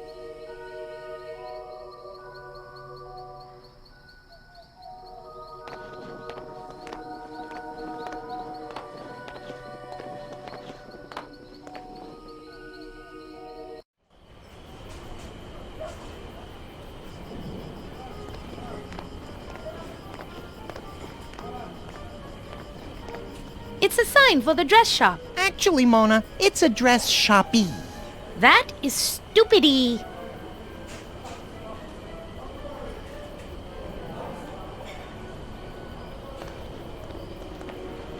It's a cross. I can barely stand to look at it. It hurts me. You're not going to be able to get near that door until we find some way to deal with that cross. Maybe you should look in that Vampyre for Dummkopf book that Madame Stroy gave you. It's the door to the dress shop. For some reason, I can't get close to it. It's the cross hanging above the door. Just like at the boathouse, the cross is keeping you away. You don't happen to have another animated Golem body tucked away in that dress of yours, do you? Preferably one that's about 10 meters tall? No, I'm afraid not. Well, it looks like we're gonna have to find another way to deal with that cross. Maybe we should take a look at the Vampyre for Dummkopf book that Madame Stroy gave you. It's a window looking into the dress shop. There's some lady racing around like crazy. Yeah, she looks pretty busy for someone whose shop is supposed to be closed. There's all kinds of things in there. Some fancy-looking dresses, several bolts of cloth, and a fat guy who looks really unhappy. Maybe his corset is riding up on him and he stopped by to have it adjusted.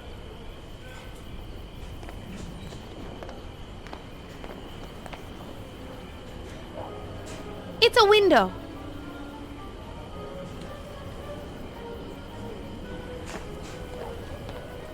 Let's take a look up there, Frederick. Maybe there's a way in. I'm game.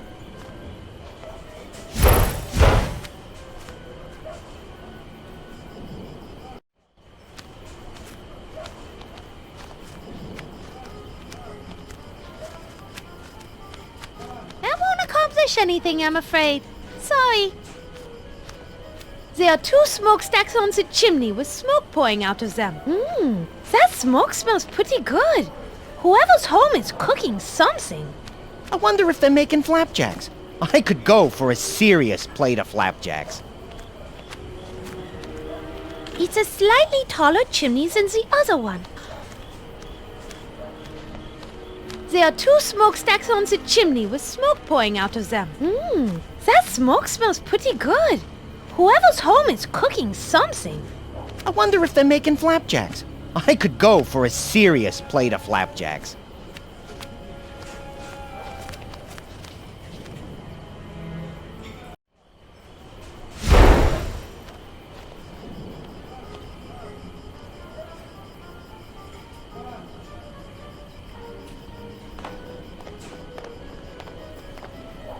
It's covered with old wine jugs and cooking oil cans.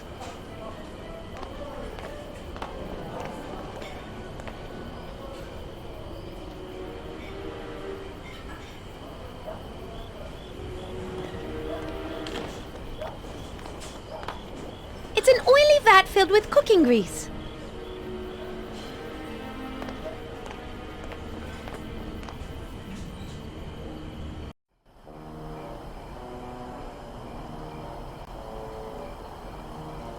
It's a woman standing outside of the nail salon. That woman is definitely a working girl, Mona. I think she's in the process of doing a little self-promotion. It's a sign for that nail salon. It says the Nudge Nudge Wink Wink Nail Salon in quotes. I'm not sure that's a real nail salon, Mona. Why do you say that? You tell me! Beside the fact that their building is located in the red light district, it's covered with a bird and bees. How do you know this is a red light district? My first clue was that big red light hanging over their door.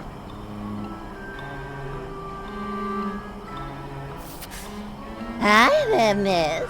What can I do you for? Sorry to disturb you, but may I speak with you for a moment? That depends. Are you in any way associated, affiliated, related to, or working with any member of a local, regional, or national law enforcement organization, particularly those identified as being tasked with reducing or eliminating the act of human fulfillment? Human fulfillment? She means no, she is not. Well then, hello there, honey. It's a pleasure to make your acquaintance.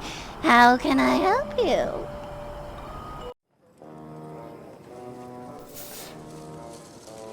Do you work for the salon? Work has such a negative connotation.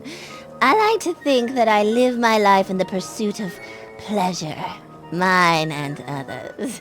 My relationship with the salon allows me to pursue these personal interests while simultaneously providing me with an ongoing source of income. Right now, I'm standing lookout for a private nail salon event going on inside. What sort of work do you do? I like to think of myself as a small event planner, or possibly a personal entertainer.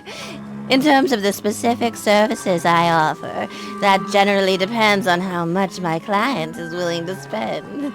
Was there something particular you had in mind? Uh-oh, Mona. That constable over there's eyeing you pretty closely. You'd better be careful, or you might get picked up for solicitation. Solicitation? Solicitation of what? Mona, you seem to be having some difficulty grasping the situation. This lovely lady here... Why, thank you! And I might say you are by far the most attractive bat I have ever encountered. You're too kind. Anyway, Mona, to put it bluntly, this woman is, well, she does stuff to make people happy, especially penicillin manufacturers. Oh, I guess I understand. I think. Forgive me, I don't have much experience in these, areas. There's nothing to forgive, darling. You know, you are quite attractive. I'm not sure what you're doing right now, but would you ever consider a career change? We offer flexible hours and an excellent benefits package. We would have to put a little more foundation on those cheeks, though I'm afraid you're looking rather pale. Sure, sounds great. I love doing nails. Where do I sign up? Whoa, Mona, trust me, this isn't the right nail salon for you. Besides, don't you want to go to Paris and sing opera? You're right, I do. But she made her life seem so glamorous and fulfilling. Do I get 2 weeks of vacation and 10 days of sick leave? You're gonna need a lot more sick leave. What are you talking about? I'm not judging you. I'm just saying we should be discreet. What is so illegal about talking to someone? There's nothing wrong with pleasant social intercourse. Why are you standing out here in the cold? You can thank Constable Bud Crane, the cop standing over there. He's not a big fan of the nail salon services. So I have to stand watch to warn the private party we are having inside, in case Constable Crane decides to have a raid. Believe me, I'd rather be inside nice and warm. What private party? We'll keep this on the down low, but Burgermeister Willem Vinton and a bunch of his cronies from the next village over are having some political discussions in there. Very delicate ones, and they don't want to be disturbed. Disturbed by whom? The Vice Squad. Vlad's Landing Vice, which Constable Blood Crane over there is the head of, doesn't like my business practices and is constantly trying to shut me down. But we are so good at nails that the politicians keep allowing us to reopen. Why would Constable Crane not like a nail salon? Oh, I have a bunch of theories on that, and none of them good. My leading theory is that he has a serious inferiority complex because his older brother Lou is such a big town hero and overshadows Bud at every turn. So to compensate for his shortcomings, he's way too wound up. He really needs to get relieved of his duties for harassing a perfectly harmless nail salon? Yes, exactly. If he'd go away or someone got rid of him, that would be a relief, believe you me. Can we go inside your nail salon? Sorry, honey, no can do. Why not? The salon has been reserved by a private party. I'm doing double duty as doorman and lookout. So unless you are part of the Gothic Falls City Council, I can't let you in. May I ask your name? Certainly. Today, my name is Iris Vivienne. What do you mean by today? Your name changes? Of course. My name changes with my mood. I'm in an Iris mood today, but tomorrow I may be somebody else. My customers enjoy a certain level of variety. Might I ask your name? Mona. My name is Mona. Well, what a coinky-dink. I use the name Mona all the time. It is a perfect name for a woman in my profession. Ha!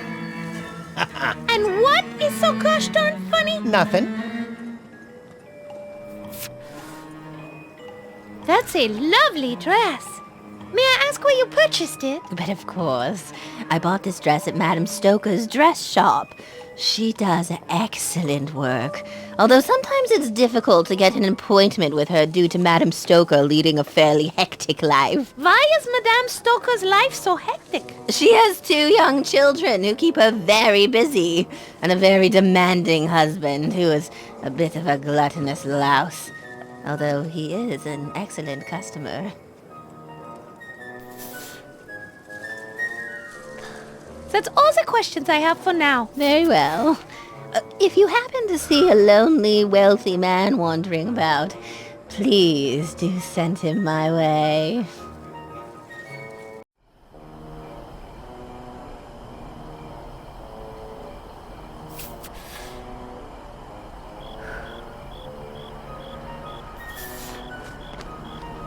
It says A113 in gold lettering, indicating the street address.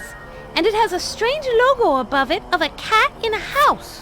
What does a cat in a house mean, Fudzik? Well, when a man loves a woman a great deal, but that woman is pretty conservative and always busy, and the man is always away at a convention, and, it's just a funny picture. Looks like there's a number of well-dressed men getting their nails done.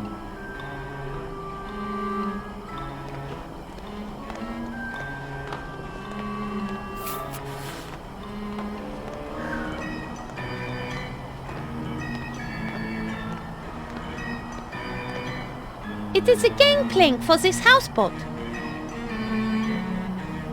It's a boat.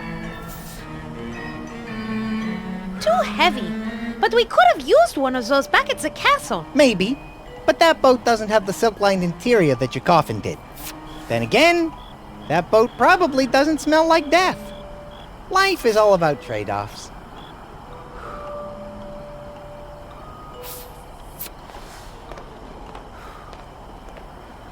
It says this is the way. Past Lake Vog Dam and Waterworks, through Dread Rock Gorge and Garford Falls, then down to Port Varda. That's where Madame Stroy says this ship was waiting for us.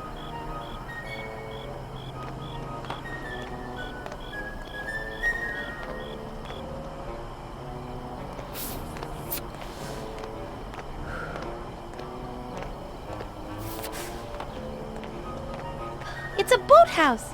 It looks like there's some kind of gathering going on inside.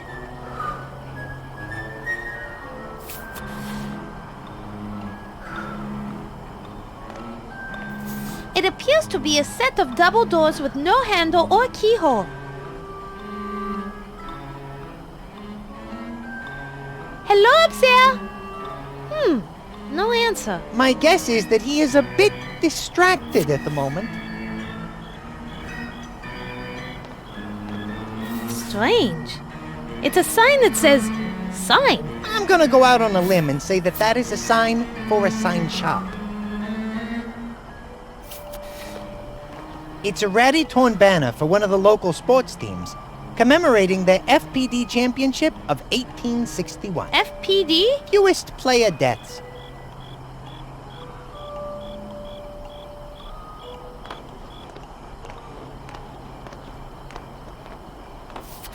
It says Scarlet Bovine Memorial Stadium, Gate 34. There's a game going on right now. I wonder if the security is pretty tight in there. It's probably tighter now than normal.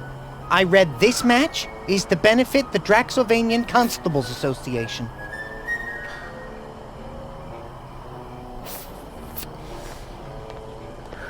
Excuse me, sir. Might we have a few words with you? Of course, Fräulein. Do you require assistance? Is that bat threatening you? No, he's actually a friend of mine. But thanks for asking.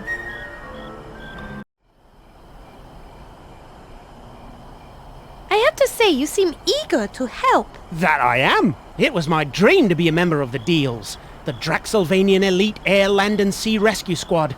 But I was unable to qualify for the service, so I had to settle for being a constable.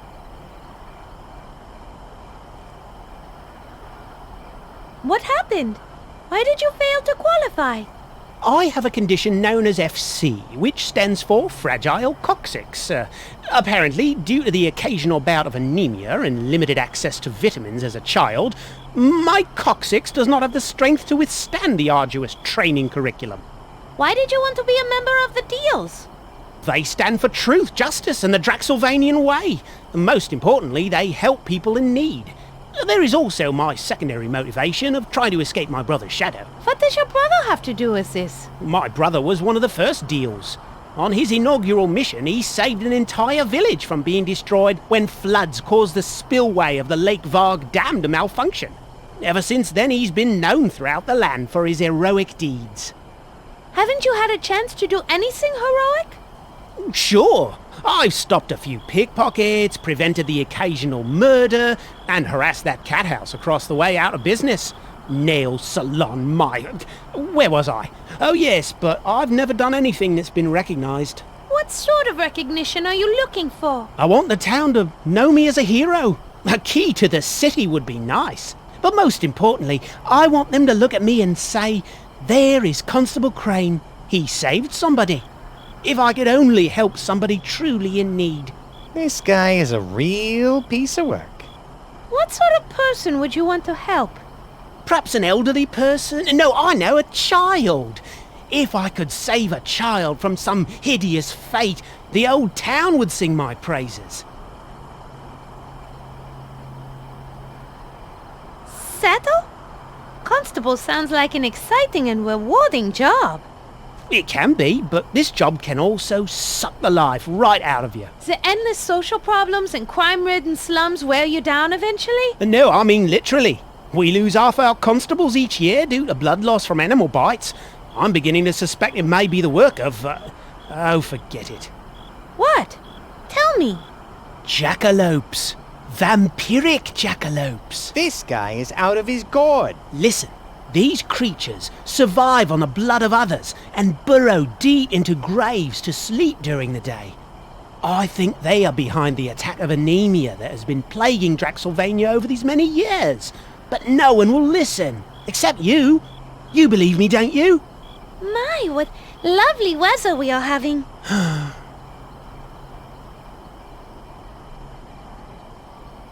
That was one dream. Surely you have other dreams and aspirations? I wanted to be a member of Lake Watch, a team of Draxylvania's best-looking lifeguards. I wanted to be able to save lives and show my brother E isn't the only hero in the Crane family. Why didn't you join? I tried out. I broke every speed and strength record they had, but in the end, they said I wasn't photogenic enough.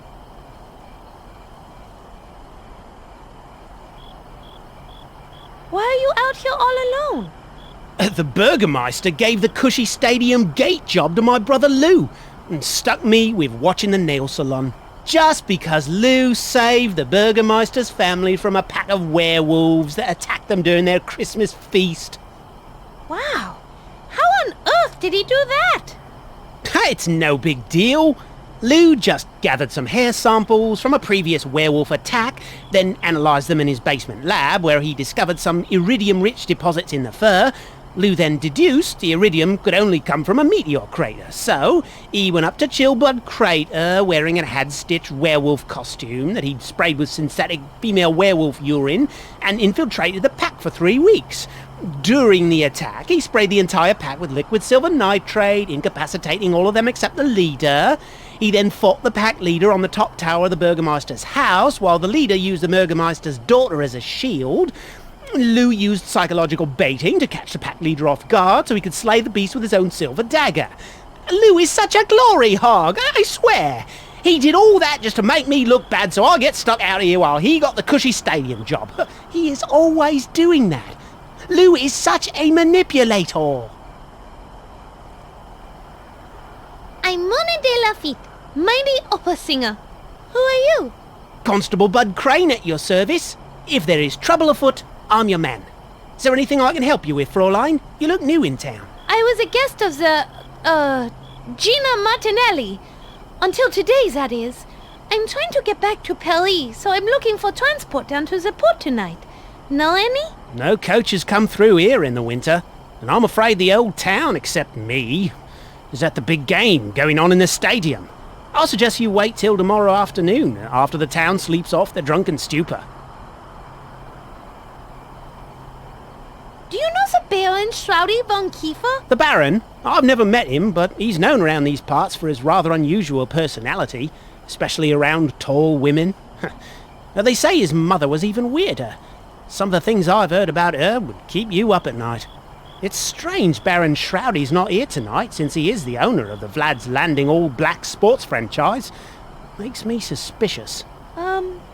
Why is that? I heard a report from my cousin Otto, a glory hog himself, that the Baron's boat, clothes and a coffin were found by the lake shore, but no Baron. I bet it was that gypsy witch Stroy. Never trusted her kind. Otto was supposed to report in over an hour ago to spell me, but hasn't shown up.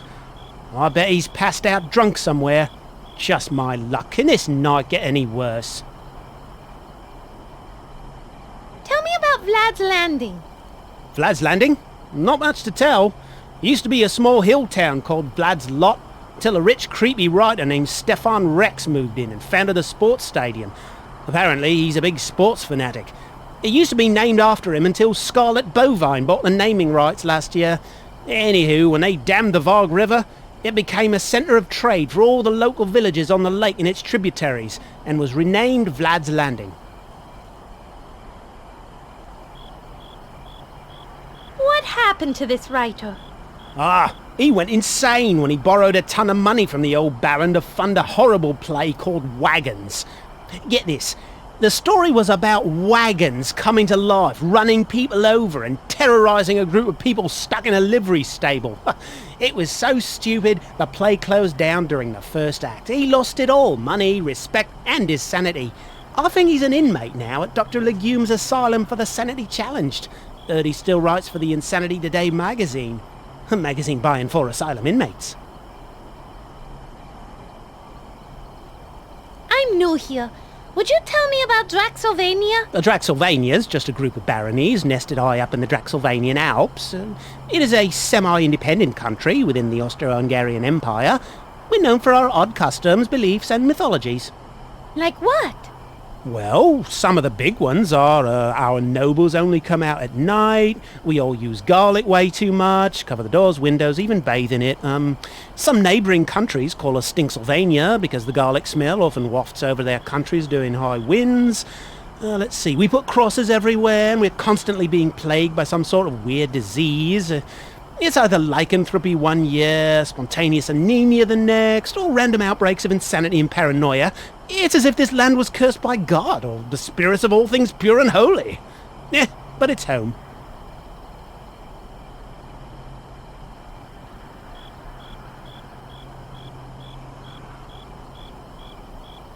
What's in that dark alley back there? It leads to the back of the stadium and the side door. Athletes and event staff only.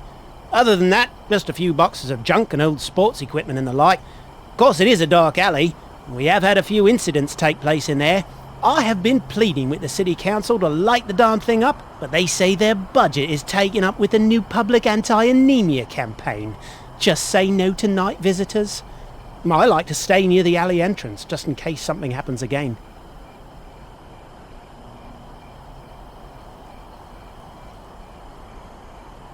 Well, that is enough for now. I need to go.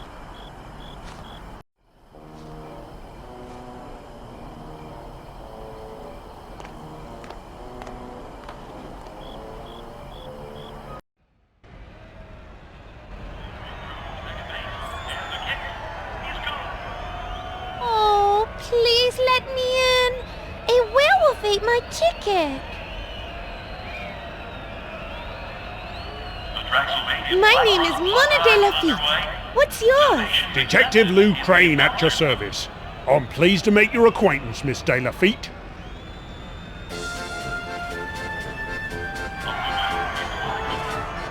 How long have you been assigned to this stadium? I've been doing stadium duty for 2 years now, and I love it. In that time, I might add, illegal attendance has been cut by over 92%. Only 92%? You seem to be quite a responsible security guard. How is the other 8% getting past you? I've asked myself that question many times. The only thing I can conclude is that somehow they're sneaking through a side door. And where would this side door be located? And how come you haven't locked it? Well, it is locked, but somehow those pesky 8% keep getting in. I'm afraid I cannot disclose its exact location, as that would be a rather serious breach of security. It's the athletes' entrance, and the Gothic United team has made me swear never to reveal its location, especially to anyone from Gothic Falls.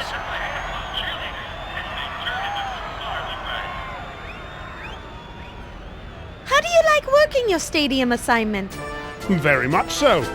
I get to see all kinds of games, famous athletes, and the occasional stadium concert. Why, Van Halgen themselves played here last month. That Edward Van Halgen plays himself a mean oboe. How did you earn such a cushy assignment? The position actually opened up after the 1893 championships. After the Gosford United lost the game again, the fans rioted and the old constable who had the assignment was trampled to death. So the position became available. Quite a lucky break, actually. I'm not sure the poor old guy who was trampled to death would agree with you. How can I get a ticket for the game? Sorry, madame. I'm afraid this event is only for constables, their families, and the people the constables sold their tickets to, and the scalpers they sold those tickets to, and the people who bought those scalp tickets. This match between Vlad's Landing All Blacks and Gosford Falls United, a huge long-standing rivalry, has been sold out for weeks.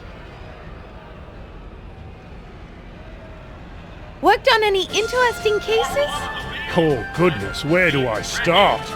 I have a million ones to tell you about, all full of brilliant twists, turns, and wonderful detective work by me. Which case you want to hear? I have all night. You won't be disappointed. Good one, Mona. How about your first case? That ought to be short. The year was 1865, and I had just completed my 4 extra years in Draxylvania Detective School. You were wrong. As usual. Most young rookies do not have the privilege of being asked into detective school. But you see, I was a captain of the Junior Occult Hunters of Draxylvania Society, an organization that I started thanks in part to the money I got from a bounty that practically fell into my lap.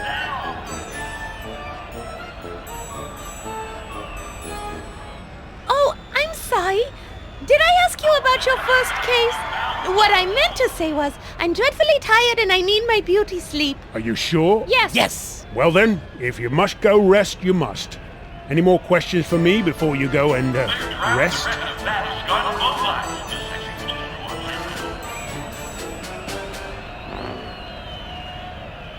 Thank you. I need to go now. Good evening to you then.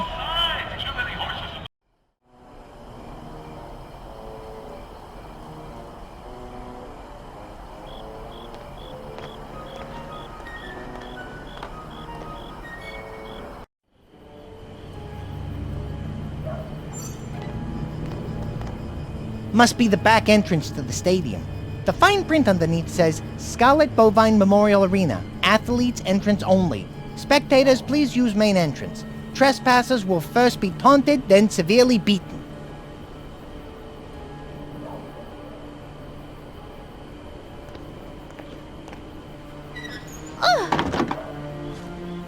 The door is locked, and there's no keyhole. The locking mechanism must be on the inside of the door.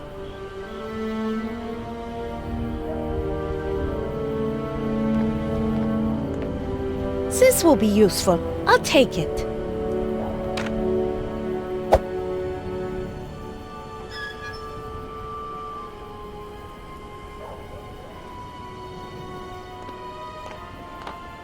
It's the window in the door that leads to the back of the stadium. It almost looks as if we could squeeze through those bars.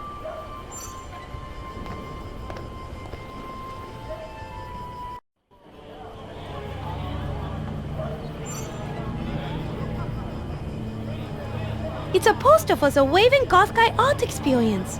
It says he's the hottest new artist to hit Gothford Falls since the Azrael of the Quo's art experience. It's a poster for a magic show. It looks like he's supposed to be some sort of escape artist. I wonder if his show is any good. It's an old crate filled with garbage and trash.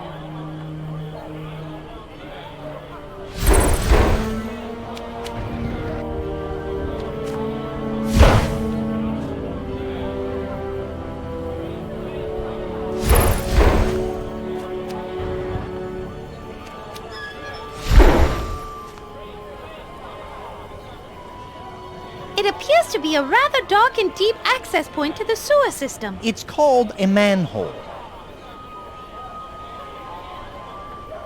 It's a dark window looking down into the alley.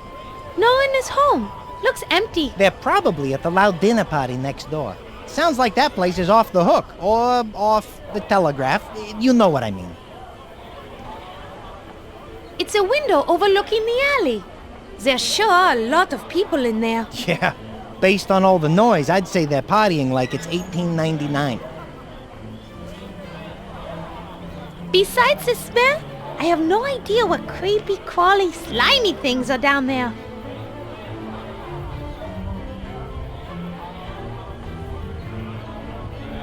It's a window overlooking the alley. There sure are a lot of people in there. Yeah. Based on all the noise, I'd say they're partying like it's 1899.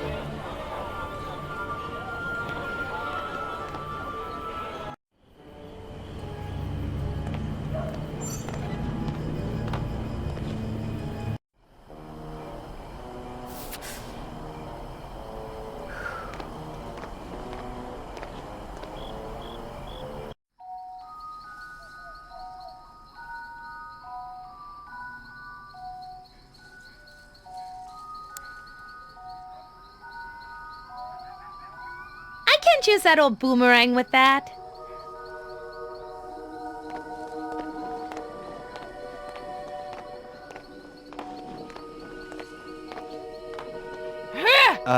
Mona? What are you doing? I read somewhere that grunting like an animal improves your accuracy when throwing or playing tennis. I'll take your word for it. Let her rip.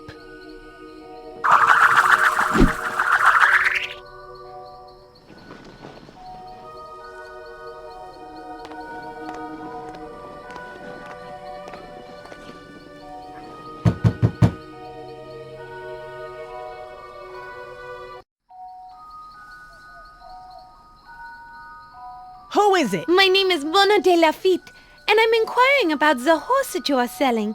I'd love to help you out, but I can't right now. Is there anything I can help you with? Actually, maybe you can. You see, the door's locked, and my son threw the frickin' key out the window. Now no one can get in or out. If you help me get the door open, I'll give you the horse. Would there be a better time for me to return? Probably, but I don't know when that would be. Why not? Like I said, I'm stuck in here, and until the key is found, there's not much I can do. Why do you talk so strangely? What are you talking about? Your accent. It's unlike anything I've ever heard. Oh, that? My husband and I just moved down here from New Jersey. I'd like some information on the horse. What do you want to know? What's the horse's name? The man we bought him from in Italy said his name is Il Cavallo Senza Valore, but we call him Buttercup. What breed is it? It's a miniature Albanian Appaloosa halfling pony. That's quite an impressive sounding breed. Well, he's actually just a mutt. How old is he? I'm not sure, really. But judging by his size, I guess he's pretty young yet. When was the last time you had his shoes rotated? Oh, we regularly rotate the shoes every 6 months or 7,000 miles. How many kilometers has it been ridden? Well, the pedometer was broken when we bought him. But the man who sold him to us said he only had 90 kiloleagues on him. And we haven't ridden him that much since then.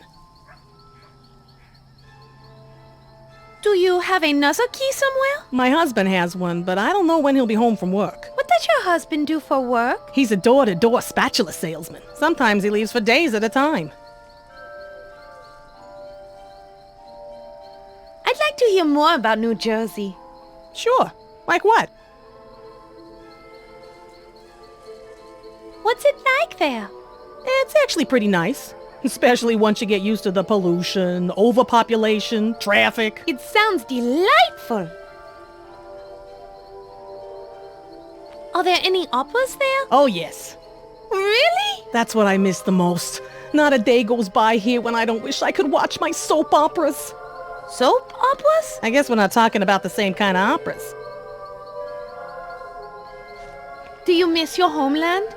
I sure do. Living out here in the sticks don't hold a candle to life in the big city. What caused your son to act so rudely? Oh, I threatened to have that weird Baron Shroudy come over to babysit him if he didn't eat his turnips. I guess he really didn't want that to happen. Do you know where the key is now? Well, he threw it out the window so it couldn't have gone far. Where did you say the key went? I don't know exactly. Somewhere out there. Beneath the pale moonlight? Sure. Whatever.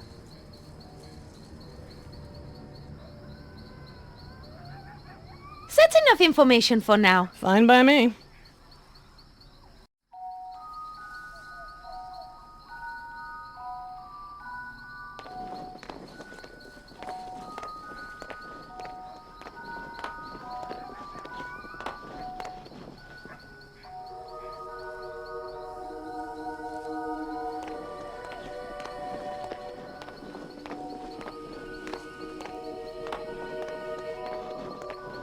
It's a window that's been broken from the inside. Based on the spiderweb effect created as the window was breached, the object in question was metallic, approximately 4 inches long, with a total weight not exceeding 27.5 grams. I would estimate the object in question flew no more than 23 meters. That's adjusting for a moderate wind, of course. Wow, Mona. You're either a great detective or had a distinguished career as a cat burglar before you moved on to opera.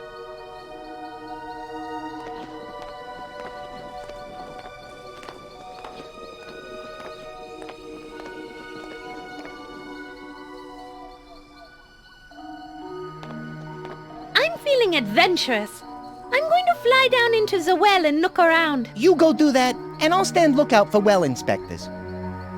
Scared? No. Just concerned that exploring a strange place might make me anxious, overly alert, and panicky. But scared? Never.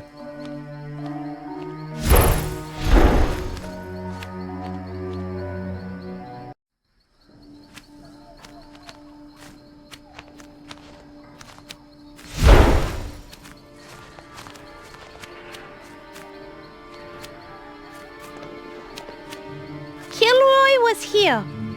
What does that mean? Don't know, but whoever wrote it really didn't like Roy.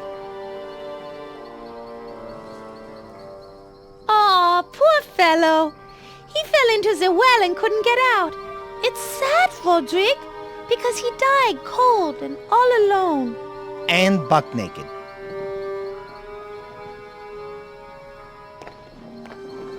It's an old frozen bucket. Any holes in it, dear Liza? No, I don't see any. And don't call me Liza.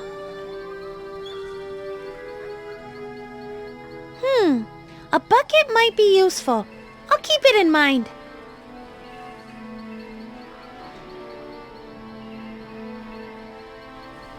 It's a frozen key. I bet it's the same one that Mrs. Martinelli was looking for. Let's grab it and take it back to her. There's a slight problem. It's frozen under the ice. There's no way for us to get it out of there. Unless, of course, you have heat vision. Oh, do I? Is that one of my special vampire powers? That depends. You aren't from Krypton by any chance, are you? No, I'm from Paris. Heat vision is out, but you do have the power to be incredibly rude to tourists.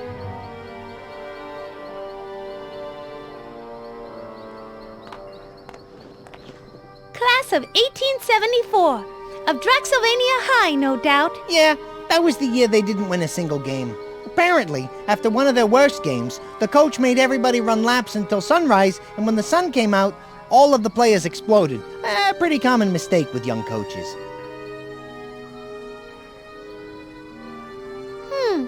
I wonder what's in there.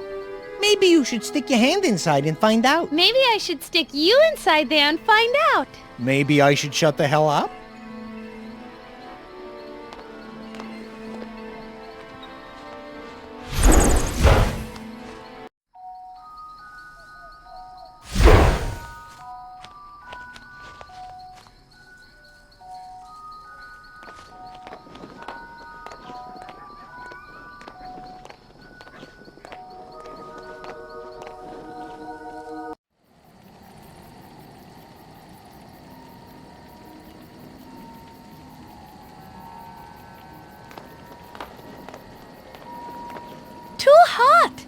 Okay, it wouldn't hurt me, but really, what am I gonna do with that?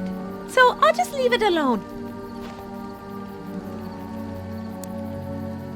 Well, all right then.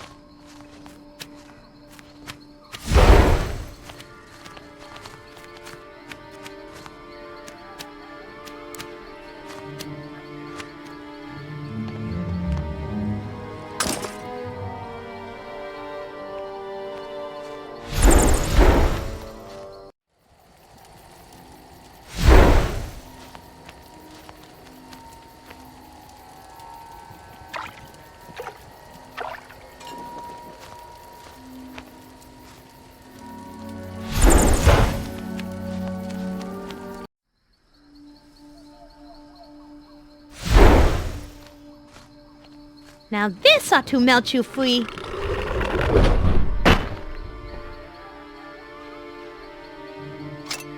I think it must have... Frozen? You think? It was a good plan. Oh, man!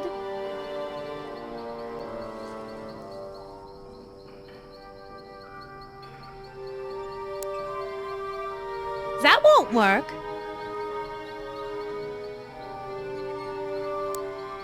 Well, maybe this saddle blanket can keep the stew warm this time.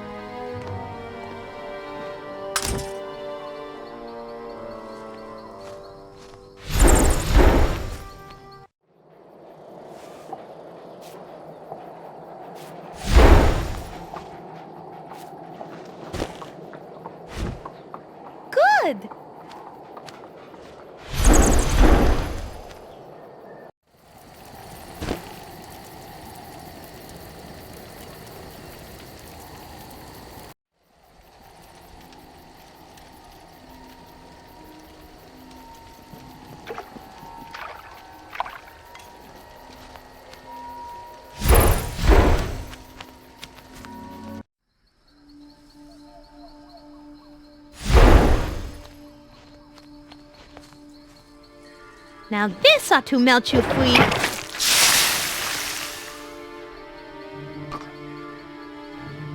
Yippee! That worked!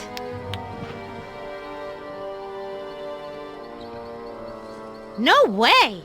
I simply refuse to get my fingers messy. Help me out, Fodrick!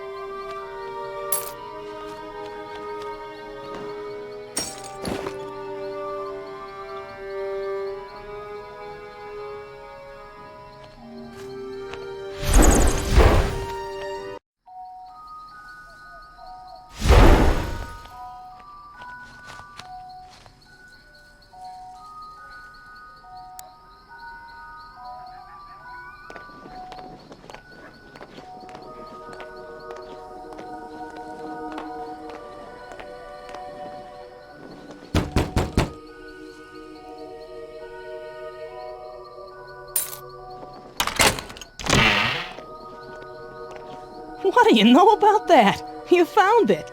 To be honest, I didn't think you had the smarts to ever find it. Thanks. I guess? Ooh.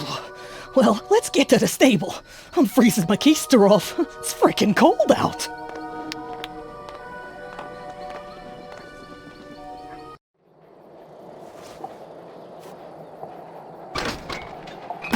There you go, Buttercup. Meet, what was your name again? Mona de Lafitte, of the Parisian de Lafitte's, opera singer and par arts graduate. Yeah, that's great. Anyway, meet Mona. You belong to her now. Quit chick-vetching and get out of here before I sell you to the glue factory. Merci.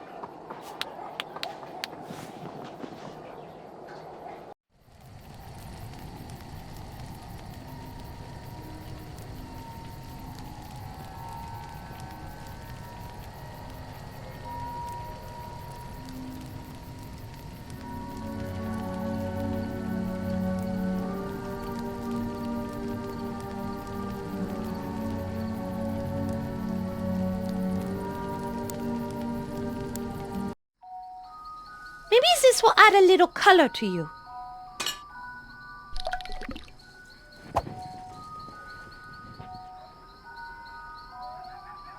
He looks like a charcoal-flavored snow cone.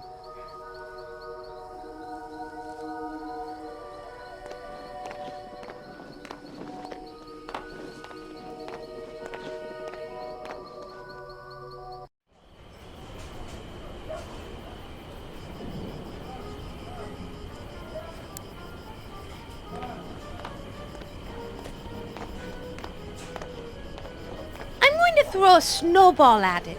Maybe I can cover it up.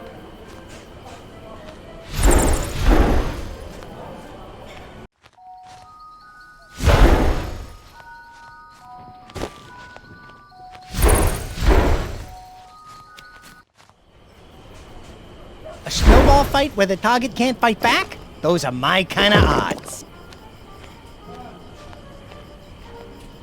I've seen better arms on a chair, but it looks like you got the job done. The black inky snowball covered it up pretty good.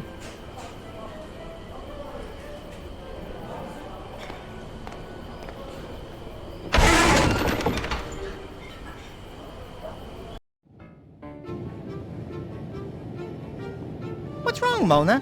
The door's open. What are you waiting for? Head on in. I can't! For some reason, I can't cross the threshold of the doorway. I wonder if this has anything to do with the fact that you are currently life-challenged. Life-challenged? Just trying to be polite. I know it's a bit of a touchy subject. Oh, you with your silly vampire theories. It's only a curse. That is, until I find a way to cure myself. Okay, so maybe the fact that you can't enter the store has something to do with the fact that you're a walking corpse. I mean, you're a vampire.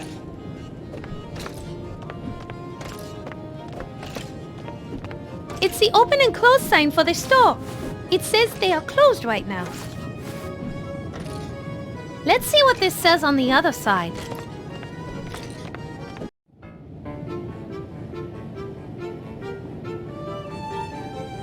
It's the open and close sign for the store. It says they are closed right now.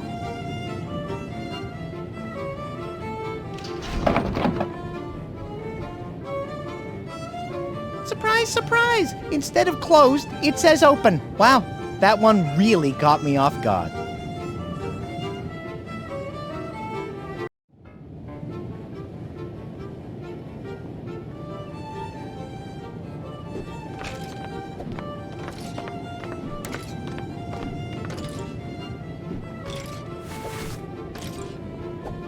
Can you tell me what this sign says? I'm afraid I don't have my reading glasses. Yes, it says, yes, we are open. Please come in. I wonder how that got turned around. Oh, well. That did it, Fodrick. I suddenly feel different. I feel I can walk into this shop now. Pretty sneaky, sis. I mean, Mona.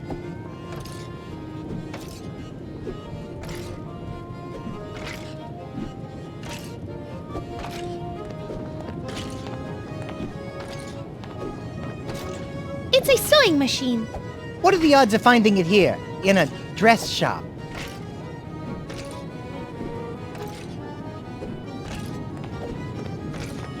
That dress might come in handy for something. I better not take it now, but I'll keep it in mind just in case.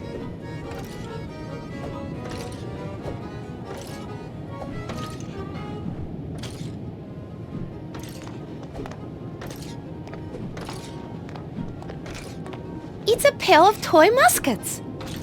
What's wrong, Fodrick? I'm just disappointed. For a second there, I thought maybe we were gonna get to shoot somebody.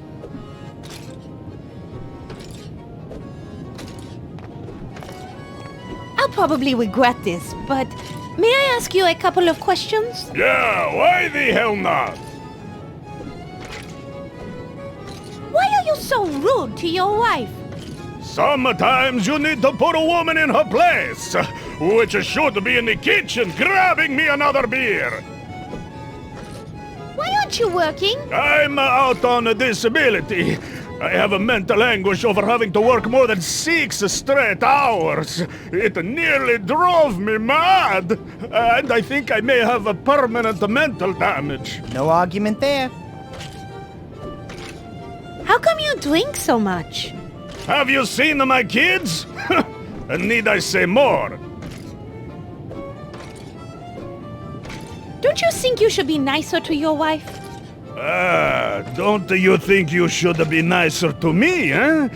Perhaps we could continue this discussion over a bottle of wine at a local tavern, I know. Low lights, music, private booth, but lose the bet. You're disgusting.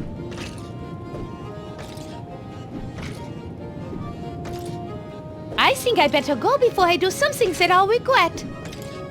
Don't worry, baby. You can do whatever you want. I promise. I won't regret it after. Too bad Inky ate our mace. I have a desire to bury it in the top of his head.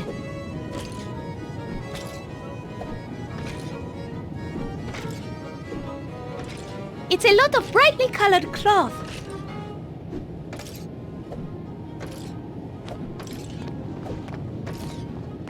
It's a loft where the children sleep, or bounce around incessantly.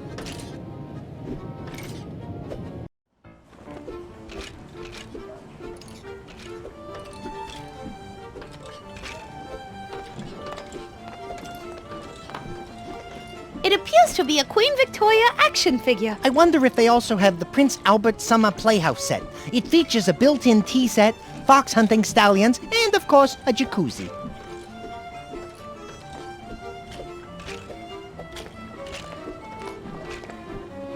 It's a clothes hamper filled with dirty laundry. It looks like these kids get into everything. Their shirts are covered with mud, chocolate sauce, paint, blood, and what appears to be bear feces. These kids must be a lot to handle.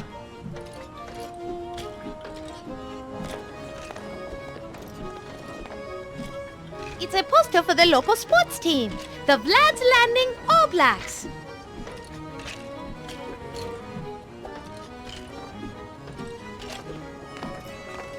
Hi there. My name is Mona. Can you sing a song for us? Please? We like to hear songs while we're falling asleep. Yes, of course.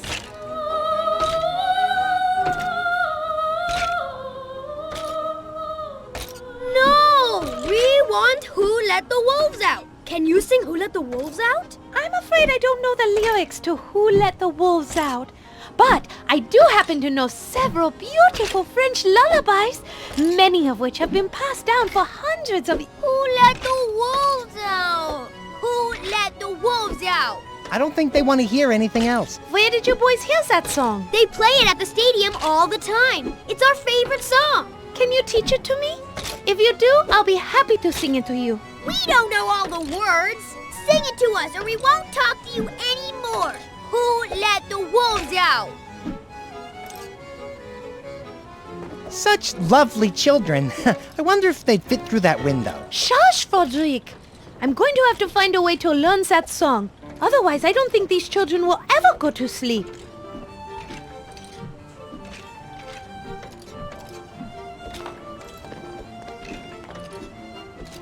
It's a Madonna poster. It seems like all the young girls are trying to copy the Madonna look these days. They're all walking around in sandals and a habit.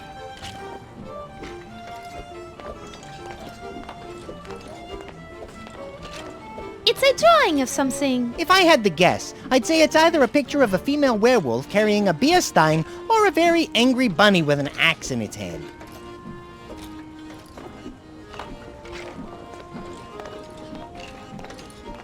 It's the bedroom window.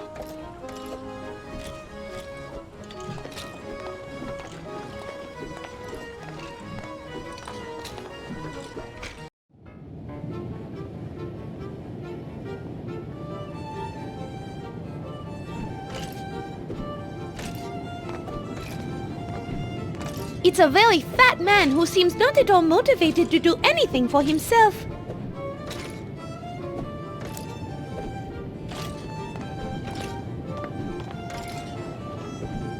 I'd love to, but before we could consider doing it, we'd have to find a way to keep Mina from coming back into the room.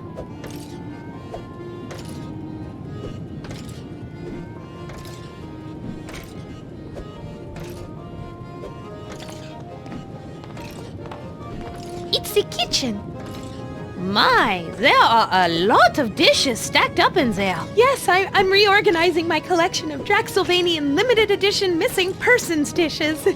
Each one has a lovely hand-painted image, painstakingly hand-painted by a bereaved family member of the missing person.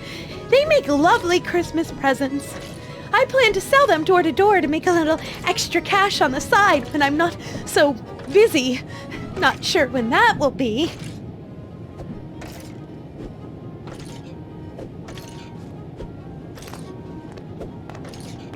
Hello in there! Anyone else in there? No one else, just me.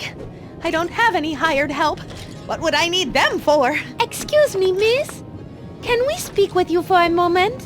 A moment is about all I have.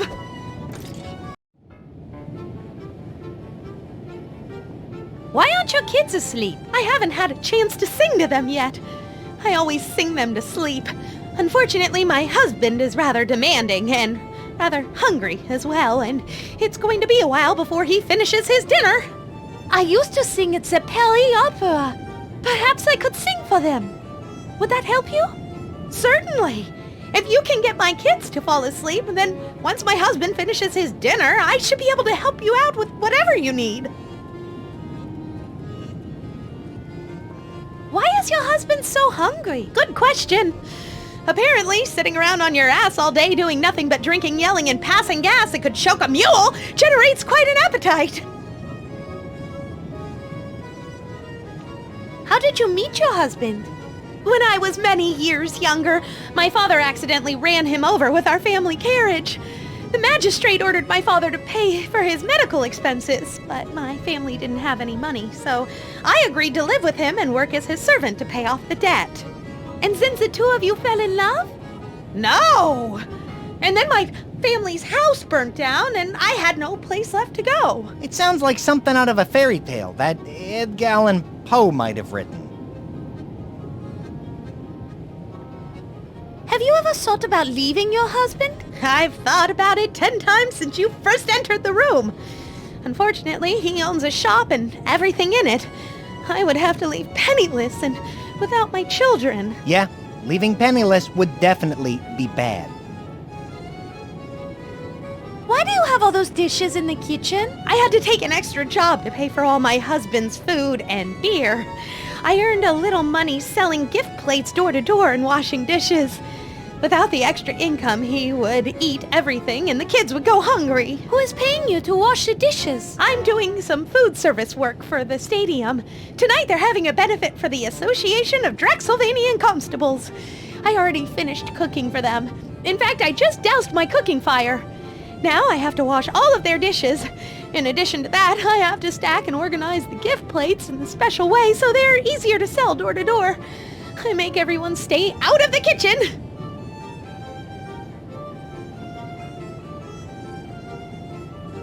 What are your children's names? Siegfried and Roy. I bet they get picked on a lot. True. Not the most manly names in the world, but again, my husband likes them. He thought it would toughen them up if they got picked on a lot. So far, I think it just made them more hyperactive, insensitive, and demanding. Still, gotta love them! No, you don't got to. Shh.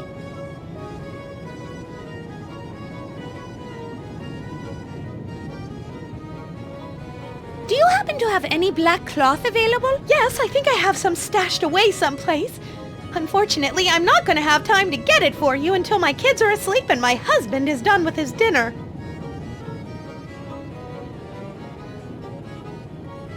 Thank you for talking with us.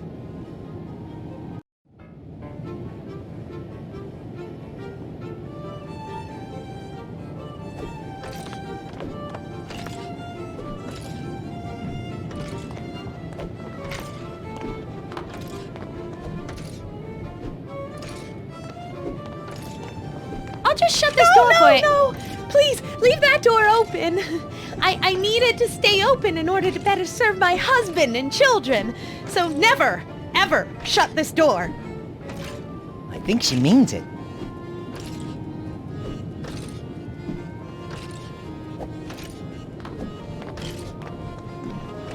I don't need to move it right now, but it's good to know it's there just in case.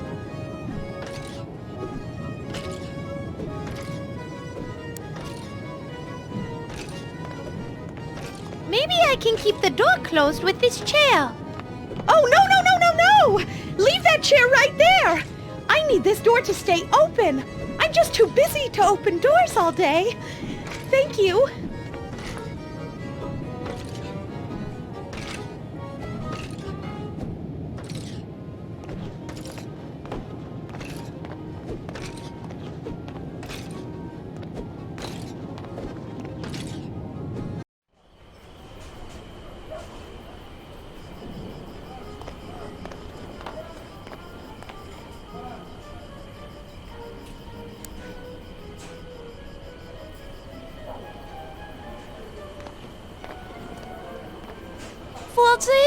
Would you mind diving into that grease for me? I kind of like the greased look. Might make me look cool, but what for? I don't know yet, but I think a greased up Foldswick might come in handy. You don't know how happy I am to hear that last statement. Oh, hush now.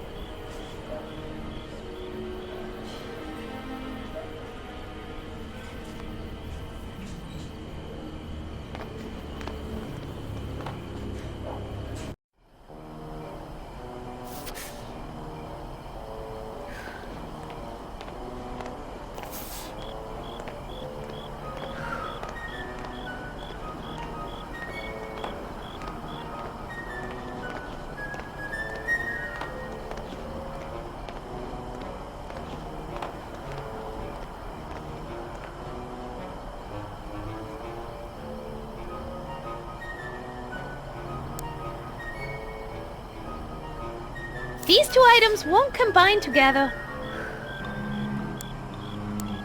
Fodrick, you may not want to do this.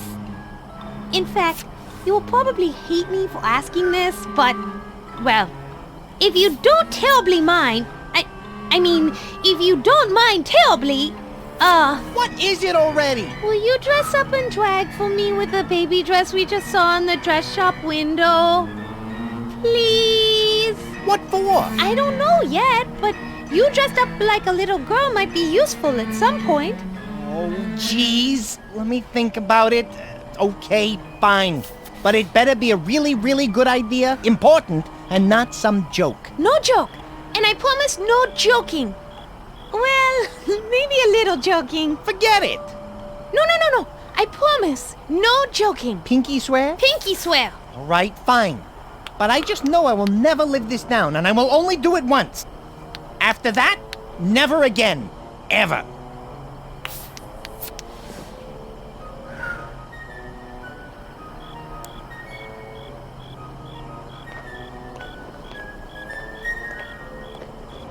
Frederick, I just had a thought. Uh-oh.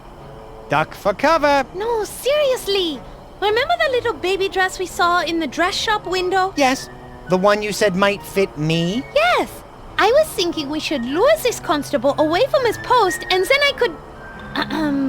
I could... Drain him a bit till he passes out? I see where you're going. You hide in the alley back there, put me in the dress, and I lure him in there with some phony catch like I'm being attacked? Yes, exactly. Will you wear a dress for me, Frederick? Oh, boy. You owe me big time.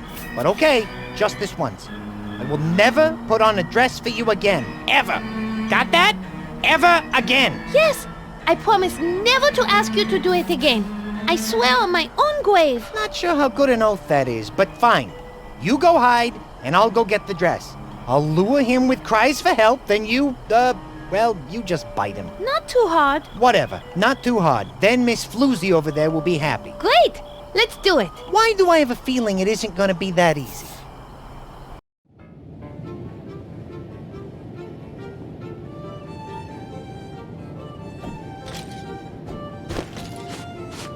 Yahoo!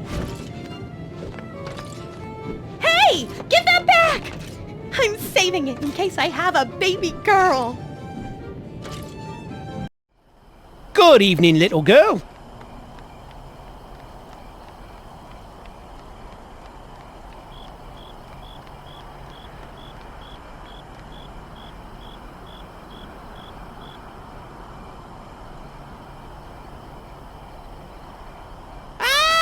Help me! I've fallen down a well and I can't get up! Someone save me! I'll save you. Hang on, little girl, I'm coming.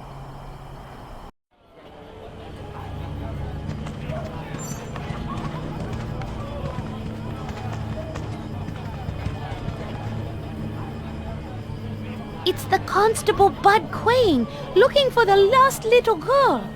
And I don't think he can be seen by those people in the windows. I hate to do it, but if I must, I must.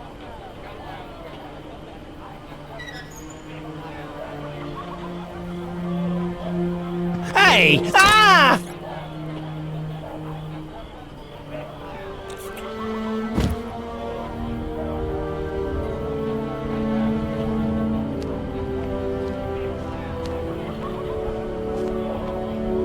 Wow, Mona. He's out like a light. I hated to do it. But then again, it seemed kind of fulfilling. And I'm in a much better mood. I'm starting to get used to this biting and draining thing. You didn't, drain him all the way. I don't think so. Check. Is he still breathing? Yep, still breathing. Your record is murder-free. 2-0. Good job. We'll make a full-fledged and moral vampire out of you yet.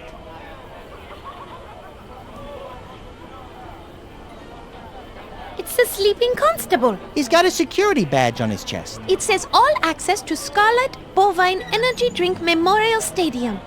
Go All Blacks. Gothford United are a bunch of pussycats. Oh, I love pussycats. This all access badge will be quite useful.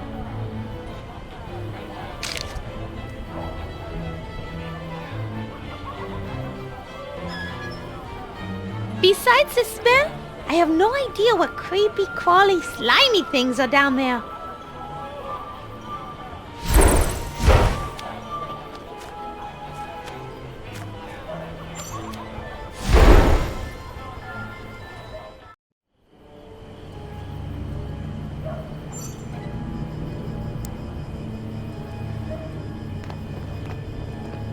Mona, you're gonna owe me for this.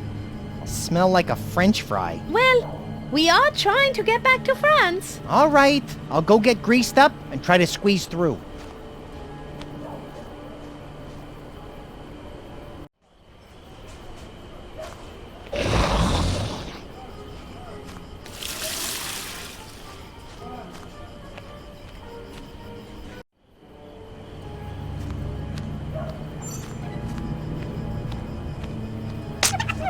That did it. I made it through. I got a bit of bad news, though. The door is barred and locked from the inside. I won't be able to unlock it. You're gonna have to squeeze through yourself. But then I'll end up covered with soil. If you're looking for sympathy, keep right on looking. Now transform yourself into a bat and get that purple booty of yours in here.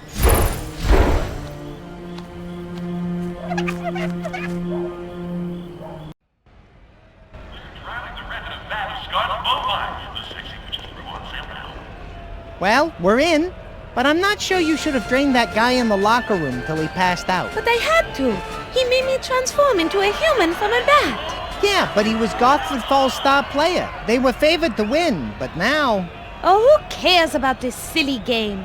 Besides, the outcome of this game won't affect us anyway. Okay. They're drowning the wreck of a bat of scarlet bovine. The sexy witch's brew on sale now.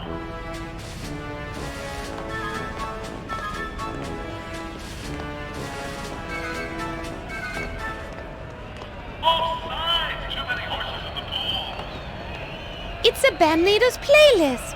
It looks like he's written down a list of songs he's going to play. Check and see if Who Let the Wolves Out is on there. If he's gonna play it, we can wait around and listen for it so we can learn the song. Good idea. No, wait. I see it near the top of the list. Oh, but it's been scratched out. Typical Team Lafitte luck. He played it already.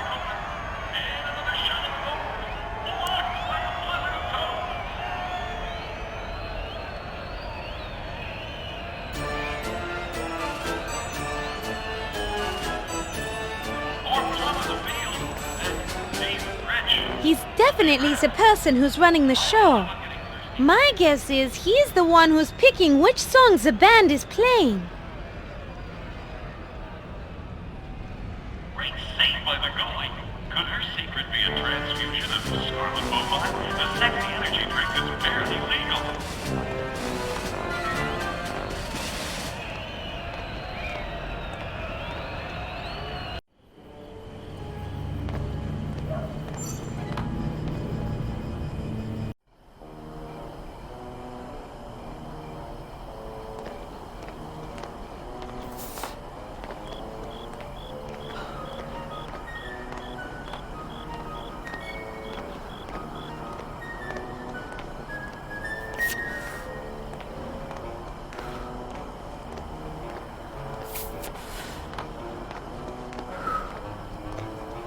We did it! The Constable will be out of action for a while. Oh, thank you, thank you. I have no idea how you did it. This is going to improve my business significantly. Now I believe there is something I need to do for you. Wait, I don't have a ticket for the game. How am I going to get in? You better find me one first, then I'll gladly help you out. Here, will this all-access pass help? I think all the constables working security for the game have one. My, you are resourceful. I could use a girl like you. Sure you won't change your mind about the job offer? Oh, well, it's, awfully nice offer, but you see, don't hurt yourself, honey. I get the picture. This pass will work. Let's go.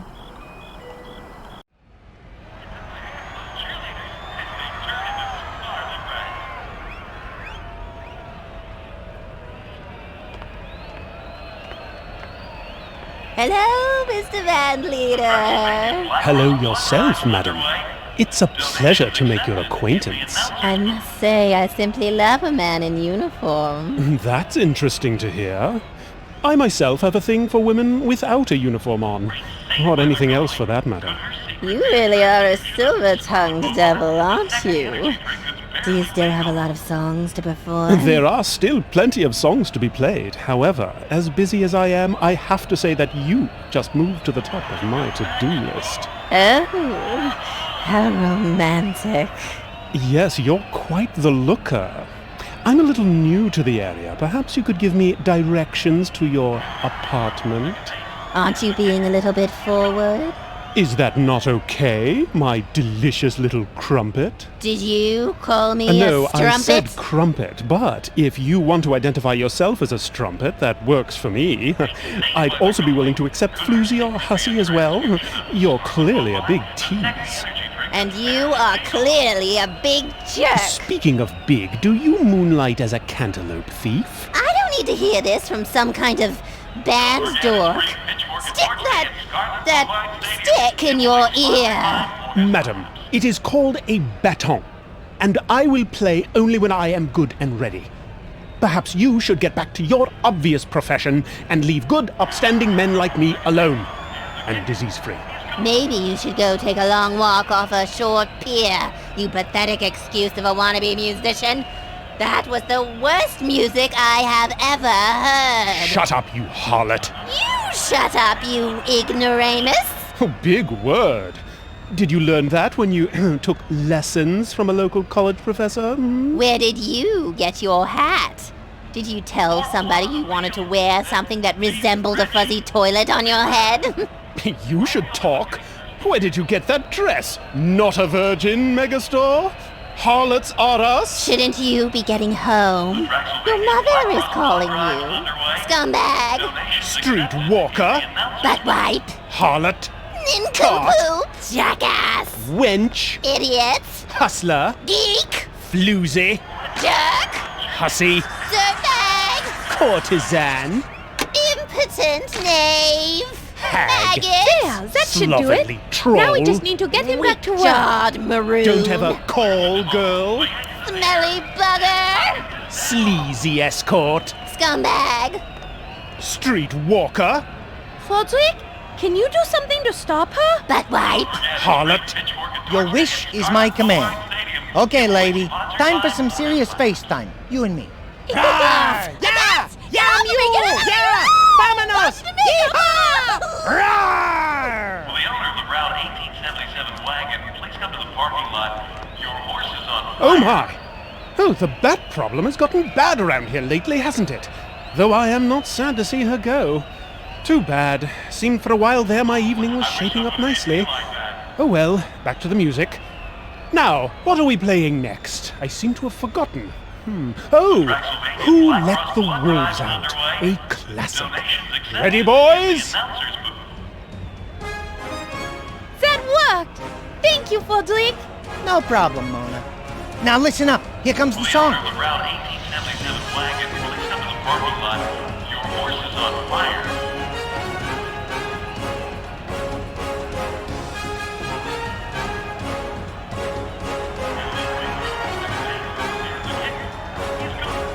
Yes, I think I've got it now.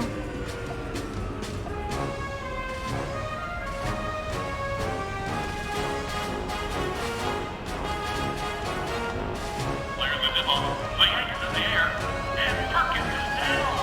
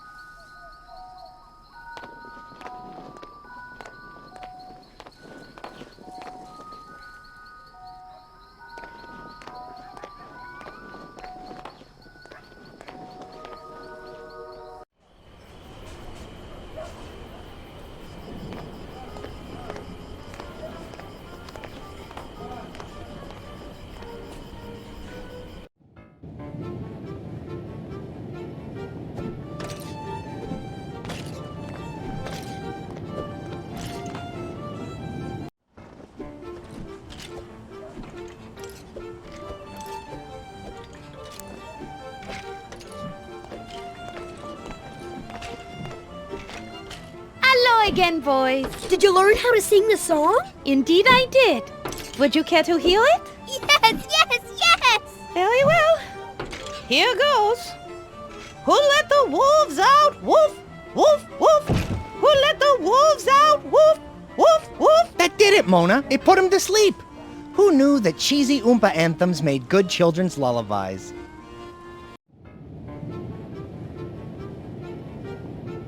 Madame Stoker, I am pleased to report that your children are now sleeping. Oh, thank you very much. You'll have to tell me what song you sang them. The boys can't eat if they're asleep. I can finally put out one of the stoves. Could you perhaps help us now? I'm sorry, but I'm still serving my husband his dinner. Mona, if we don't find a way to stop Mr. Gluttony over there from eating, she's never gonna have time to get us the cloth.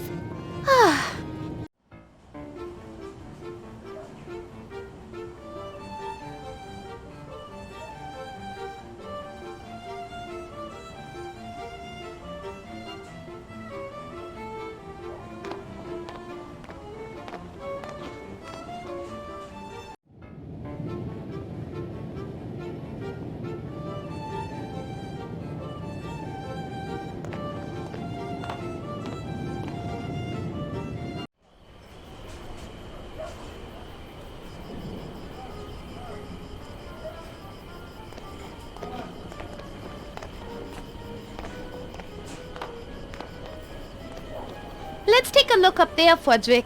Maybe there's a way in. I'm game.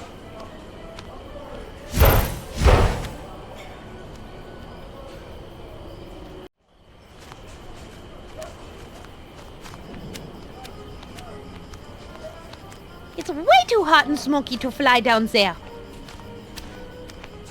Now that the fire is out, let's see where this goes, Frederick. Sure.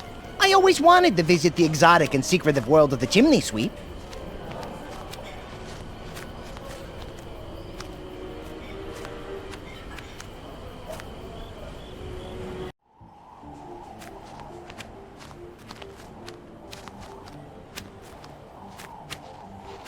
It looks like graffiti. What does that say? Santa was here.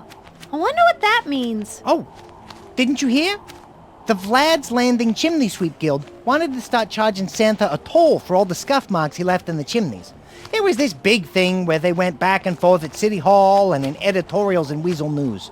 Never happened. But after that, Santa was here, tags started showing up in all the chimneys, sort of in your face to the chimney sweeps. Wow, vindictive little elf, isn't he?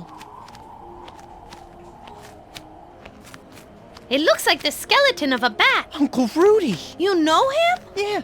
The last time I saw him, we were out flying together, and he was complaining about being cold. He said he had a great idea on how to get warm, but he didn't elaborate. So, your uncle flew into a chimney and waited until somebody started the fire? Hey, nobody ever accused Uncle Rudy of being the sharpest tool in the shed. It's a flue for the kitchen fireplace. It's closed tight.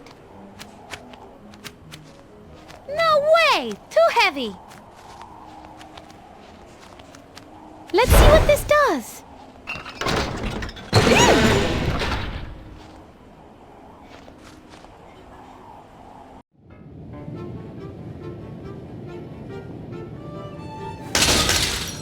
No! Not the limited edition plates! Oh! Oh! Bats drive me crazy!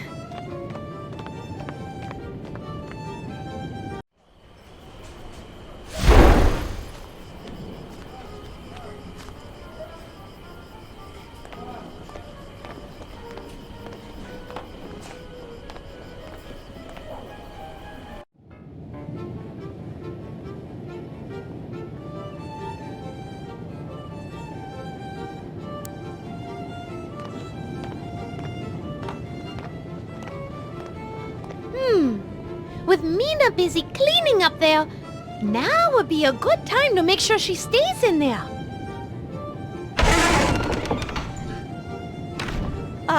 Hello out there? Something has fallen in front of the door. I seem to be stuck. Bruno! Can you hear me over your chewing? Ah! What are you? I am your worst nightmare come true. A woman with power. Not political or social power, but black magic, which is power nonetheless. No, please don't. I'll do anything you ask. Just don't start voting. Then do this. Be a good husband to your wife and treat her fairly. If I find out that you have said so much as a single insult, I'm going to come back here and finish you off. And go get a job, for goodness sake. Help your wife and kids out. But my mental anguish. What kind of a job could I do? Get a job in a field you know well and love, and I'm sure your mental anguish will be gone in no time. But I'd worry about the current anguish you're about to go through. Clam bake. Oh my! Excuse me. It must have been all that beer he drank. I feel a little... tipsy. Next time, see if you can say the whole alphabet.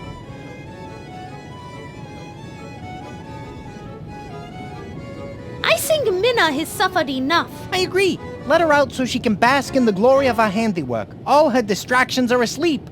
Or passed out due to lack of blood.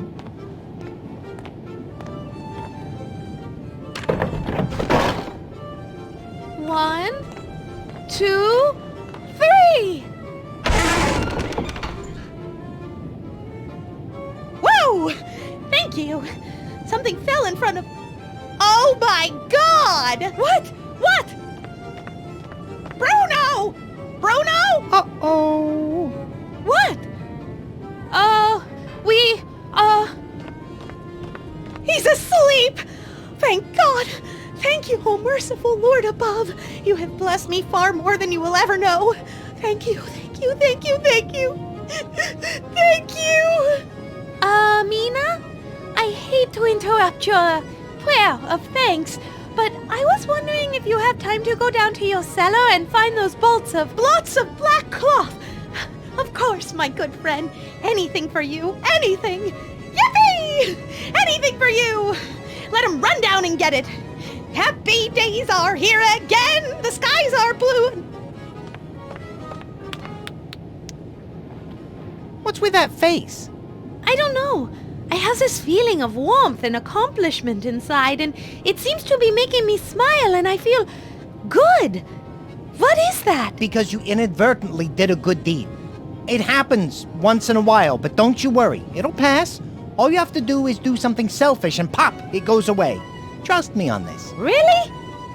Okay, because this is too weird.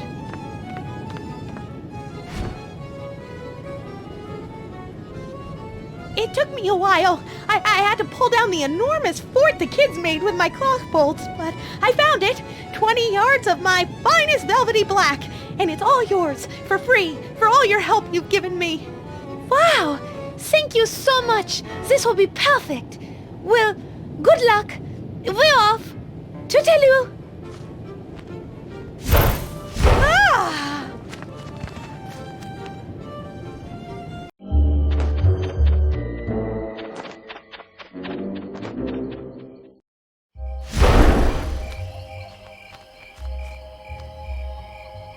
There, that worked.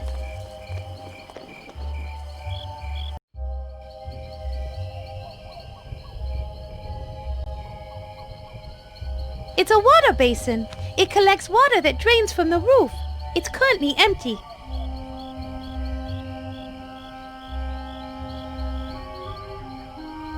It's a smokestack with a lot of smoke coming out. Looks like there's a good fire going.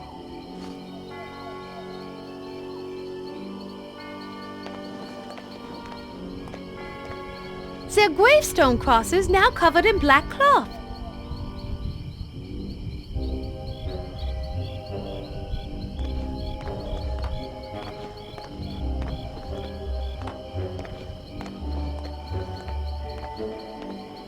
It's a wagon, probably used to move coffins throughout the graveyard. Once we find your grave and get some dirt, we should take the wagon with us.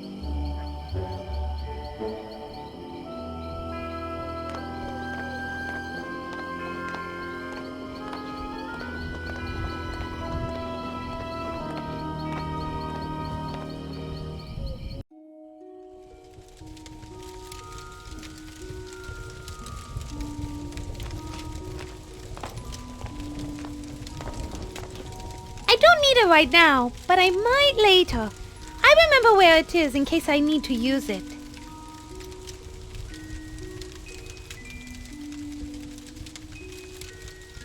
This might come in handy, but I'm not carrying it around. I'll keep it in mind.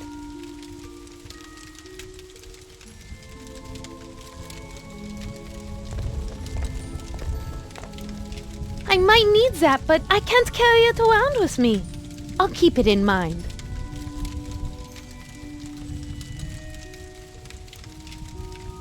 It's a pennant for the Vlad's Landing All Blacks. Go All Blacks. Since you drained Gothic star player, they're gonna cruise to victory.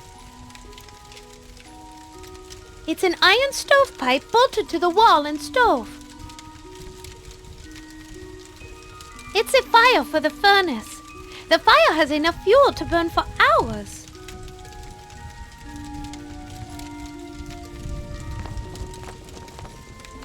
It's wood for the furnace.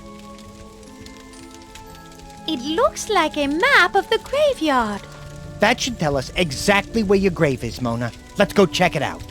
Let's see if I can find my grave. It's probably in the area reserved for famous entertainers and singers. Yeah, right. There sure are a lot of dead people buried around here.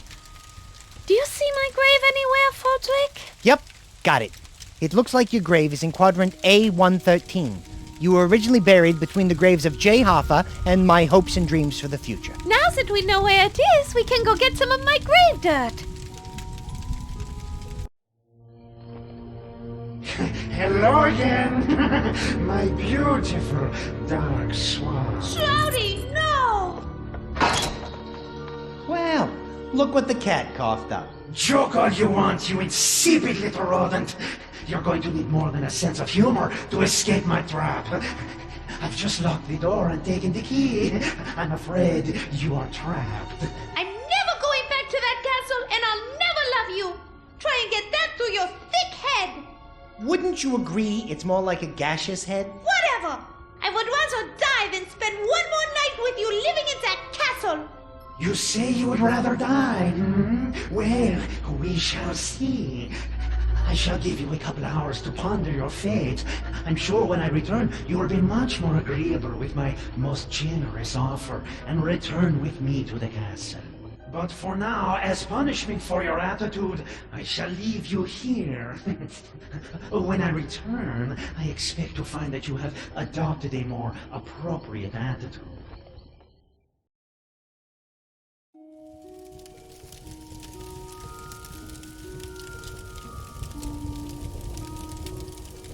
It looks like a crossword puzzle. What's a 9-letter word for a really bored bat? Fodrick? That's right! Now let's move on.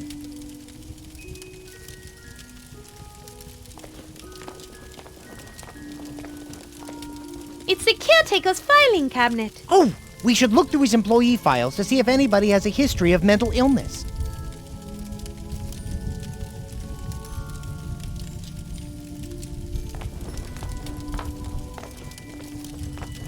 It's a drawer full of magazines, including Better Tombs and Crypts and Rat Fancy.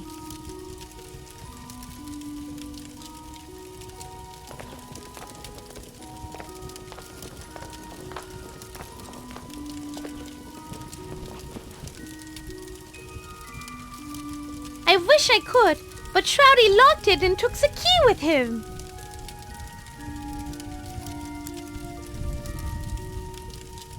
I can't use that rusty old pick with that. I'll wedge this under the door. It should give us a few inches of open space.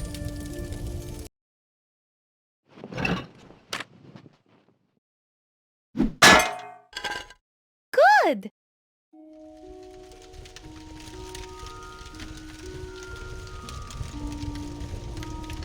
It's a perfume refill bottle that I thought I had lost.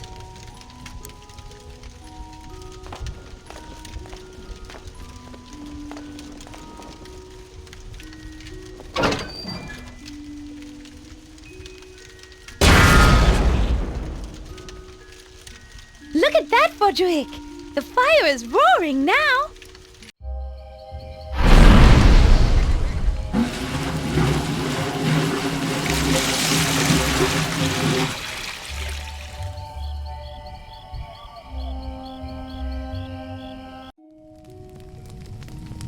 it again!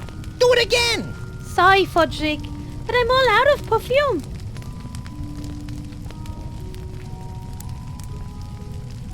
I bet I could get the tip of this shovel red hot in this fire. I don't need to do it now, but I'll remember this idea for later.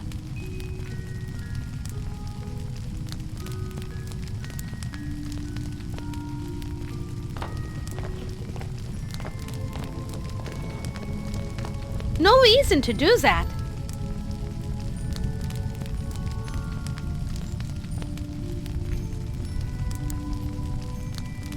Once I tip this over, the ice will at least be at the foot of the door. Timber! Yippee! That worked!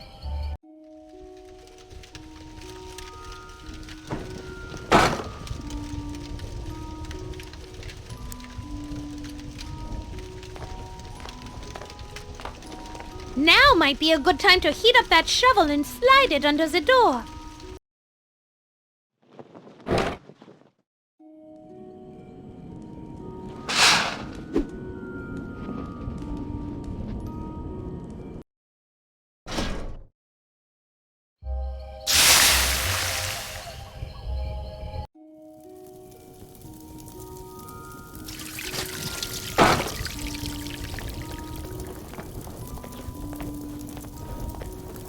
Wow, Mona, that worked pretty good.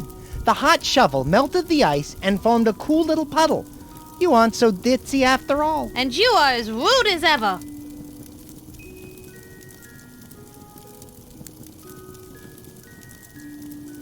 A bellows full of water might be useful. I'll keep that in mind.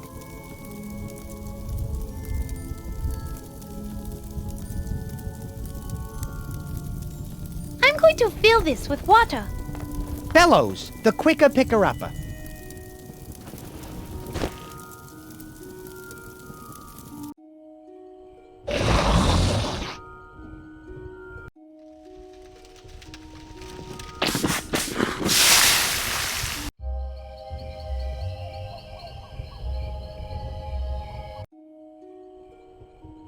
Looks like we have a way out now.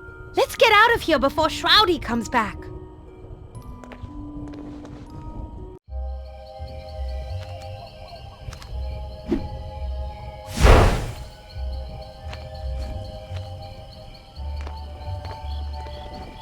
We did it! Fodrick! We escaped Shroudy's trap! And we positively identified the location of your grave. Let's go get us some dirt. We don't have a horse with us. But since it's such a short distance, I should be able to pull the cart. That superhuman undead strength of yours is coming in pretty handy. See, Mona, being a vampire isn't all bad. It's bad enough, trust me.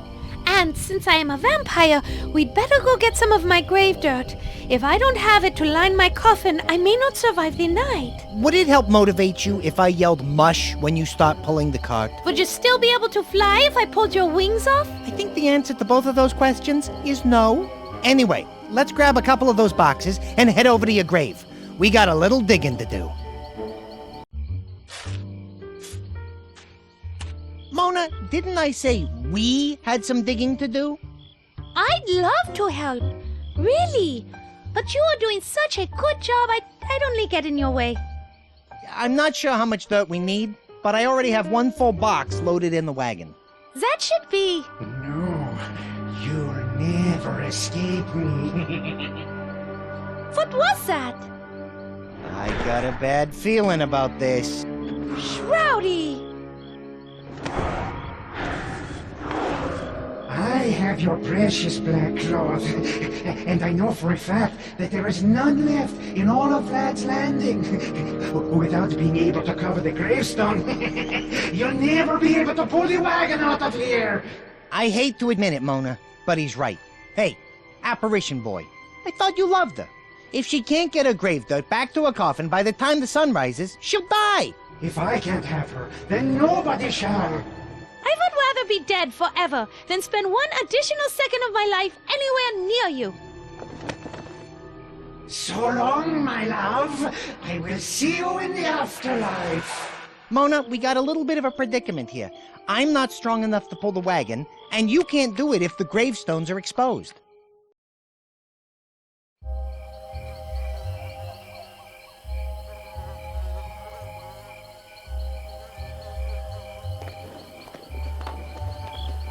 It's a wagon holding boxes of my grave dirt.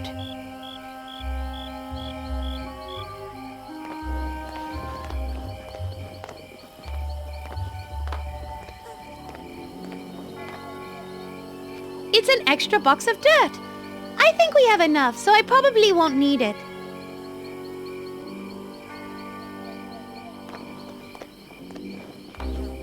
It's the headstone for my grave. Looks like Loverboy went all out.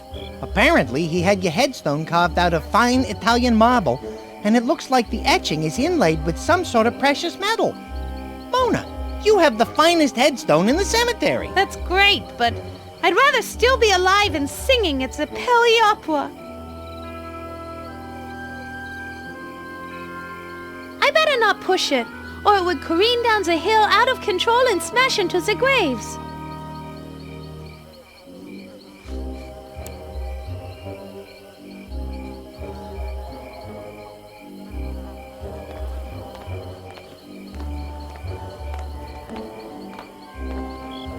Frederick, do you think you could steer the wagon? You know me. I'm always up for trying something new. Just let me know when you're ready for me to steer it.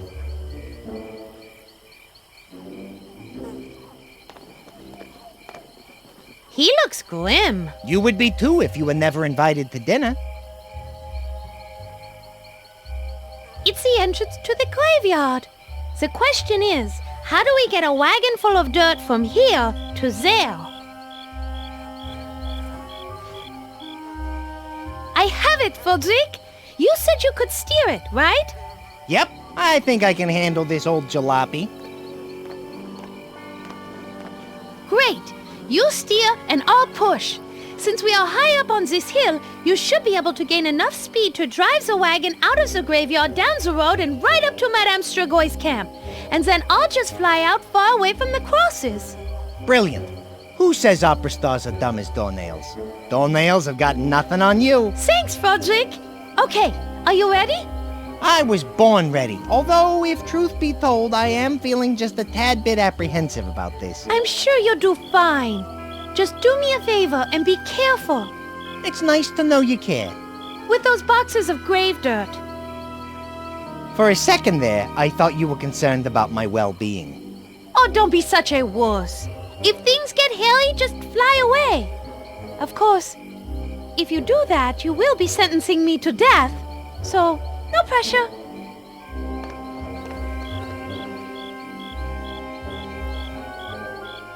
Ready? Go for it.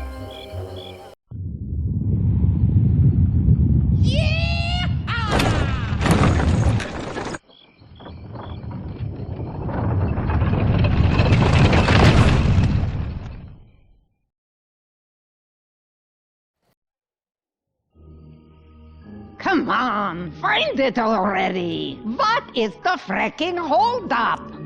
What did the Cabal do? Send the stupidest vampire hunters in the history of all mankind? Find it already! No, moron! You already looked there! Monsignor?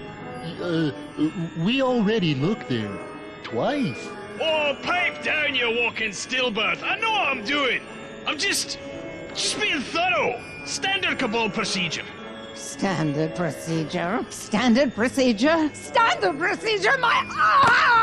This is so frustrating. That's it. I'm just going to have to break the curse and just go in there. What?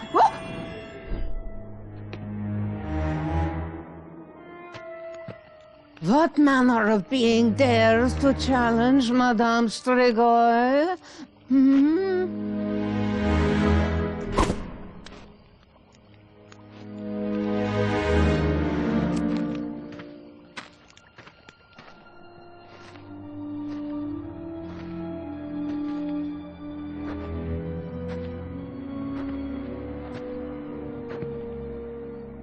Well, how about that, Frederick?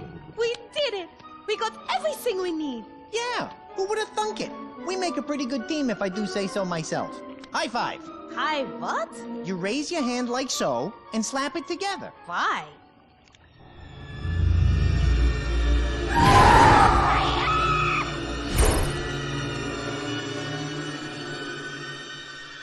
Madame Strigoy! We heard a scream! Huh? Oh, there you are. No, I'm fine. I just like to scream randomly once in a while. Lets me know I'm still alive. Okay. I don't know. Oh, pish posh. Anyway, we did it! We have all the things we need for this ship. I wanted to thank you for all your help and... No need. But I want to... No need for all that now. Dr. Rigor Mortis, a brilliant doctor, an old friend, sent me a message saying he can cure you of your vampirism. But he must do it tonight, when all the stars are aligned. Stars all aligned? What does that have to do with Quiet anything? you. Really? Where? How is it? Now, go now before it is too late. He said come to his lab in the windmill just past the dam. Follow this road down to the gorge by the end of the lake. Trust me, you can't miss it. Well, okay. If he is your friend. Yes, longtime friends, old poker buddies. Now go, no more talk, quickly! Bye-bye. Au revoir. Goodbye. Au revoir.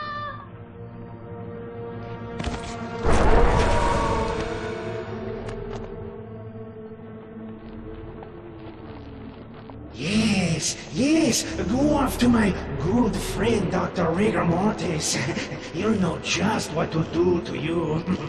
And then I, Shroudy Von Kiefer, will be your only hope for salvation. You'll be glad to see me then. Yes, you will. You'll appreciate old Shroudy then, won't you?